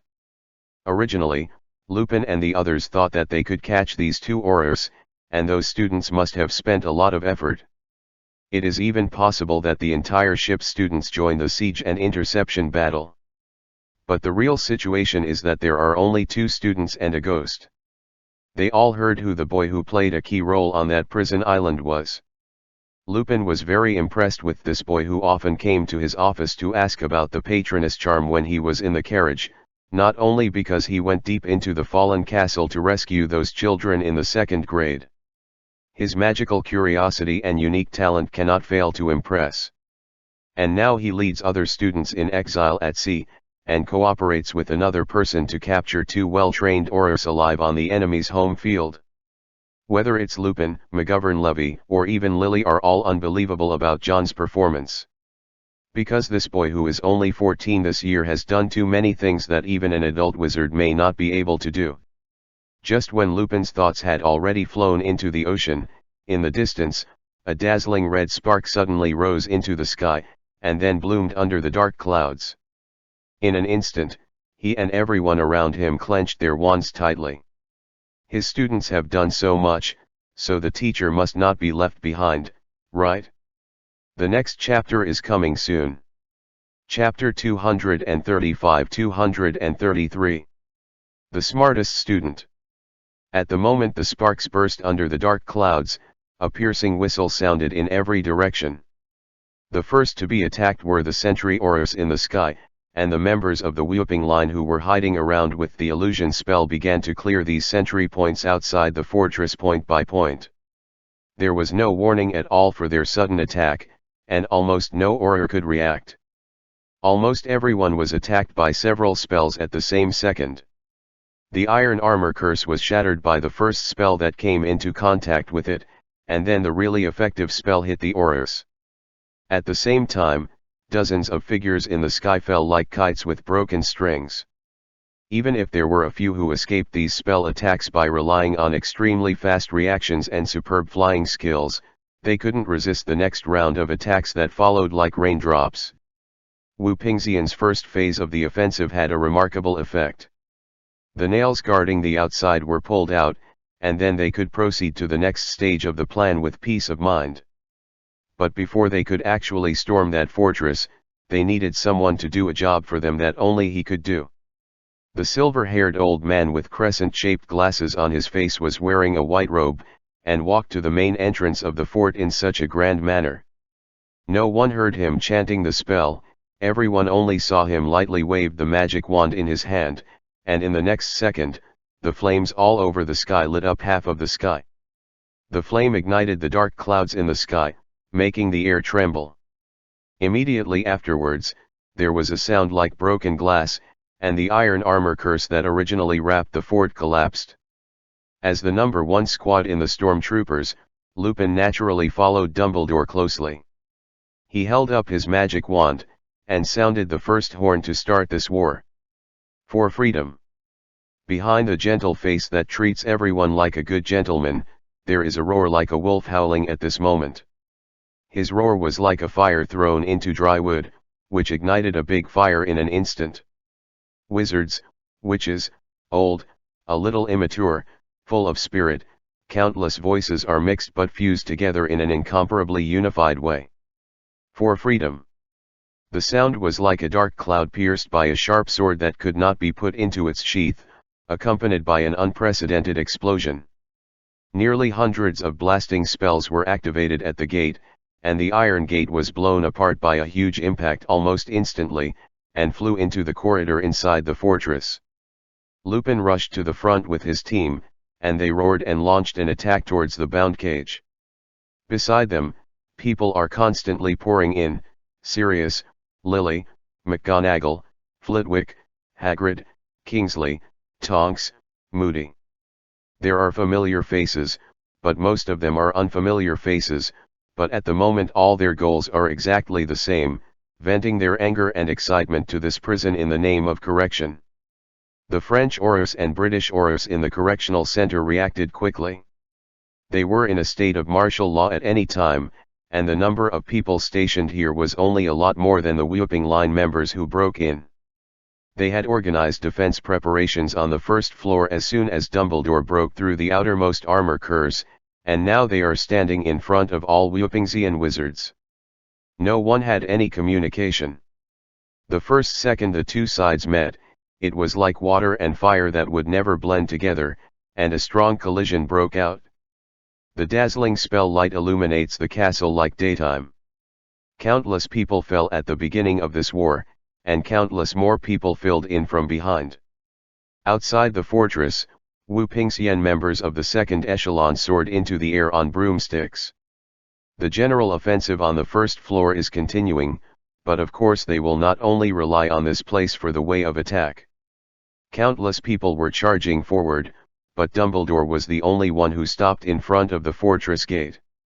Instead of following the flow of people into the correctional center, he looked up to the top floor. There was only one room, and a bright light shone from it. In front of the window, there was a man standing there. There was no anger, no gloom, or even indifference on his face. There was only a smile on that handsome face. Dumbledore looked up at him, and he looked down at Dumbledore. The black eyes and the bright blue eyes looked at each other, without any dialogue, and there was no need for any verbal communication. The next moment, the fire was shining, and Dumbledore appeared in Voldemort's office. The fire in the fireplace was burning vigorously, warming the room, and the sound insulation effect was exceptionally good. Even such a violent explosion seemed to have no effect on the place. It is as if the inside of the room and the outside of the room are two worlds. After seeing Dumbledore, Voldemort sat down on the chair leisurely. He leaned lazily on the back of the chair, looking at the old man with a playful look in his eyes. "I guess you must have tried everything possible to stop them, but you are still inferior to me, Albus, and they will not listen to you wholeheartedly." Dumbledore looked at the man sitting on the chair calmly, and said softly as if there was no other emotion in his voice. "You guessed right, Riddle, I tried to stop them, but I didn't succeed. But in the past 2 days, I figured it out again. This is something they are willing to do, and they would rather die than regret. There is no reason and no reason to stop them. What's more, are we bound to lose?" Voldemort's fingers were crossed, and he squinted at Dumbledore's old face. Do I really care that much about the battle situation below? My Professor Dumbledore. Compared with you, even if all the wizards in France are dead, what is it? Dumbledore slowly raised the wand in his hand. Do you think, when I came here to face you, you already won? Voldemort suddenly laughed out loud. What else? Albus Dumbledore? What else can you ask for? Let me guess. He draws out his voice. Who did you send to do those small tricks in the ocean? The loser who has the closest relationship with you and has to give up even his own surname? That's right, only he can make you feel at ease the most, and only him. That's how you can do it. Hearing Voldemort's sarcasm, Dumbledore not only didn't show any anger on his face, but smiled instead. You have always been my smartest student, Riddle. Chapter 236-234. Difficult. The smile on Voldemort's face gradually faded. He looked at Dumbledore with a dangerous light in his narrowed eyes. Of course I don't think I'm really invincible, Dumbledore, but now that you're here, you won't have the same chance tonight as you did in the Tower of Hogwarts Castle. An extra magic wand appeared in his hand at some point, and an inexplicable fluctuation trembled in the room, and a crack like a spider web appeared on the window reflecting the fire at some point. Dumbledore still had that smile on his face. He said slowly. Some things, even if you already have a conclusion in your heart, don't say it with certainty. Riddle, this world is very wonderful, so wonderful that almost no one really understands it. Voldemort didn't want to continue talking nonsense anymore. He planned to wait, and the plan to let Dumbledore appear in front of him at this time has been planned for a long time. He doesn't think there will be any mistakes in it, and he doesn't think there is anyone else who can make this mistake happen. Wisps of black mist rose around him. He stood up, the chair under him slowly melted like ice, and the rising black mist surged around him, that huge and amazing power. It seemed that the whole fortress began to whine. You know nothing about the true end of magic, Dumbledore. What is the essence of magic? What is the essence of magic? What is the essence of this world? What is a wizard? You haven't even reached at my level. What qualifications do you have to teach me? Boom. The windows around the room were all shattered.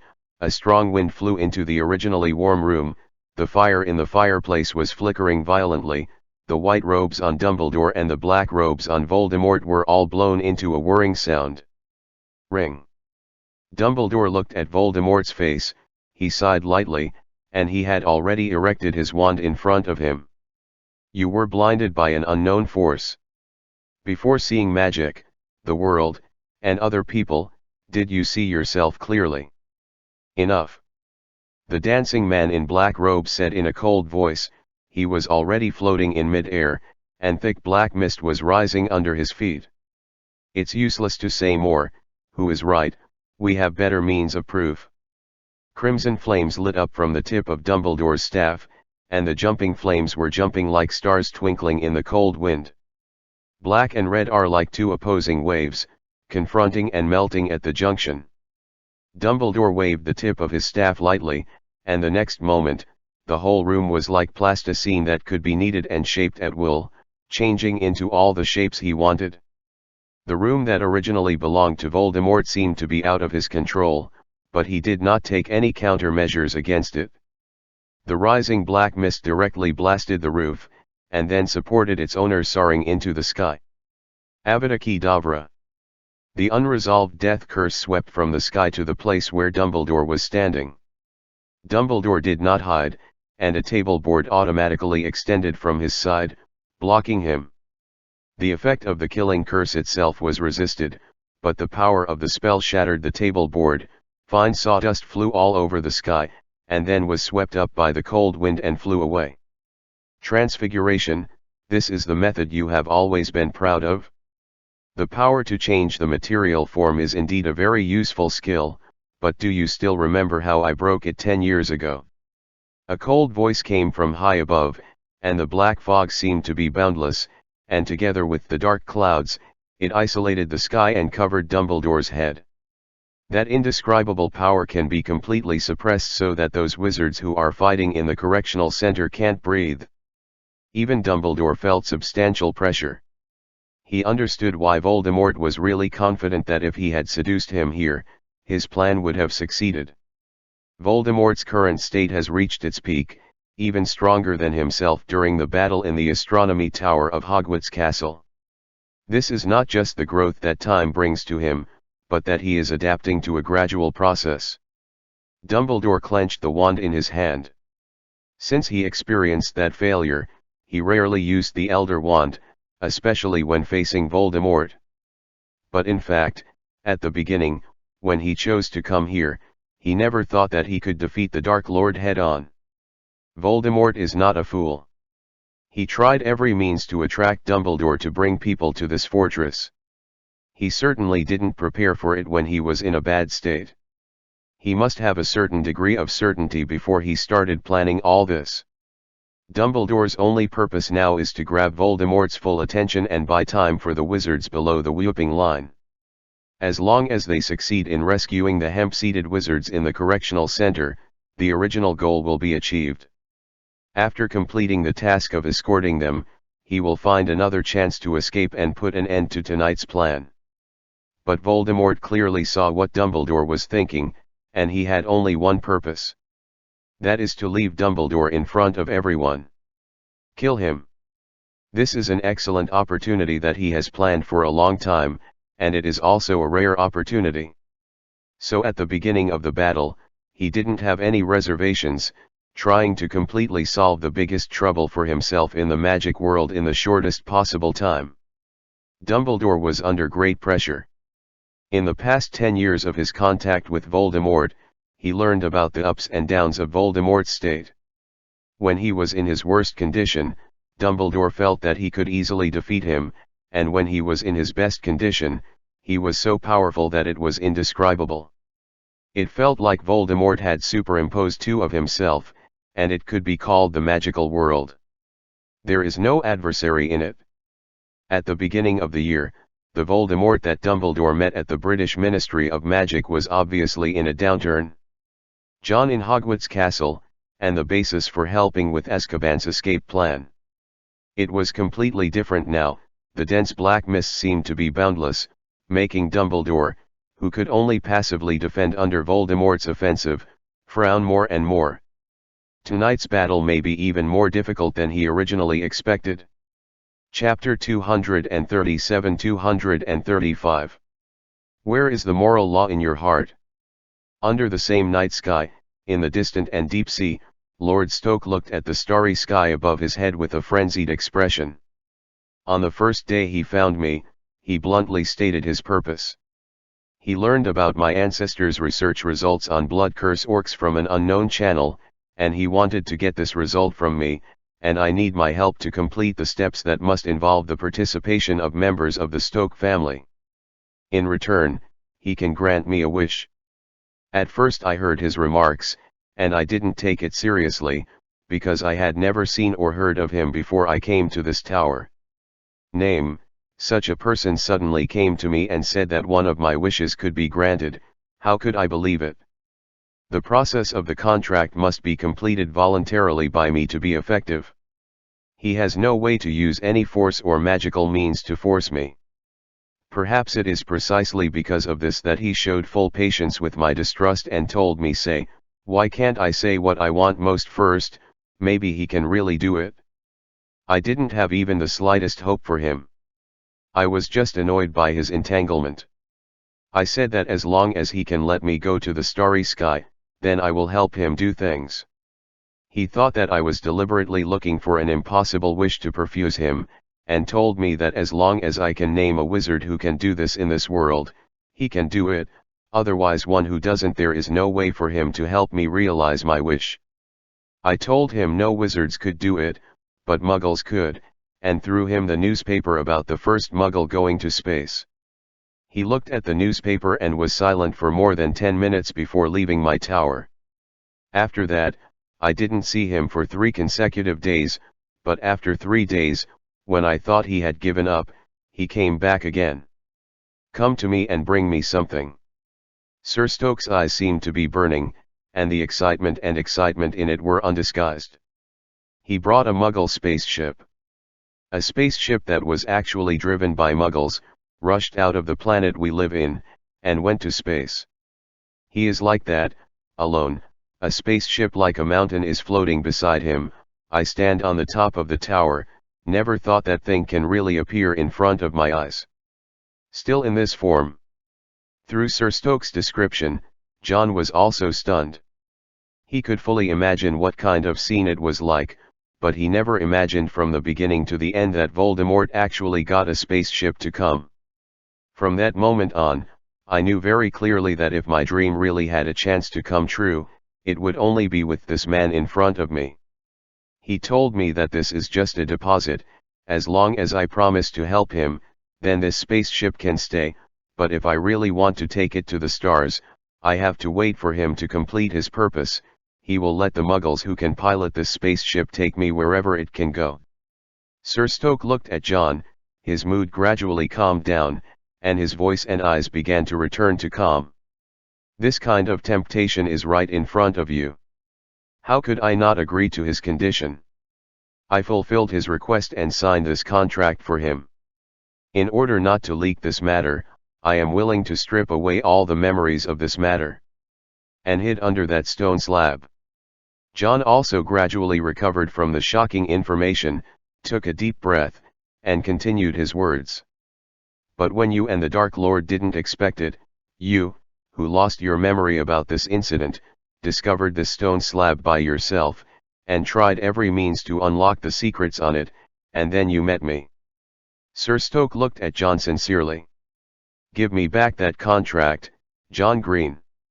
We talked together, and I can see that you are dissatisfied with the deformed development of the wizarding world.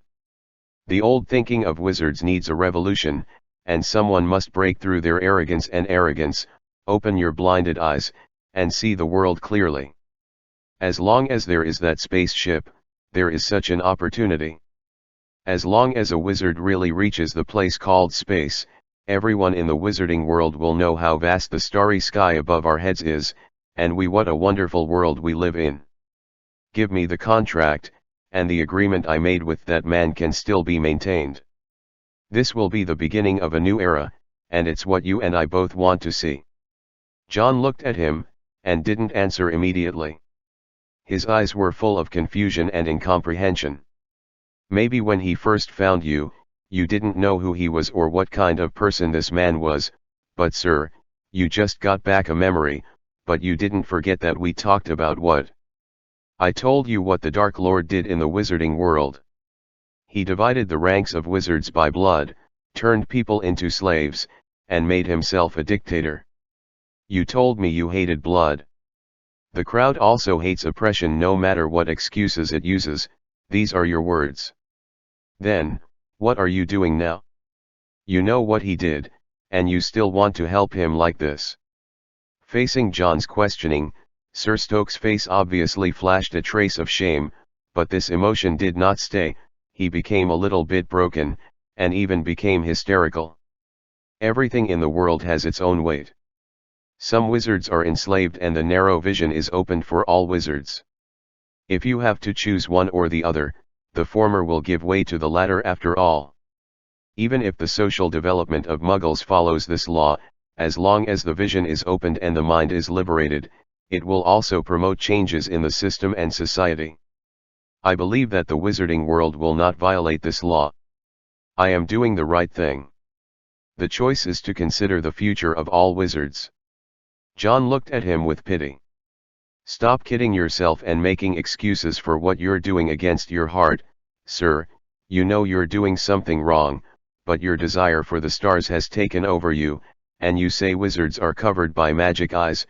You are not the same, only see the starry sky above your head. If you really have a deeper understanding of Muggle philosophy, you should have heard such a sentence. The most sacred, permanent, and ever-changing things, the two things that surprise and shock us the most are the starry sky in the sky and the moral law in our hearts. You only see the starry sky, but what about the moral law in your heart? Chapter 238-236. Two selves. Sir Stoke was silent, he could not say anything. John's questioning pierced into the depths of his heart like a sharp spear. He knew very well that what John said was correct. His morality and his concepts made him feel ashamed of his current choices. But shame, embarrassment, such thoughts can't change any situation today. The contract about the blood-cursed orcs is actually a constraint in essence. John was floating on the tower, holding the old parchment in his hand, looking down at the master and servant who were sitting on the ground. The Dark Lord found you and signed his real name on this contract, which means that there is another soul in his body, which originally did not belong to him, is entangled with him and seized his body. He needs your ancestor help him balance the two souls in his body. What I want to know is very simple, Sir Stoke. When you signed the contract, you must have known about the two separate souls in his body, the one who occupies the body of the Dark Lord. Who is it? Who is that divided soul? Sir Stoke struggled all over his face, his eyes were bloodshot, and his messy white hair fluttered in the wind. He miscalculated John's means. This kind of flying in the air and the ability to erase magic power have never been passed down in any spell books. According to his thinking, if John has the ability to subdue him from the beginning, then why bother to overcome the secret on that stone slab with him these days? However, everything is irreversible now, the contract is in John's hands, and he has no chance of getting it back. As for the memories in his mind, Sir Stoke did not lie. These memories that were stored separately were extremely strictly protected by that man. No matter whether it was the mind-taking or John feeding him Veritaserum, there was no way to get any information related to this memory. He sat on the ground decadently, with only ashes on his face. You guys, can you defeat him? John saw his wavering. He knew very well that Sir Stoke was by no means a hopeless bad guy, but he was very pure, otherwise he wouldn't have said so much to him. At the end of the day, I don't know if we can defeat him. John didn't lie or perfunctory, he said seriously. But it's because this matter is unknown that it's worth doing, isn't it? Sir Stoke seemed to have made up his mind. He let out a long breath. There are not many things I can tell you, because even when I made the contract, I knew very little. Those things may have been known to me before, but this part of the memory has been erased forever.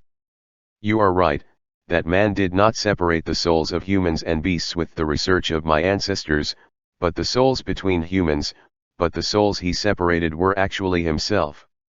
John frowned tightly, repeating Sir Stoke's last words. He himself. I can conclude that even if the distinction is made, the two souls are definitely the same person, but they have different thoughts, and the consciousness that found me and made me make this contract is the consciousness that he always takes the initiative in. Sir Stoke looked at John. This contract does not allow him to rest easy. It can only be used as a temporary means. My ancestors did not really solve the curse of the blood curse orcs. The contract he created can only be used after distinguishing between the souls of humans and beasts. Extending the time for the signers of the contract to be completely animalized, so that they can live past the age of 30. He is well aware of this, so he must be looking for other means to completely solve the hidden danger of his body. If you want to do something, destroy this contract. It will bring the separated souls back into contact. They themselves are naturally opposed, because every consciousness wants to get control of the body. It's going to get him into big trouble. At last. When he said this, the pallor on his face and the decadence in his eyes had subsided, and Sir Stoke's face became calm, and he stood up with radial support. The last piece of advice I want to give you as a friend, John Green, you'd better get out of here right now, take your classmates with you, and go right away. The control of the contract in your hand is not in my hands, it is an independent yes, and the man up there must have left something behind that I don't know about, and he doesn't trust me, or anyone else.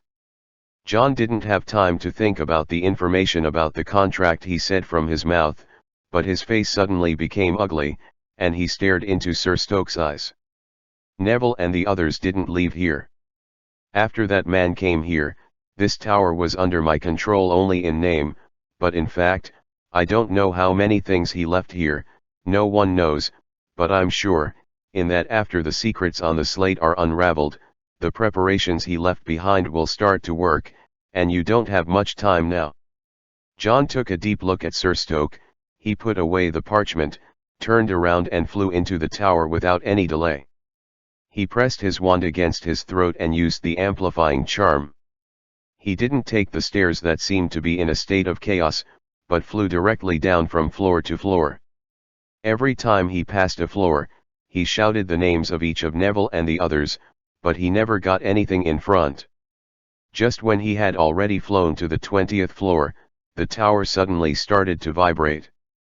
The tremor obviously came from under the tower, and the movement became louder and louder, making the whole tower start to crumble.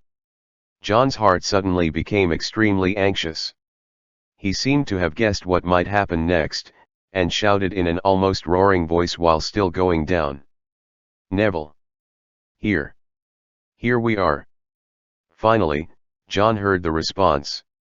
In front of the door on the 15th floor, 3 sheep ran out of a room without a door. Humanoid, yelling at John in response, and behind them there is a large group of black cats chasing after them. After seeing their situation, John waved his wand. Wingardim Leviosa. The spell took effect instantly, and most of the black cats were suspended in midair. They were still swinging their limbs subconsciously, but they could only float in midair as if they were weightless. Chapter 239-237. The Leaning Tower. What about Hermione and Luna? Only seeing Neville and the 3 of them, John frowned. Using least transfiguration, Neville, who pretended to be a sheep and entangled with those black cats in the pasture for a long time, was exhausted and out of breath. He and John continued to run towards the first floor together, saying at the same time, "Hermione! The 2 of them got separated from us. But they must be downstairs, the cats are chasing them downstairs." His words did not reassure John, but instead made him feel even more bad.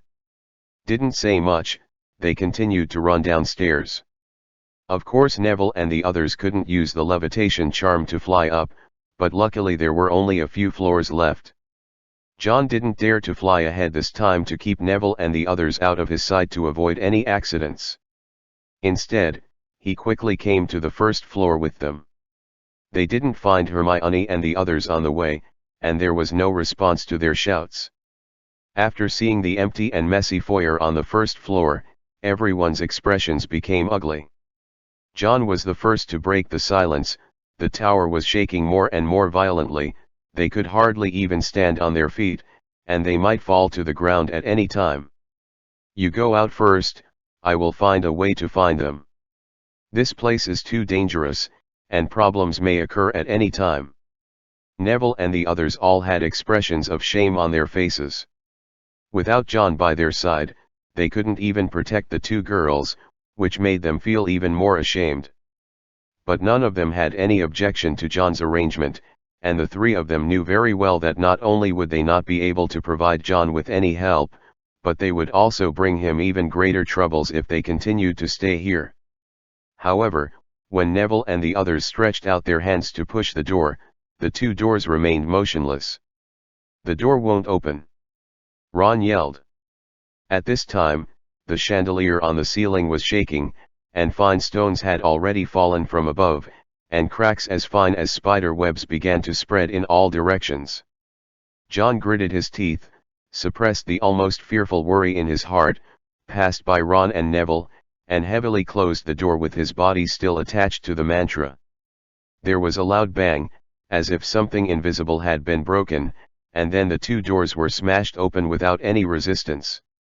The wet and salty sea breeze was blowing, and in front of them was the huge Hogwarts. The sea water is no longer as calm as it used to be, and there seems to be some terrifying monster under the sea stirring up the underwater world. The surging waves kept hitting the platform in front of the tower, and the white waves seemed to be falling right in front of Neville's eyes. George and his party, who were always observing the situation of the tower on the boat, discovered the change in the nearby sea area from the very beginning, so they put the springboard in front of the tower early, and when they saw the tower shaking violently and the door suddenly opened, they waved to John and the others excitedly. "Quick! Come up! This tower is going to fall." John stretched out his hand and pushed Neville and the three of them onto the diving board, but he turned around and prepared to go back into the tower. "Go back to the boat. Tell George to drive the boat far away immediately. You must stay away from this tower." "Are you going back to find Hermione and the others?" John said very seriously. "I promised Professor Dumbledore that I will not let this ship lose one person. If there must be one less person, it can only be me." Ron, Neville, and Lee stood on the diving board, staring blankly at John. However, when the next wave surged up and exploded around them, a voice that was covered by the sea wind and could only be heard faintly came from the distant sea. "Here. We are here." John, who had already retreated to the door, stopped suddenly. He floated up, and soon floated up. On the other side of the tower, he saw Hermione, who was grabbing Luna's arm by the waves and struggling desperately to swim towards Hogwarts. There was a look of surprise on his face, and he finally emphasized it to Neville. "Go back to the boat. I'll save them." He flew up, quickly rushed towards the direction where Hermione and the others were, and soon came to the top of the two girls. Luna's condition doesn't seem to be very good. Her face is livid and her eyes are tightly closed, but she still has breathing ups and downs. John used the magic power stored on the gem to increase the strength of the floating spell on himself. Then he wrapped Hermione in one hand and the unconscious Luna in the other, and fished them up from the turbulent sea. Fortunately, the weight of the two girls was very light, so John didn't find it difficult to fly, and soon he took them back to the Hogwarts. George has been watching John's movements. After seeing him fall on the boat, he immediately swung the sledgehammer in his hand, and knocked away the wooden stick that was stuck on the side of the boat with one hammer.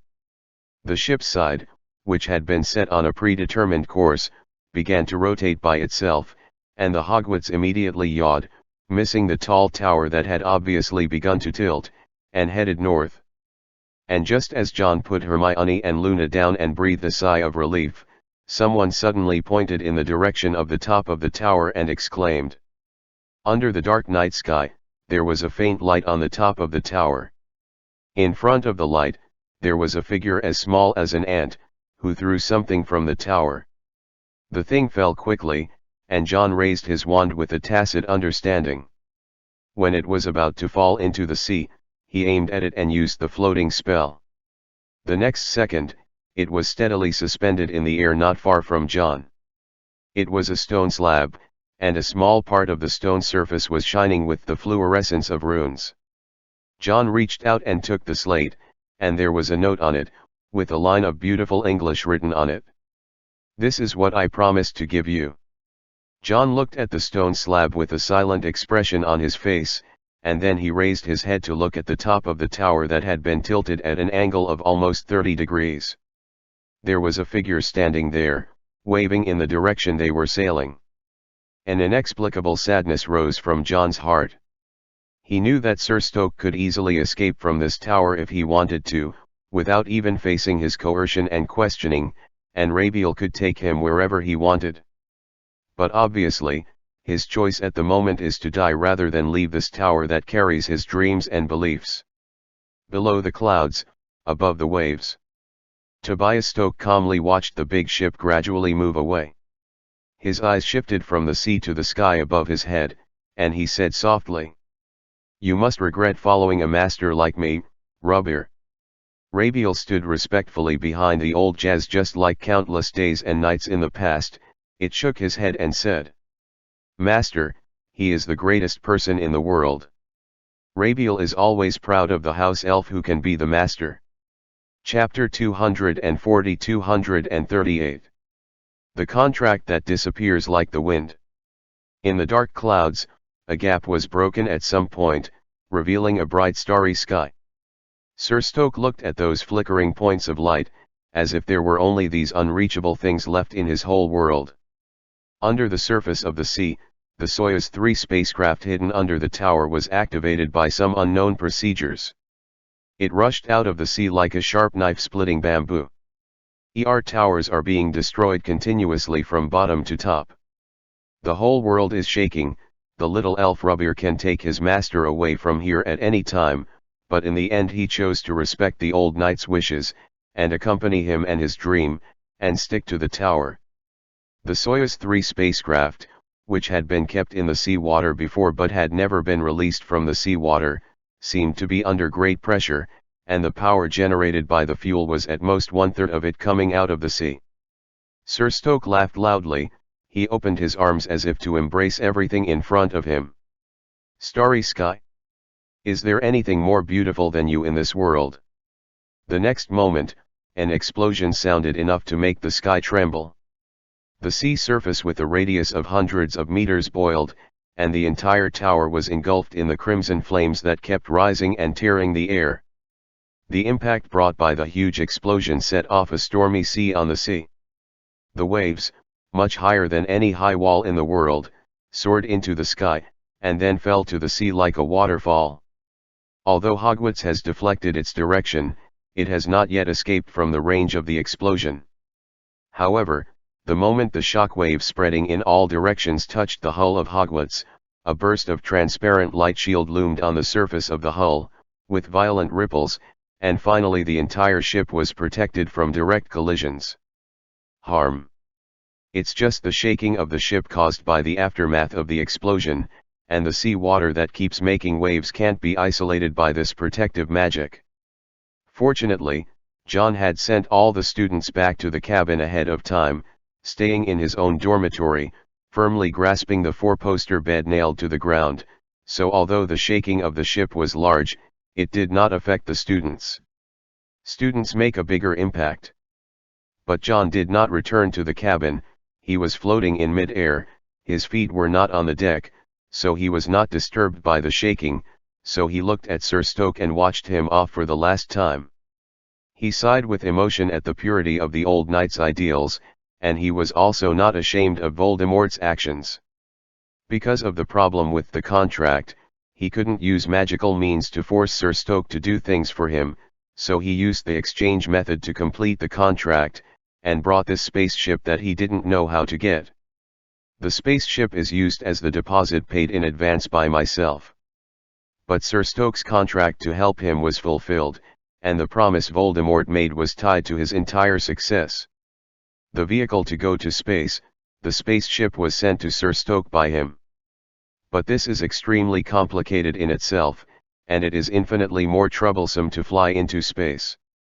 It is impossible for wizards to control it, and it is not something that can be solved by grabbing one or two muggles.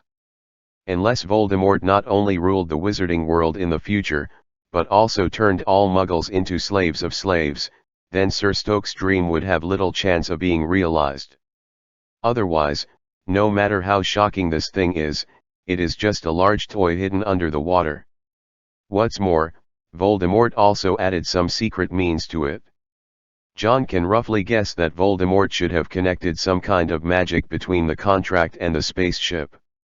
Once the slate is damaged and the contract is taken out, the spaceship hidden under the tower will be activated automatically.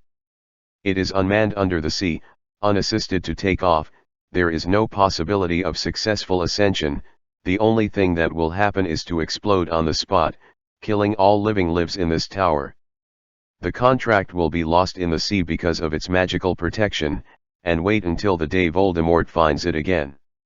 From the beginning to the end, Voldemort didn't have any intention of making a fair deal with Sir Stoke.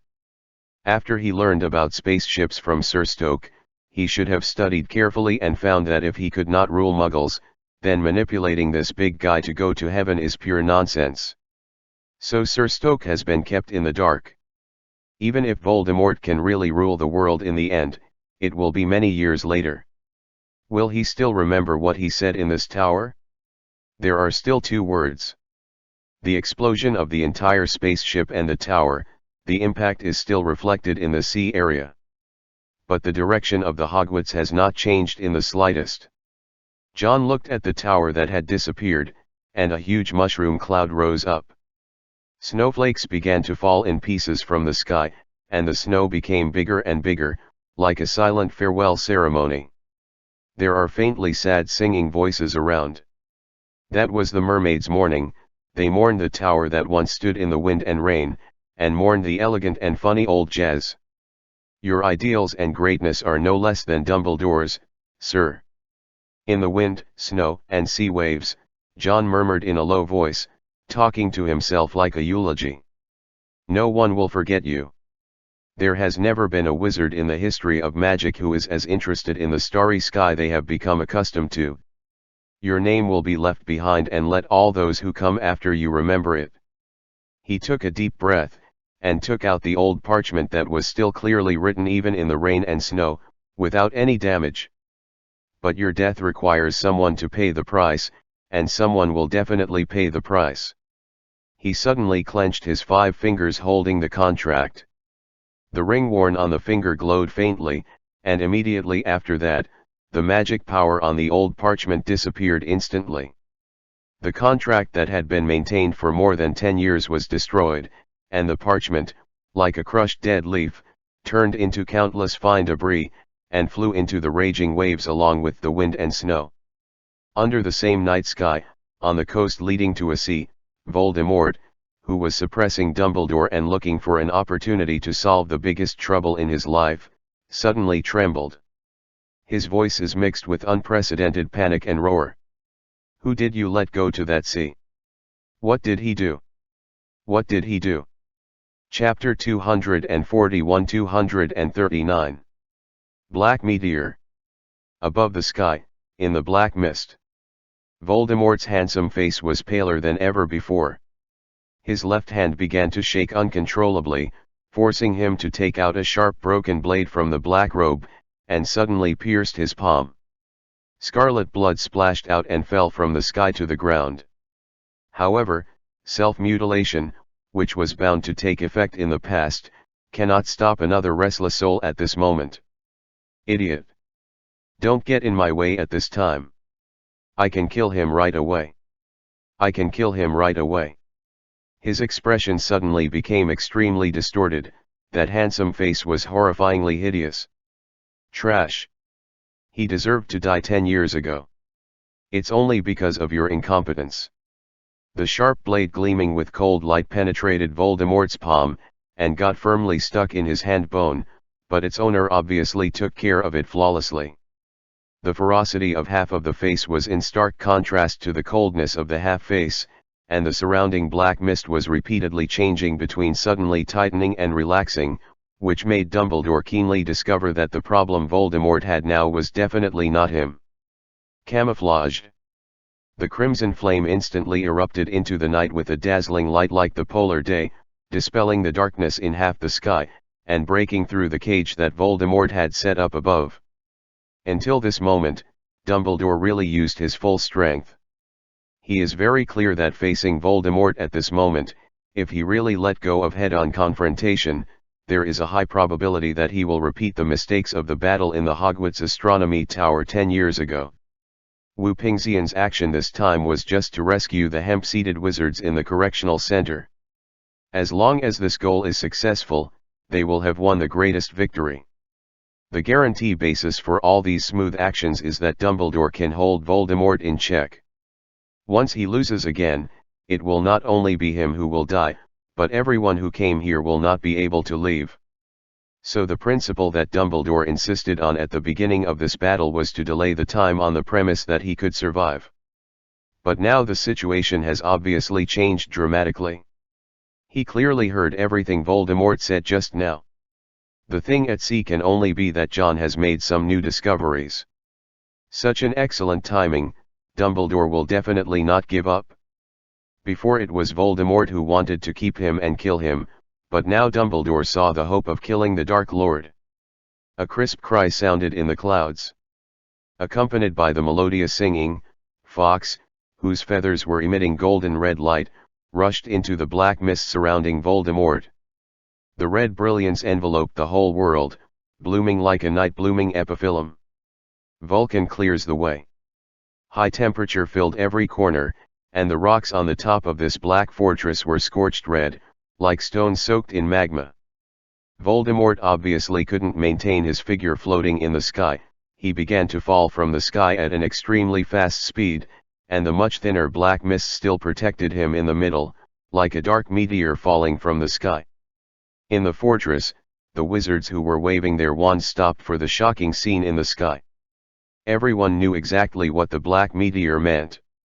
While the French Aurors and British Death Eaters guarding the correctional center were full of disbelief, they also felt unparalleled panic in their hearts. Voldemort lost. This is the only information they can get from this scene. In contrast to them, the wizards of Whoopingzian burst into loud cheers. The crimson that shone into the black fortress made everyone extremely excited. They shouted Dumbledore's name, and then raised their wands and aimed at the Aurors and Death Eaters who were still in a daze. Drop the wand. The robe was torn into rags during the battle, and Lupin, whose hand holding the wand was still trembling and dripping blood, yelled loudly. The wizards shouted together. Drop your wands. The guards who had come to their senses were panicked. Each of them knew that the situation was over, and if their master died, no one could guard the fortress only by virtue of them. But few people really intend to put down their wands and surrender like this. They all know that as the most direct oppressors and abettors, if they just surrender like this, what is the liquidation waiting for them? Without hesitation, the Aurors and Death Eaters who were still guarding the fort turned around and fled. The die-hard Voldemort who came to France from England rushed towards the place where the black meteor fell like crazy, while most of the other people jumped from the windows, after breaking away from the anti-apparition magic of the fortress. Teleport away from here immediately. Their actions caused the wizards in Whoopingzian to fall into a brief turmoil. Some tried to chase the escaped wizards, while others wanted to immediately open the cell and release all the trapped hemp-seated wizards. But this commotion was quickly stopped by Iniesta, who stayed here. As long as Voldemort is no longer a threat, the remaining people will not pose a big resistance to them at all, so they must do it now. The only thing is to hurry up and rescue all the people imprisoned in this correctional center. Just when the situation in the correctional center had become one-sided, Voldemort also fell from the sky to the ground. He wasn't so bad that he was killed by Dumbledore directly, as the escaped French Aurors thought. But the situation is not much better. Nearly half of his body was out of his control. His left hand with the dagger in his palm kept trying to the wand from his right hand, and the aura on his body was obviously extremely sluggish. In the sky, Fawkes is like an eagle aiming at its prey.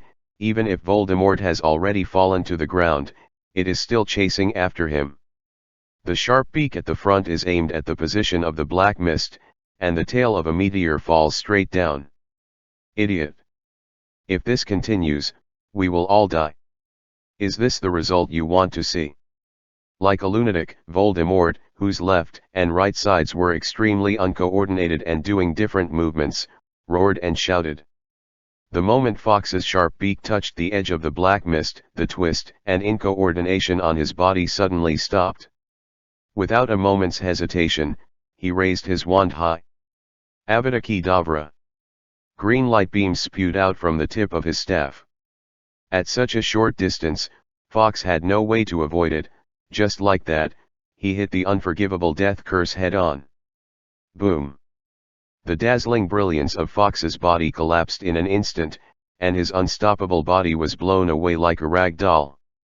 Chapter 242-240 Done. Voldemort gasped violently, and he pulled out the short knife stuck on the bone of his hand with all his might. Blood spattered out, and the blade was thrown to the ground with blood flowing. Dumbledore appeared in front of him without a sound, and the wand in his hand was shining with a light blue light. It was a temporary anti-apparition spell that could temporarily block the space around the user. Voldemort's bloodshot eyes looked at him resentfully, his voice that had become hoarse trembled after exhaustion. Not Grindelwald. He has no way of getting that contract from that useless old man. Even if he finds it, he can't destroy it. Who did you let go to that tower? Who is it? Dumbledore was smiling, looking into Voldemort's eyes. A person infinitely better than you, Riddle.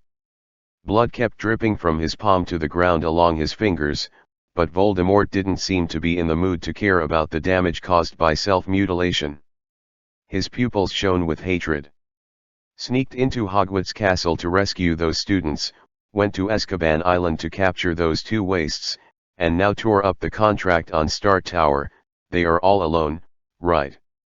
Under Voldemort's feet, the ordinary gravel spread out soundlessly, and they gradually joined together. However, Dumbledore never looked at these stones, but just looked at Voldemort without blinking. I can tell you the answer, but this is obviously not a suitable place. Riddle, are you interested in taking a trip with me? He said so, but in fact he has no interest in capturing Voldemort alive at all. Dumbledore will not kill people in most cases, but it does not mean that he will suddenly have any kindness under such an excellent opportunity. Intending to save Voldemort's life. Below Voldemort's feet, the wall where the stones were connected together had grown to the position of his calf without a sound. Just after Dumbledore's voice fell, the stone suddenly exploded.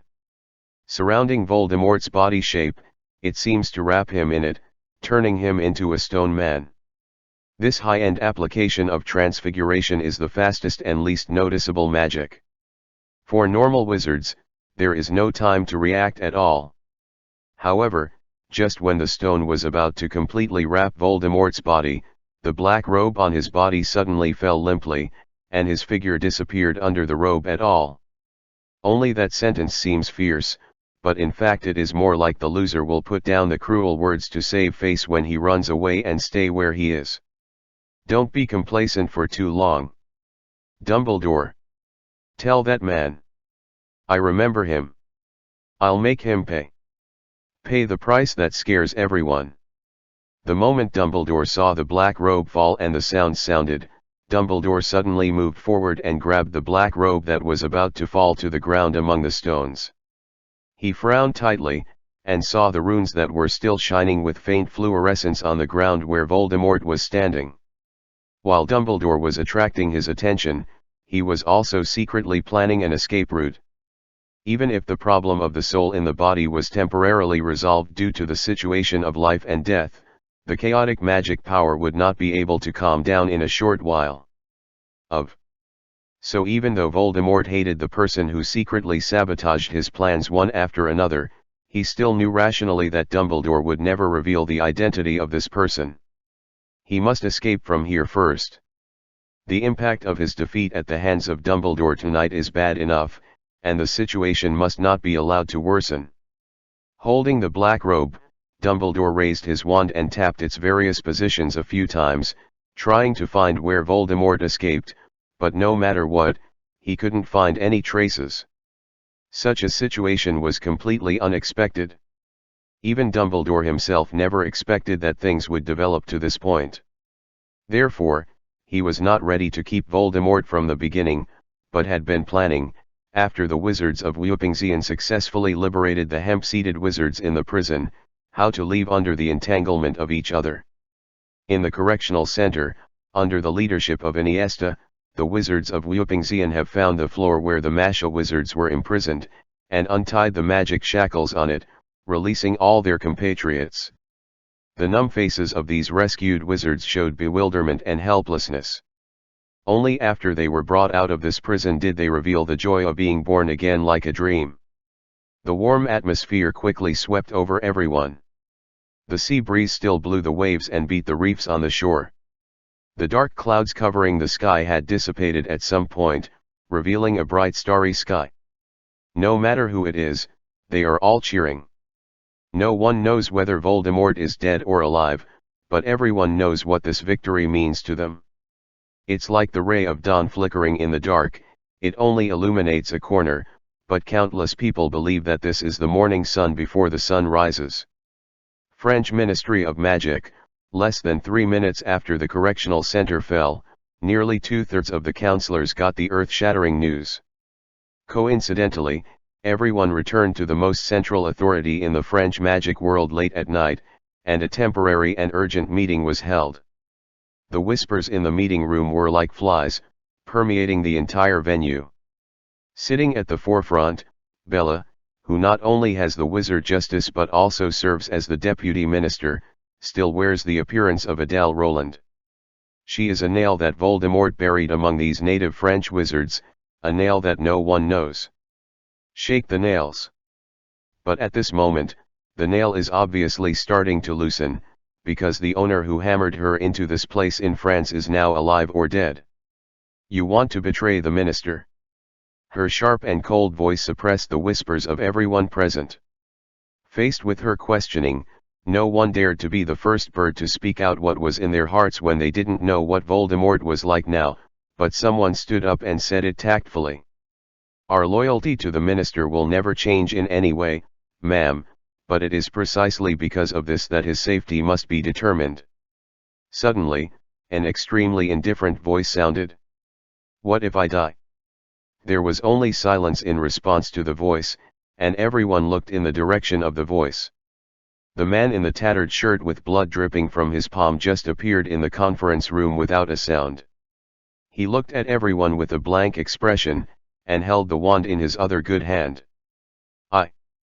The congressman, who was stunned by Voldemort's sudden appearance, just wanted to explain in a panic that he had absolutely no other bad intentions just now, but he was greeted by only a dead green light. Avada Kedavra.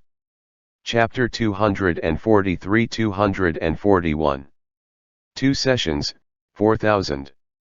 All the counselors with evil intentions at the scene saw that the wizard, who was panicking about how to explain in the last second, had turned into a cold corpse in the next second, and everyone's body trembled violently.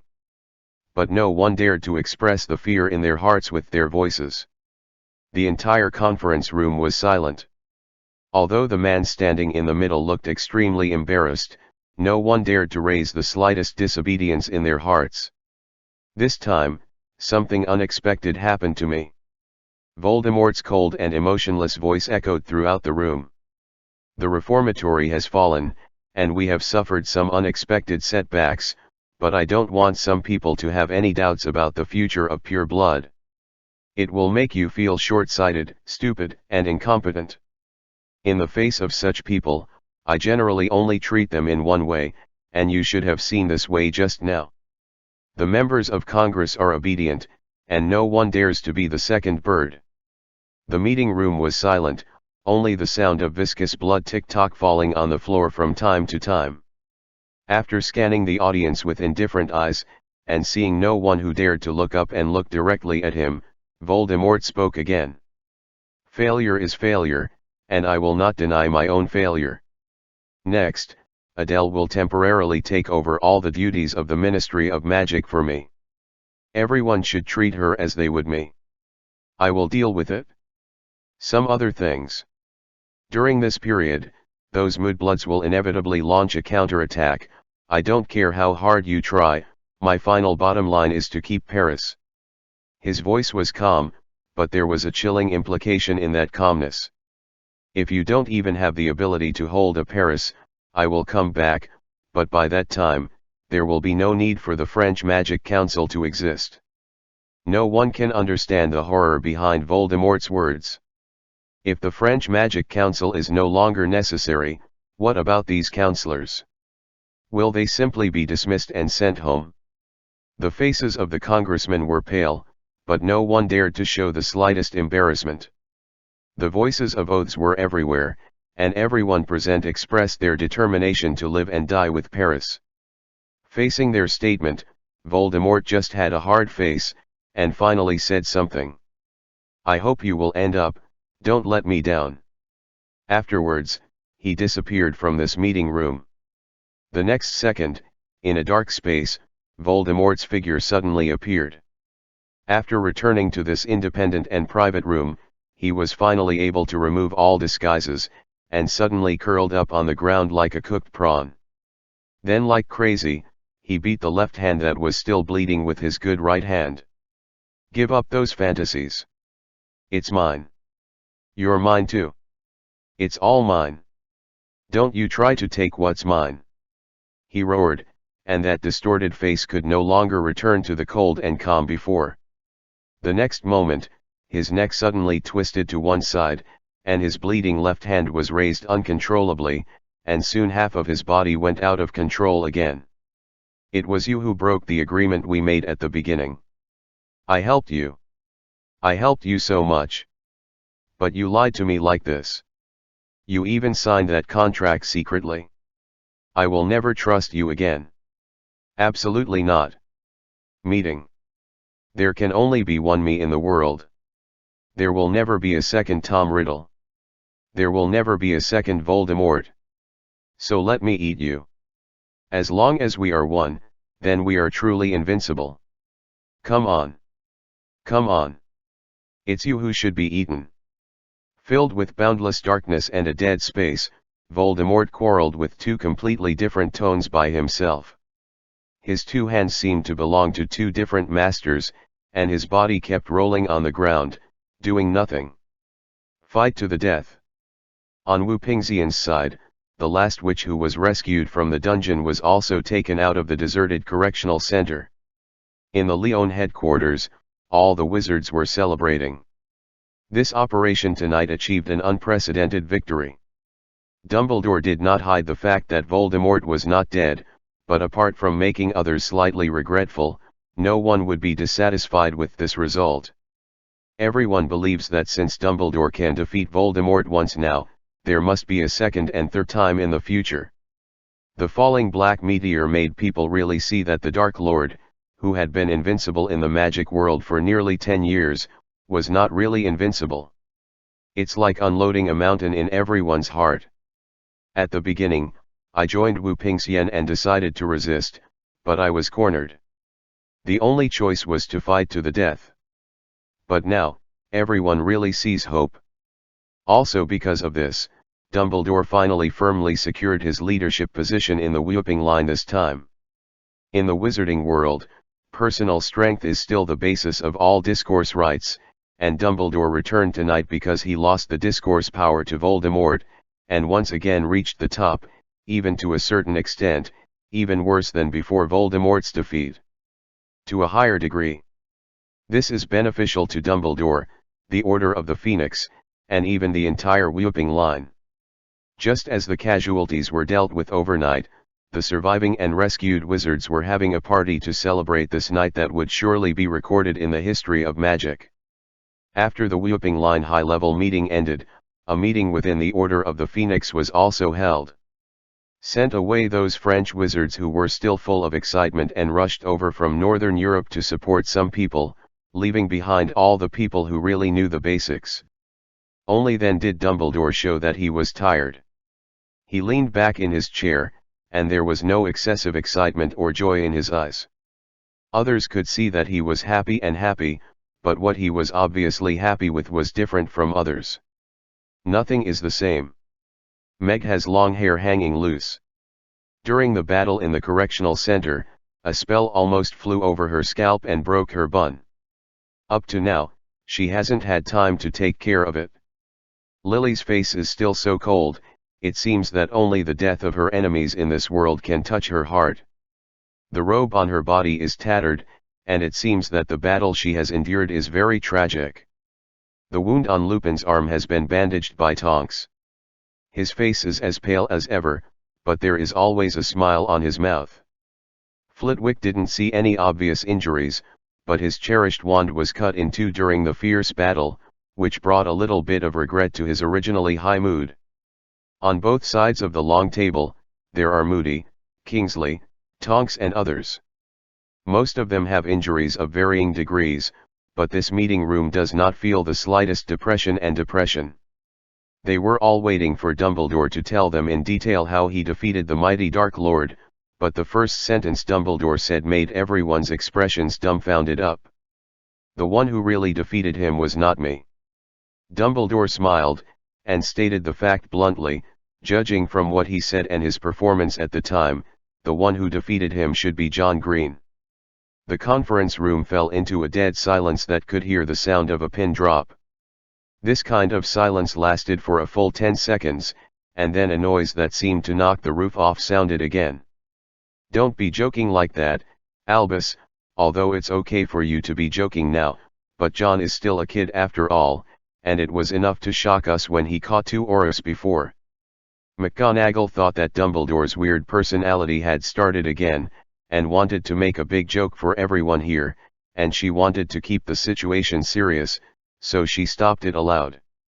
Others also laughed and asked Dumbledore to find someone more credible even if he was joking. Everyone present knew John and had a good impression of this boy. But it doesn't mean that they will simply believe such absurd words. After all, let alone whether John can join the battle between Dumbledore and Voldemort, he didn't even come tonight, so how could he defeat Voldemort thousands of miles away? However, Dumbledore himself didn't laugh with them. His expression was very serious, and he didn't seem to be joking at all. You should all remember that John and the others went to sea for another purpose besides avoiding the disaster of war. His face made the scene return to silence again, and everyone could see that Dumbledore was serious. He would not joke with such an attitude, but the words that came out of his mouth were louder than most of the others. The jokes are unbelievable. It is to find the reason why the Dark Lord became so strong. Compared to others, Lily is undoubtedly the one who maintains the most calm thinking among these people.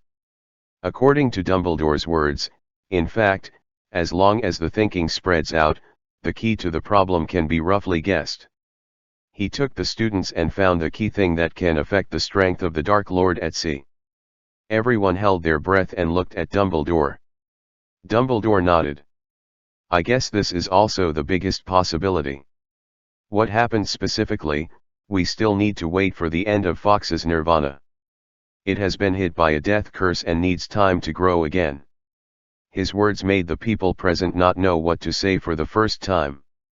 Even if this explanation is reasonable enough, no one can ignore the meaning of this incident itself. Everyone here knows how old John is. A 14-year-old boy who is only in the 3rd grade this year, and another 4th-year student not long ago captured 2 Aurors and broke into Azkaban is shocking enough. Now, even the defeat of Voldemort has a lot to do with him, or it can be said that it is directly related. This makes people unable to describe the feeling in their hearts in words, and at the same time, it is mixed with some emotion similar to feeling ashamed. They have always regarded themselves as protectors, wanting to protect the future hope of these magical worlds, but in the end they still need a child to solve the problems that none of them can solve. Dumbledore continued to speak at this time.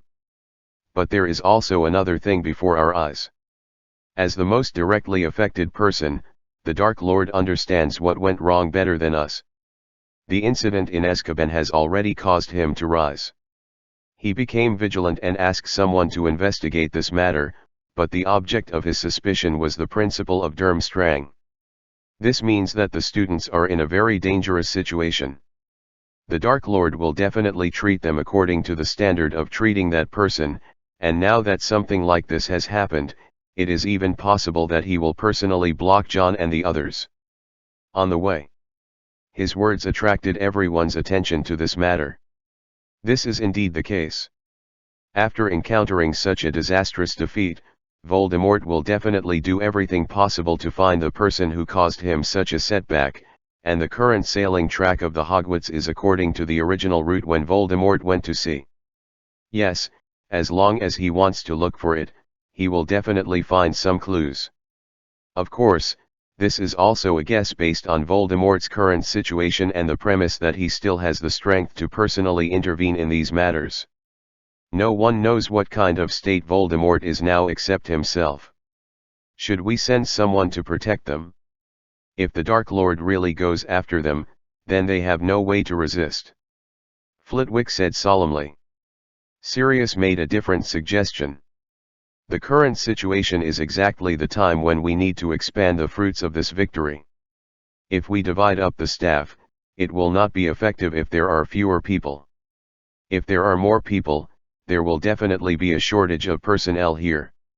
My thoughts: yes, since they have found the key to the strength of the Dark Lord, otherwise, we can directly take them back and place them in the rear, which will not only facilitate our protection, but also ease the pressure of shortage of manpower. Many people present were moved by this, but Dumbledore shook his head and vetoed it. It's because at this time, their voyage can't be abandoned halfway.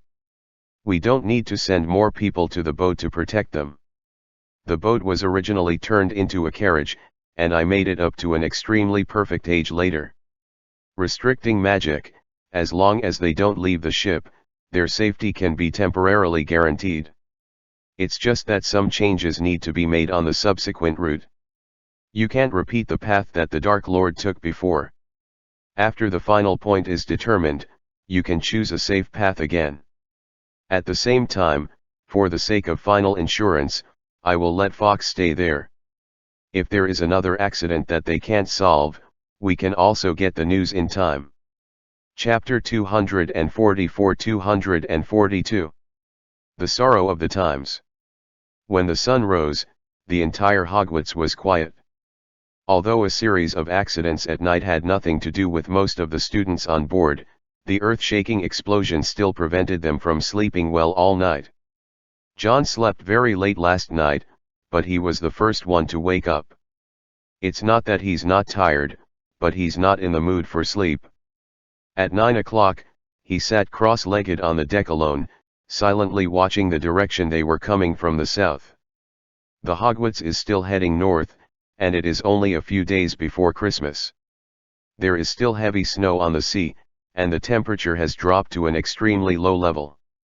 John was wearing a thick robe and held a big umbrella on his head to block the snow. Just as he was looking at the sea in a daze, Nick came to him at some point. "Are you still thinking about that night?" Ghosts don't need to rest, so Nick didn't struggle in the warm blanket like others, making a life-or-death decision about whether to get up or not. He learned about John's experience in the tower from Neville last night, so he can probably guess what John is thinking at this moment. John nodded, and didn't want to hide his thoughts. Because of Sir Stoke, he's really not a bad guy. He sighed. He came from a family of pure-blooded wizards, but he has always called himself the title of the Muggle dynasty, and he also has a deep understanding of many thoughts and theories related to Muggles. In the wizarding world, even wizards from Muggle families have not necessarily to such a degree. It can be seen that he is a person who pursues equality. Moreover, he has ideals, and the ultimate goal of his ideals is to broaden the horizons of wizards, for a better future for the magic world, and even for his own ideals during this period, even abandoning everything in the world. In the end, it was the Dark Lord who held this ideal to tempt him. He made the final wrong choice. John whispered. "I really don't think people like Jazz should end their lives so easily. In the magic world, there are very few wizards who can truly see the essence of the world through magic, but he wants to fight for a fundamental battle. Die for the wrong political fight. In fact, he is more suitable to be a professor in a magic school. Whether it is astronomy or Muggle studies, I think he is competent. Under such an environment, it should be more conducive to his research, and it can also inspire his ideas. A young wizard. I thought that maybe I could invite him to Hogwarts and find Dumbledore to apply for the position of professor, although maybe the current Hogwarts is not suitable, and the life of wandering is more like a coercion for him." But he no longer gave me a chance to speak. After knowing that I would never return this contract to him, he thought that his ideal would never be realized again. I could feel that he was involved in it. A self-compensating guilt. In fact, he always knew that he was doing something wrong to help the Dark Lord, but his longing for the starry sky suppressed his sense of right and wrong. Until that moment, he planned to use his own life to sacrifice his ideal, and also wanted to use this method to pay for his mistakes.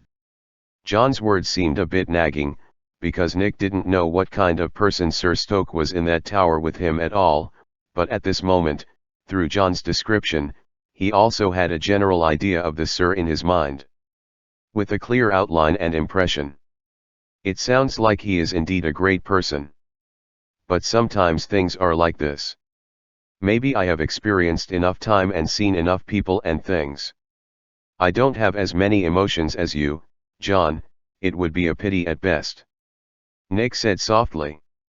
Those people who have left their names in history are not only because of their own outstanding abilities, but also because they were born in an era that suits them. But this knight who has the same title as me is obviously unfortunate. Just like myself back then, I was caught on the gallows, and he was forced to choose to serve one of the sides in the war. The devil successfully defeated us, became the master of Europe, and fulfilled his promise. Then he will definitely leave a strong mark in the history books of that new magic world, and maybe even create a new era. But the times are obviously not on his side now, and he died before the Dark Lord showed any real signs of success. This is not the tragedy of him alone, but the tragedy of this era. Nick patted John's shoulder. His illusory hand couldn't touch John's body, but the cold touch still gave John feedback. We are the winners in this incident, which means we will continue to go on. As for those who are worth remembering, in the future, someone will give them a fair evaluation. John murmured as he looked at the calm sea. This is a victory for us, but for the entire magical world, losing someone like Sir Stoke is a failure for everyone. Nick sighed and did not explain John's words. They looked towards the sea to the south together, as if the tower was still standing between the sky and the sea. At the edge of the border between the Norwegian Sea and the North Sea, a few days after John and the others left, there were still some messy garbage floating in the nearby sea area, and occasionally a few black cats struggling in the water could be seen. A few days later, the garbage drifted to other places with the ocean current cycle, and the black cats were completely dead in the sea water. Their bodies and garbage started to drift with the waves. During this period, more than a dozen wizards wearing black robes passed by on broomsticks. The two leading them looked like a pair of brothers. After confirming that there had been a tower here, they captured a man who had experienced that scene. The mermaid who fled from the Big Bang and only dared to return to the sea area in the past few days used legilimency to understand what happened here some time ago. Hearing that there was a ship docked here, but after the entire tower was blown up, the ship disappeared together, which made the faces of the two brothers even more gloomy. They sent one of their men back to return, while the others continued to pursue north. In this way, a few more weeks passed, and in the first month of the new year, the mermaids who returned to the sea area spontaneously wanted to find the body of Sir Stoke, who had been kind to them, on the bottom of the sea. Nothing. Recommend an interesting fan. Chapter 245-243. Boys and Girls Experience. Jazz was completely blown to pieces. The mermaids could only pick up some broken bones at the bottom of the sea, and they didn't know whether it was Jazz or the house elf Rabiel who followed him. In order to express their gratitude and nostalgia for that Jazz, several mermaid tribes gathered together, and they carved a statue for him on the sea according to the Jazz's appearance. The mermaids and Jazz are old neighbors, and they all know what Jazz likes. The Jazz carved out of stone holds a star map in one hand and a telescope in the other, looking up at the sky solemnly. They tried to stabilize the statue on the surface of the sea, so that he would not sink to the bottom of the water, so that he would no longer be able to see the starry sky, and he would not drift out of the sea with the waves and be paralyzed. The melons found. Time passed day by day like this. I don't know when it started. Some mermaids exposed to the sea at night to enjoy the sea breeze said that they often saw a hazy person sitting there near the statue of the Jazz. That person looked exactly like the Jazz when he was alive, except that when the mermaid tried to call him, he didn't respond at all, just quietly and silently looking at the bright starry sky. As if that was all in his world. After leaving the sea area where the tower was located, the lives of the students on board gradually returned to the right track. In the first few days, the students who stayed on the ship these days listened with great interest to Ron and Lee as they talked about their experiences in the tower.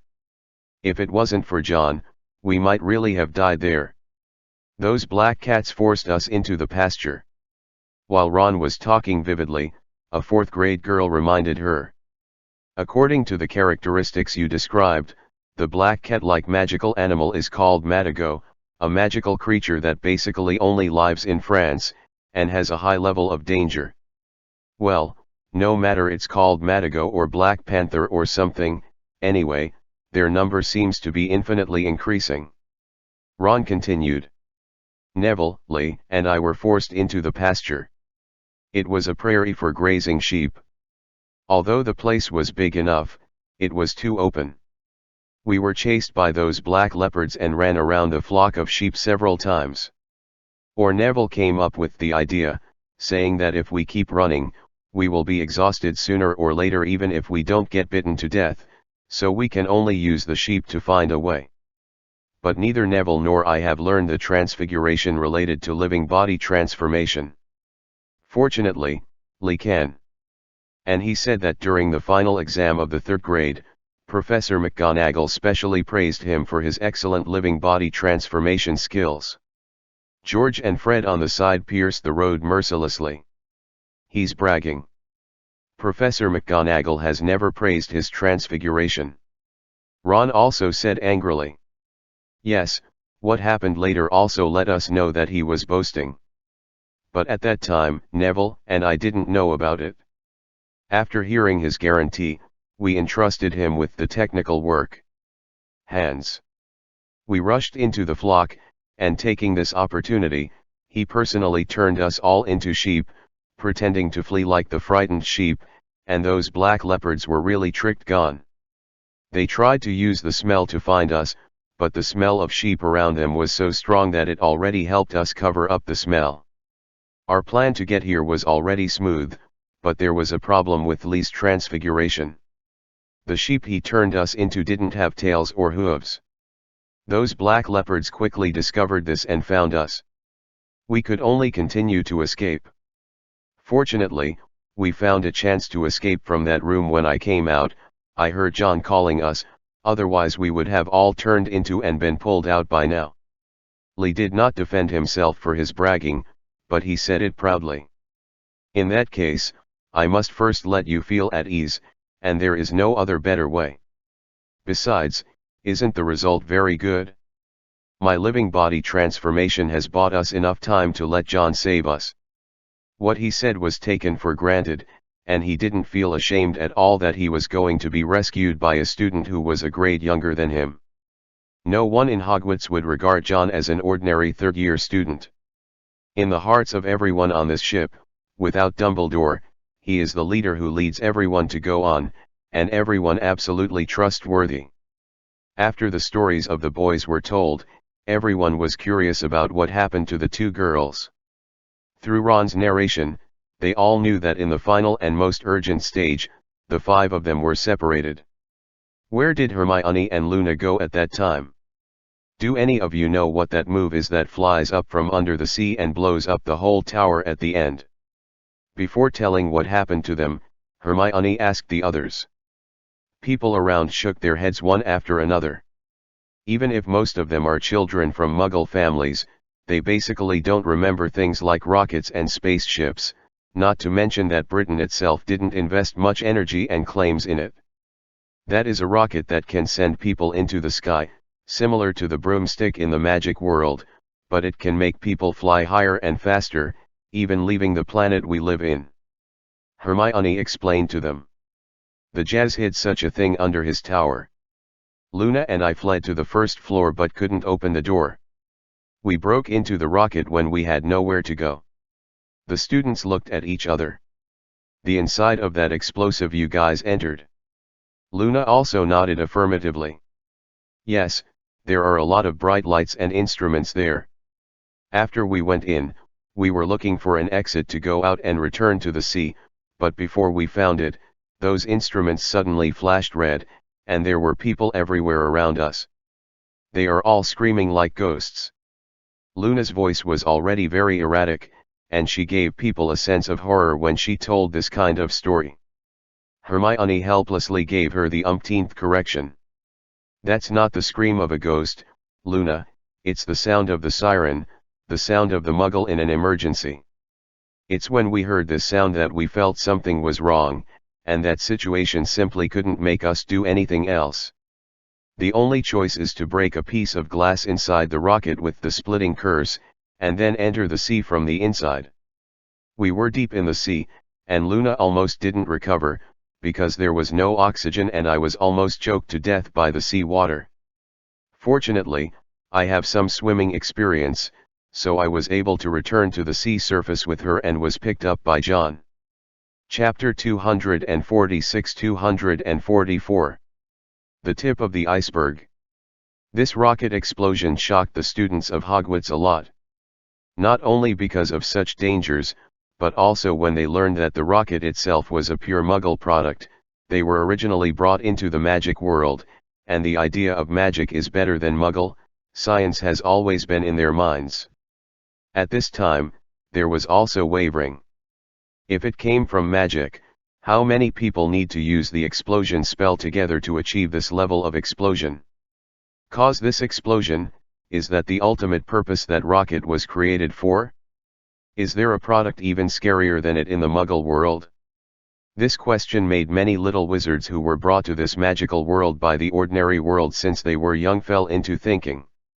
They were thinking that they had only lived in the ordinary world for 11 years before, and after that, they had no relationship with that. Only in the memory of society there has been no exchange and communication.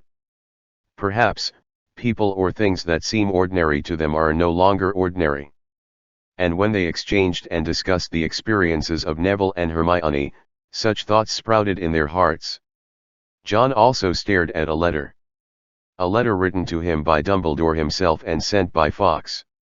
The letter stated exactly what happened on the night John brought out the contract from the tower, when Dumbledore led the Wizards of the Whooping Line to attack the Correctional Center, and the focus was on Voldemort's death. The abnormal changes happened, and he wrote down everything he said in the letter. Judging from Dumbledore's records, the time at that time and the semantics expressed in Voldemort's mouth, the mutation that occurred in him was 100% caused by John. The weird change that looks like he can't control his own body is obviously like what Sir Stoke told him at the end. It is a manifestation of the isolation being broken and two souls competing for the right to speak in one body. To be honest, John didn't know that the time when he tore up the contract was so perfect. It was when Dumbledore and Voldemort had the ultimate duel. Originally, he was only emotional for the death of the Sir, and he wanted to use this contract to clearly put Voldemort together, let him know that what he did was not without any price, such a life lost because of him, there must be consequences. According to the safest approach, he should hold this contract and wait until the next time he contacts Dumbledore, hand it over to him, and then Dumbledore decides how to deal with it. In the end, he was mistaken, and he was right. Compared with the explanation that he and Dumbledore were lucky, John is more willing to believe that this is retribution for Voldemort. He repeatedly looked at what Dumbledore wrote in the letter, wondering what kind of situation Voldemort was in now. According to Sir Stoke, and the situation shown after the contract was torn up, there must be two independent souls in him. And Sir Stoke has expressed with great certainty that he can feel that these two souls are Voldemort himself. It's just that the consciousness is opposed, and they coexist in the same body, and neither of the two parties is willing to give up the control of the body. These two consciousnesses, one of which must be Voldemort's own original soul, but where did the other come from? John gently rubbed the slightly rough surface of the parchment, thinking about this question. In front of me, the most reasonable answer is that this other soul, which is also Voldemort, but belongs to two consciousnesses with the original Voldemort, comes from the Horcrux. After all, in the history of magic, there are very few wizards who are trying to make Horcruxes, let alone such a large number as Voldemort, and finally collected them all. Such a rare example, John even felt that this was an absolutely special case. After all, wizards who tried to make Horcruxes must be people who fear death. After Horcruxes successfully split their souls, they would also split their souls. The weakness of the human body is magnified, which makes them not give up the achievement of immortality that they have already obtained, and turn back into an ordinary person who will experience life, old age, sickness, and death. Voldemort obviously figured this out now. He took back all the split souls in the Horcruxes. Then, can these split souls be perfectly reintegrated into his own consciousness? If these split consciousnesses produce resistance, and they think that they are the real masters of the identity of Voldemort, will they conflict and resist the original master soul when they merge? But if there is really such a resistance, there must be more than one split soul. Now the soul that is competing with Voldemort for the right to speak in the body, which Horcrux is he in? Or, when the Horcrux was fused back to the main soul, an accident happened, and the split souls jointly recommended a consciousness that could replace all of them to fight against the main soul. John thought a lot about the secrets that happened to Voldemort. It seemed that he had uncovered the tip of the iceberg. However, after seeing this part of the information, people became more curious about the huge part hidden under the iceberg. Unknown horror. He tore up the contract, which was equivalent to breaking the barrier between the two souls in Voldemort's body. What would happen after that? Two souls fought for the only identity and the right to speak, and finally died together? This is the most ideal idea and the least possible one. John vaguely felt that the most real situation should be that one soul eats another soul, making Voldemort, who was originally in an unstable state, even stronger. According to the news from Sir Stoke, the magic contract that should have been used to treat the blood-cursed orcs cannot essentially solve the problem of the coexistence of one body and two souls. Voldemort only used this contract as a temporary means of isolation, and he must still be looking for other ways to completely solve this problem. Did he find this method? Or are you planning to use it now?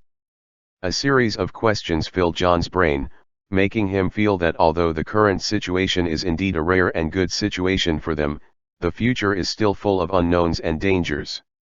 There are still many things that need to be resolved. The journey on the Hogwarts is not over yet. The good news about Dumbledore will at most bring some spiritual boost to John, but it will not make him feel better. There is a little bit of relaxation and slack.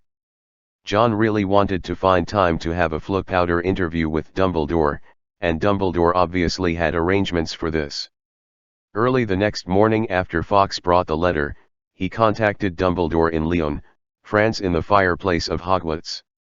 Chapter 247-245 Compensation of Fate. In the dining room, the bright yellow fire quickly turned into a cluster of green flames after sprinkled with Flukepowder. Immediately afterwards, the flame changed into a human face, and Dumbledore's unchanged face appeared in the furnace. In this meeting with Dumbledore, John did not call all the students together. Some things that are happening on land, it won't bring them any benefit to let them know in advance when they are on the sea, and the issue of Voldemort's contract needs to be kept a certain amount of secrecy before everything is clarified. So there are only John and Nick in the restaurant for this meeting, and the other students are in the classroom. You should have read all the letters I asked Fawkes to bring to you, John, but let's not mention the contents of the letter for the time being. There is another very important thing that needs to be done by you. Dumbledore looked serious.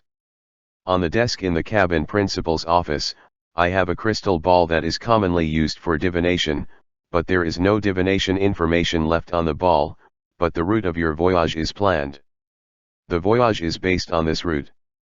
But according to the changes in things now, you must change the next route. John also frowned. Yesterday's letter made it very clear about the offensive battle in the correctional center that day, especially what Voldemort and Dumbledore said. He could think of the reasons why Dumbledore made such an arrangement. The Dark Lord is sending someone to find us. No.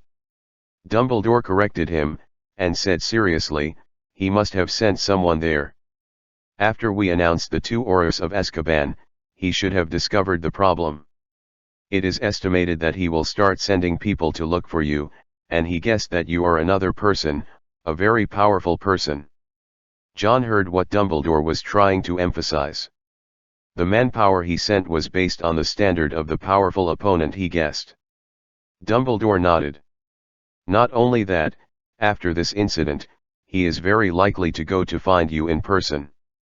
Of course, this also depends on how his own state recovers, and whether the things hidden behind are important to him. But no matter what, we have to be absolutely careful about this, because the situation on the French side requires us to expand our victories, and because the Hogwarts itself is protected by an age limit imposed by me. There is a way to send more people on board to protect you all the time. But I will let Fox stay with you all the time. Once the worst happens, you have to let Fox come to me immediately, and I will find a way to deal with these things.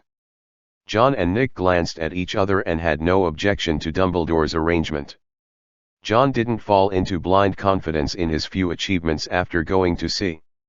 Even if he just put Voldemort on the side, if he were to face the elite Death Eaters head-on, he would definitely not get much benefit, especially without knowing how many people are on the other side.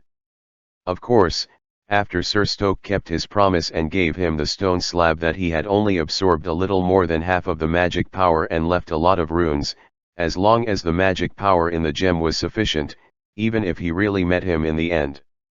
It's true to be on him. Then how do we change the voyage? Nick asked Dumbledore about this. As long as the magic power on the crystal ball is erased, the automatic navigation of the entire ship will disappear. This should be easy for you, John. After that, you can first follow the navigation chart on the crystal ball. Determine the final destination, and then choose the driving direction yourself, but this can only guarantee your safety while driving, and there is a great possibility that you will encounter danger after arriving at the destination. At that time, you will have to play by ear. If you encounter any problems that cannot be solved, please contact me immediately. Dumbledore has already arranged everything, and John naturally only needs to do what he said. After explaining these things, Dumbledore looked at John blinking and smiled. Once we're done talking about the main moments, we can talk about what happened. So can you tell me what you've been through these days? John naturally didn't hide anything about this. He started talking about how they got to the high tower, until they met Sir Stoke later, then found the decryption stone, and finally told the confrontation at the top of the tower. Dumbledore listened very carefully. When he heard that Sir Stoke was killed by the rocket launched from the sea along with the tower, his eyes clearly showed regret. He was a great man. Dumbledore said softly. But the Dark Lord buried his ideal and greatness of containing the wizarding world and all wizards for himself. If he applies to you and wants to come to Hogwarts as a professor, will you agree to his application? John asked. Dumbledore answered without any hesitation. That's for sure, John. The talent in magic may attract the attention of most wizards, but Sir Stoke himself has ideas that most wizards don't have. Professors in magic schools not only teach students magic, but also to teach them the correct concept of dealing with magic and the world. This is something that Hogwarts didn't have before. Ever since I lost Hogwarts Castle and started exile, I've been thinking about the fact that magic education hasn't changed much since ancient times. Is this right? If it is wrong, what is it that we are missing? I really want to improve in this area, but because of the turmoil of the current situation, there are always no suitable opportunities and candidates. Sir Stoke is obviously a very suitable candidate. If he is willing to come to teach at Hogwarts, I have no reason to refuse. John said a little sadly. But sir, he is dead. I have a chance to save him, and his house elf also has a chance to save him, but he himself has chosen to completely give up his life. Dumbledore sighed. What you have done is good enough, John. This is his own choice. You said that what he has done has not been recognized in his life, but in the end, didn't you praise his ideas? Perhaps this is what fate has done to him. The last compensation. Finally, Dumbledore talked about the contract. Luck is on our side. You broke that contract at just the right time. If it had been earlier, the Dark Lord would probably not have confronted me head-on. If it had been later, I would have lives are at risk. Chapter 248-246. What to do? John takes no credit for that. This can only be said to be the retribution the Dark Lord deserves. The time to destroy the contract happened to be the time when he was hit the hardest. Dumbledore smiled and shook his head. The time to destroy the contract may be a coincidence of fate, but to be able to find and obtain this contract at such a fast speed depends on your personal ability, John. I talked to Mag and the others about this when it happened. They were all surprised, and to be honest, I was also shocked inside. The main reason for you to leave the UK is to ensure your safety in the war, and follow the path that the Dark Lord took before to find some unknown clues. I and others don't know what exactly we can find. Didn't have high expectations. The diary you found from Azkaban and the 2 Aurors you captured have already surprised us, and the current results are even more unexpected by everyone. McGonagall, Flitwick, and the others were very skeptical at first. Is it correct for me to ask you to lead these children in exile at sea? They felt that even if they couldn't get a professor to accompany them in person, at least they should find a 6th or 7th grader. It is safest for the student prefect to preside over the overall situation. They don't doubt your ability, they just think that you are only 14 years old after all, and some responsibilities and burdens are so heavy on your shoulders. Is it a bit too cruel? Dumbledore's face was full of apology. They are really thinking about you, and I think they are right. No matter how outstanding you are, you shouldn't put so much pressure on you. But in the end, I still didn't take their advice, because I have to be responsible for the other students as well, and it would be remiss of me as headmaster if I didn't choose who would be the best person to lead them. He looked at John and said softly, Nick told me about how you finally summoned the Patroness in Azkaban. Since then, I have started to question the decisions I made. The burden placed on you is indeed too much. No matter how mature and stable you are, is this suitable? Now you can tell me your true thoughts, John. You have done enough and are good enough. Do you feel too much for what you are undertaking now? Is it too heavy? John didn't show much thought and worry about Dumbledore's apology and inquiry, and he even said it a little indifferently. Don't think so, Professor, I really don't think it's bad for me. I'm just doing what I think I should do and can do. It's like you are already at your age, really should it bear the expectations and hopes of so many people? Dumbledore smiled helplessly at John's rhetorical question. I'm only in my early 100s. For a wizard, this age is actually not that old. Well, it's not that old, but it's not that young, right? You have made enough contributions to the magic world when you were young, but now why do you want to spend the rest of your life? Be yourself. What you think you should do, that's what you think is right, isn't it? Dumbledore looked at him. So, you think so too? John met his bright blue eyes, and said very seriously. All the students on this boat think like this, Professor. They are doing what they think they should do and what they can do. If I were them, I would spend all day in the pile of books, trying to let. I don't want to be a drag on other people. If they were me, they would be willing to take all the responsibility and risk and do everything I have done. The atmosphere fell silent, and Dumbledore looked at the restaurant where John was in a dazed way. It was cleaned by the students, and there was not a single trace of oil on every table. After a long time, he spoke with a lot of emotion. Losing Hogwarts Castle is the biggest failure in my life, but when I see Hogwarts on the carriage today, I often think about the current Hogwarts and the previous Hogwarts. Which one is more like a school? John replied. I don't think there is any comparison, Professor. In times of peace, reasonable competition is needed to promote more progress. In times of turmoil, only unity can overcome all kinds of difficulties in front of us. These 2 points, no matter which period of Hogwarts you lead, you have done very successfully. Dumbledore looked at John and laughed dumbfounded. Sometimes, what you say is more thought-provoking than that of an old man who has lived for more than 100 years. Nick told me that you successfully summoned the Patroness, but said that your Patroness is a bit strange, or you deliberately kept it a secret, saying that it would be better for you to tell me yourself. So, what did you summon? John scratched his head at this, and he didn't know exactly what to say to Dumbledore. Nick is right, it is a little different from other people, but what is special about it?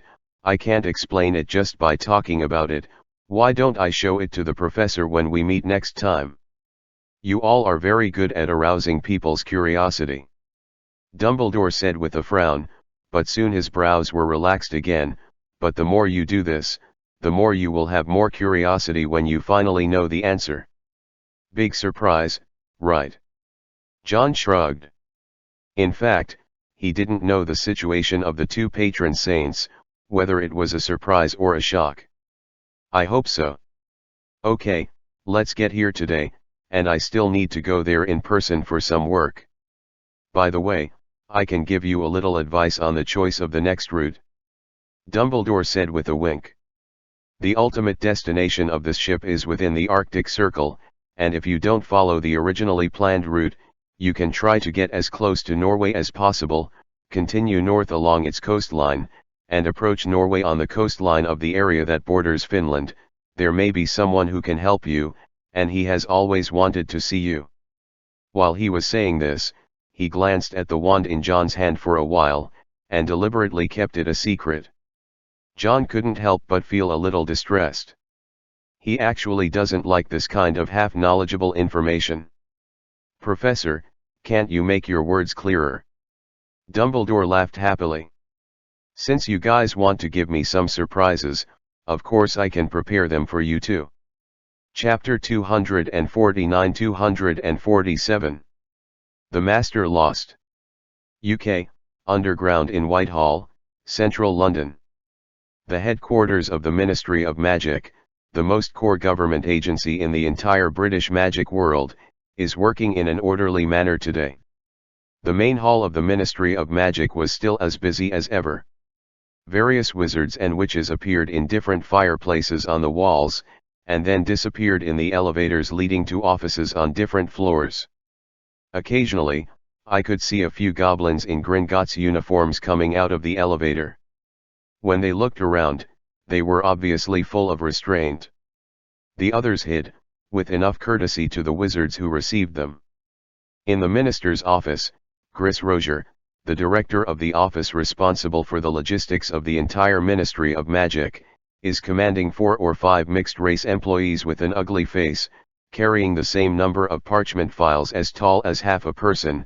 He hurriedly walked towards the elevator hall. Along the way, the wizards who saw the director consciously gave way to a wide road. In this extremely hierarchical and orderly magic world, the first lesson for adult wizards who really entered the society is to distinguish what to do. This kind of person can be provoked, but what kind of person can't even be offended? The office director of the office is very different from the regular office director. It is equivalent to the logistics director of the entire British magic world. The person who can hold this position must be a member of a pure-blood family with a high status, especially that Mr. A confidant among confidants is a figure that 99% of the people in the entire wizarding world cannot afford to offend. However, just as Gris led the group to the elevator hall, all the wizards who had already entered the elevator came out voluntarily to make room for him and let them go up first. In the elevator, a fat figure didn't move at all, and he didn't show the awe that other people avoided.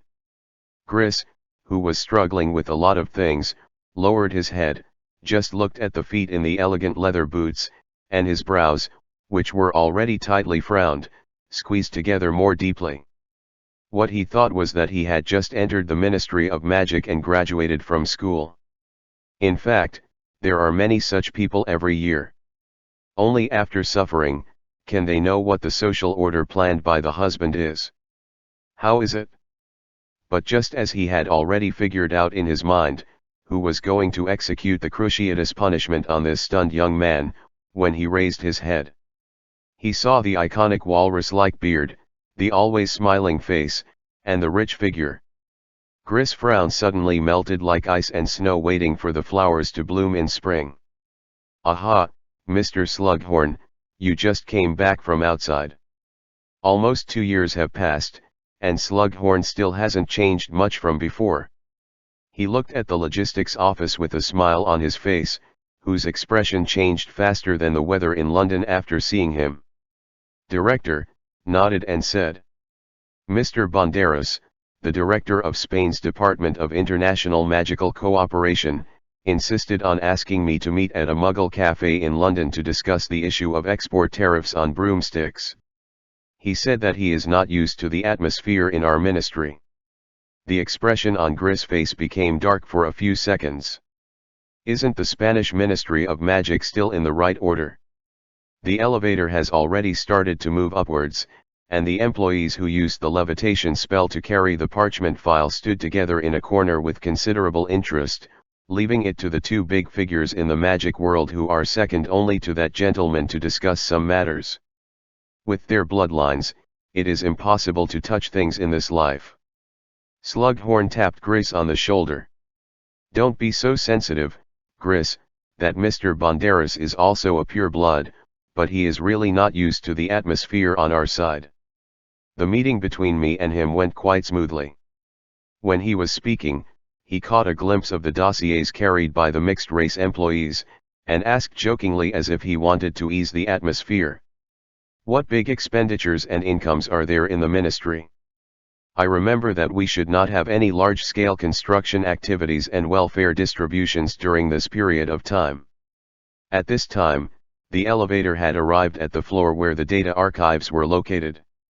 Gris gave the employees a cold look, and they immediately understood, took the files and left the elevator, preparing to sort out the bills and materials that had just been sorted out. Filed.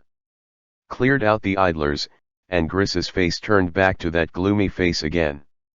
He and Slughorn came out of the elevator, too, and headed in the direction of the director's office. No one else was around. "There are some big problems in France. I guess you will get news of these things soon, sir." There was an inexplicable look in Slughorn's eyes, but he asked in surprise, "What's the situation in France? Isn't that the place where problems shouldn't arise? Last week, I signed a tax-free agreement for all magic items with the French Department of International Magic Cooperation, and deeper cooperation is continuing. What else can go wrong?" Gris didn't answer Slughorn's question first. He returned to the office vigilantly, poured a glass of honey water for Slughorn, and then opened his mouth solemnly. Said a report that was enough to shock the entire British magic world. "Master lost to Dumbledore." Slughorn's pupils shrank suddenly after he got the teacup. His reaction was not in the slightest false. It is impossible for the British side to know immediately what happened in France, especially when Voldemort lost to Dumbledore.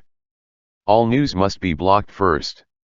It is also impossible for Slughorn to get in touch with Dumbledore anytime and anywhere to learn about the latest developments, so he did just learn about it from Gris. Gris didn't mean to hide anything. Even if the news was blocked, it would be impossible to block it to a person of Slughorn's status. It's just that he knew something earlier because of the convenience of his duties. Moreover, he has been under a lot of pressure recently. Decades ago, he was also a student of Slughorn when he was the head of Slytherin, and because of his family background, he was taken care of by the Fat Walrus, so when looking for someone to vent about things, this once friendly elder is undoubtedly the best object. It's not April Fool's Day, Gris, and such a joke isn't funny at all. Slughorn said seriously. Gris let out a long sigh. "I also hope this is just an April Fool's Day joke, sir, but the master has really had some worrying problems this time." Chapter 250-248. Doubt. I just got the news today that the Wizarding Equal Rights Front, a terrorist organization led by Dumbledore and formed in conjunction with French rebels, broke through the reformatory that the master built in France to reform Muggles. After meeting with Dumbledore during the battle, the master was seriously injured. Gris took a deep breath. "I just sent a large amount of supplies to France to stabilize the situation in France. Now the owner has gone to deal with the injuries in private. The French Ministry of Magic is temporarily under the control of our people. Slughorn showed a worried and gloomy face, but he was actually extremely puzzled in his heart. He didn't think that Gris would lie about this kind of matter. Even if he tried his best to block the news about such a big matter, it would not be blocked to the high-level directors, unless Voldemort saw through Slughorn's undercover identity. If you want to use this matter to set him off, although the possibility is not high, there are some chances. Compared with this conjecture, Slughorn is actually more inclined to believe that Voldemort has really suffered a fiasco. It's just that, how he lost to Dumbledore's hands, this is still a somewhat puzzling question. On the side of the British Ministry of Magic, unless Slughorn asks Voldemort himself, he probably won't get an exact answer, but he can use his contact with Dumbledore to seek an answer to this question. This did not help his own undercover work, but Slughorn was very curious about how Dumbledore defeated the already powerful Dark Lord. And for the sake of safety, he had been the one-way transmission of information to Dumbledore before, and he didn't ask much about the situation in the Hogwarts carriage. Almost 2 years have passed, and he also wants to know how the student he accepted in the carriage has grown too. I don't know if you have practiced that magical floating spell even more brilliantly. Slughorn thought about these things in his heart, but looked at Gris seriously. You shouldn't tell me about this kind of thing in private, Gris. I understand, sir, but the master didn't intend to hide it from you. Gris waved his hand and said, his face was full of sadness, we need to provide a lot of support to France, and I have been replying all morning.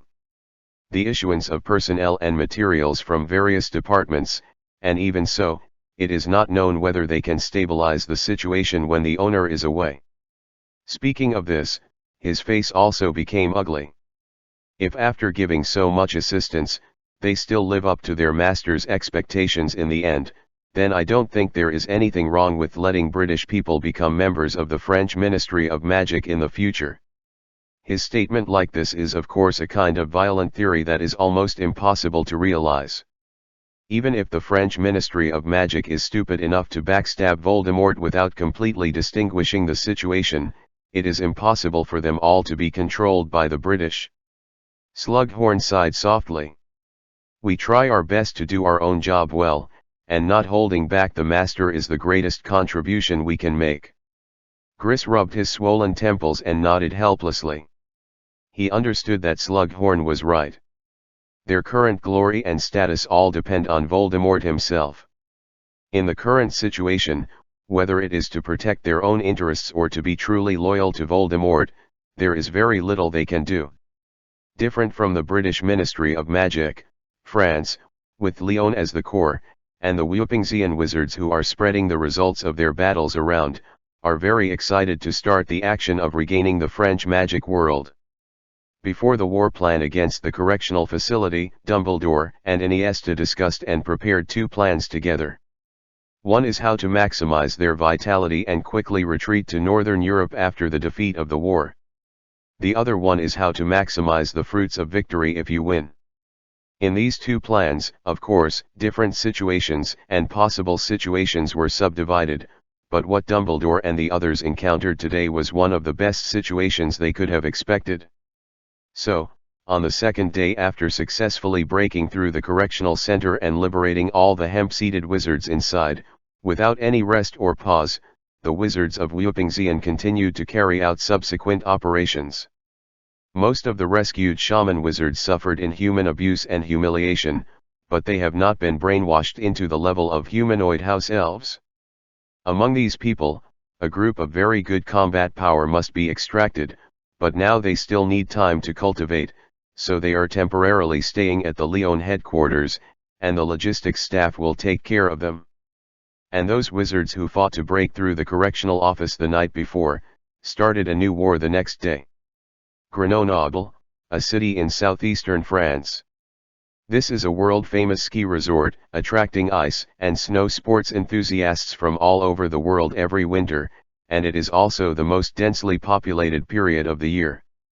But excluding tourists and travelers, the city's resident population is only a few 100,000 people, including the surrounding suburbs, the total is less than 400,000 people, so the city's scale is actually not large. In the magic world, Grenoble is the largest magic plant training base of the French Ministry of Magic. In the southwestern suburbs close to the city, there was an area that seemed to have been planned to build a large ski resort, but for some unknown reason, the construction of the project was stopped halfway through. Afterwards, no one else continued to take over, and the land was abandoned, looking dilapidated. Because it is remote and located in the Alps, even if it is deserted, not many people notice it. Even if someone passes by here by chance and sees this unfinished ruin, he will soon suddenly remember that he has other urgent things to do and leave in a hurry. Obviously, this place where the Muggle-repelling curse and the cover-up spell have been cast is the branch of the French Ministry of Magic that cultivates and studies magical plants. And at this moment, a fierce battle is happening here. Smoky. Lily recited the incantation of the smoke curse with that indifferent voice that seemed to have no fluctuations at any time. In the next second, thick white smoke enveloped the entire greenhouse, making those long vines that were originally driven by the employees of the French Ministry of Magic to attack lose their targets. Employees of the Ministry of Magic who were notified only today and were about to be transferred urgently, but had not yet had time, were blocked by Lily and Kingsley among the dozens of greenhouses.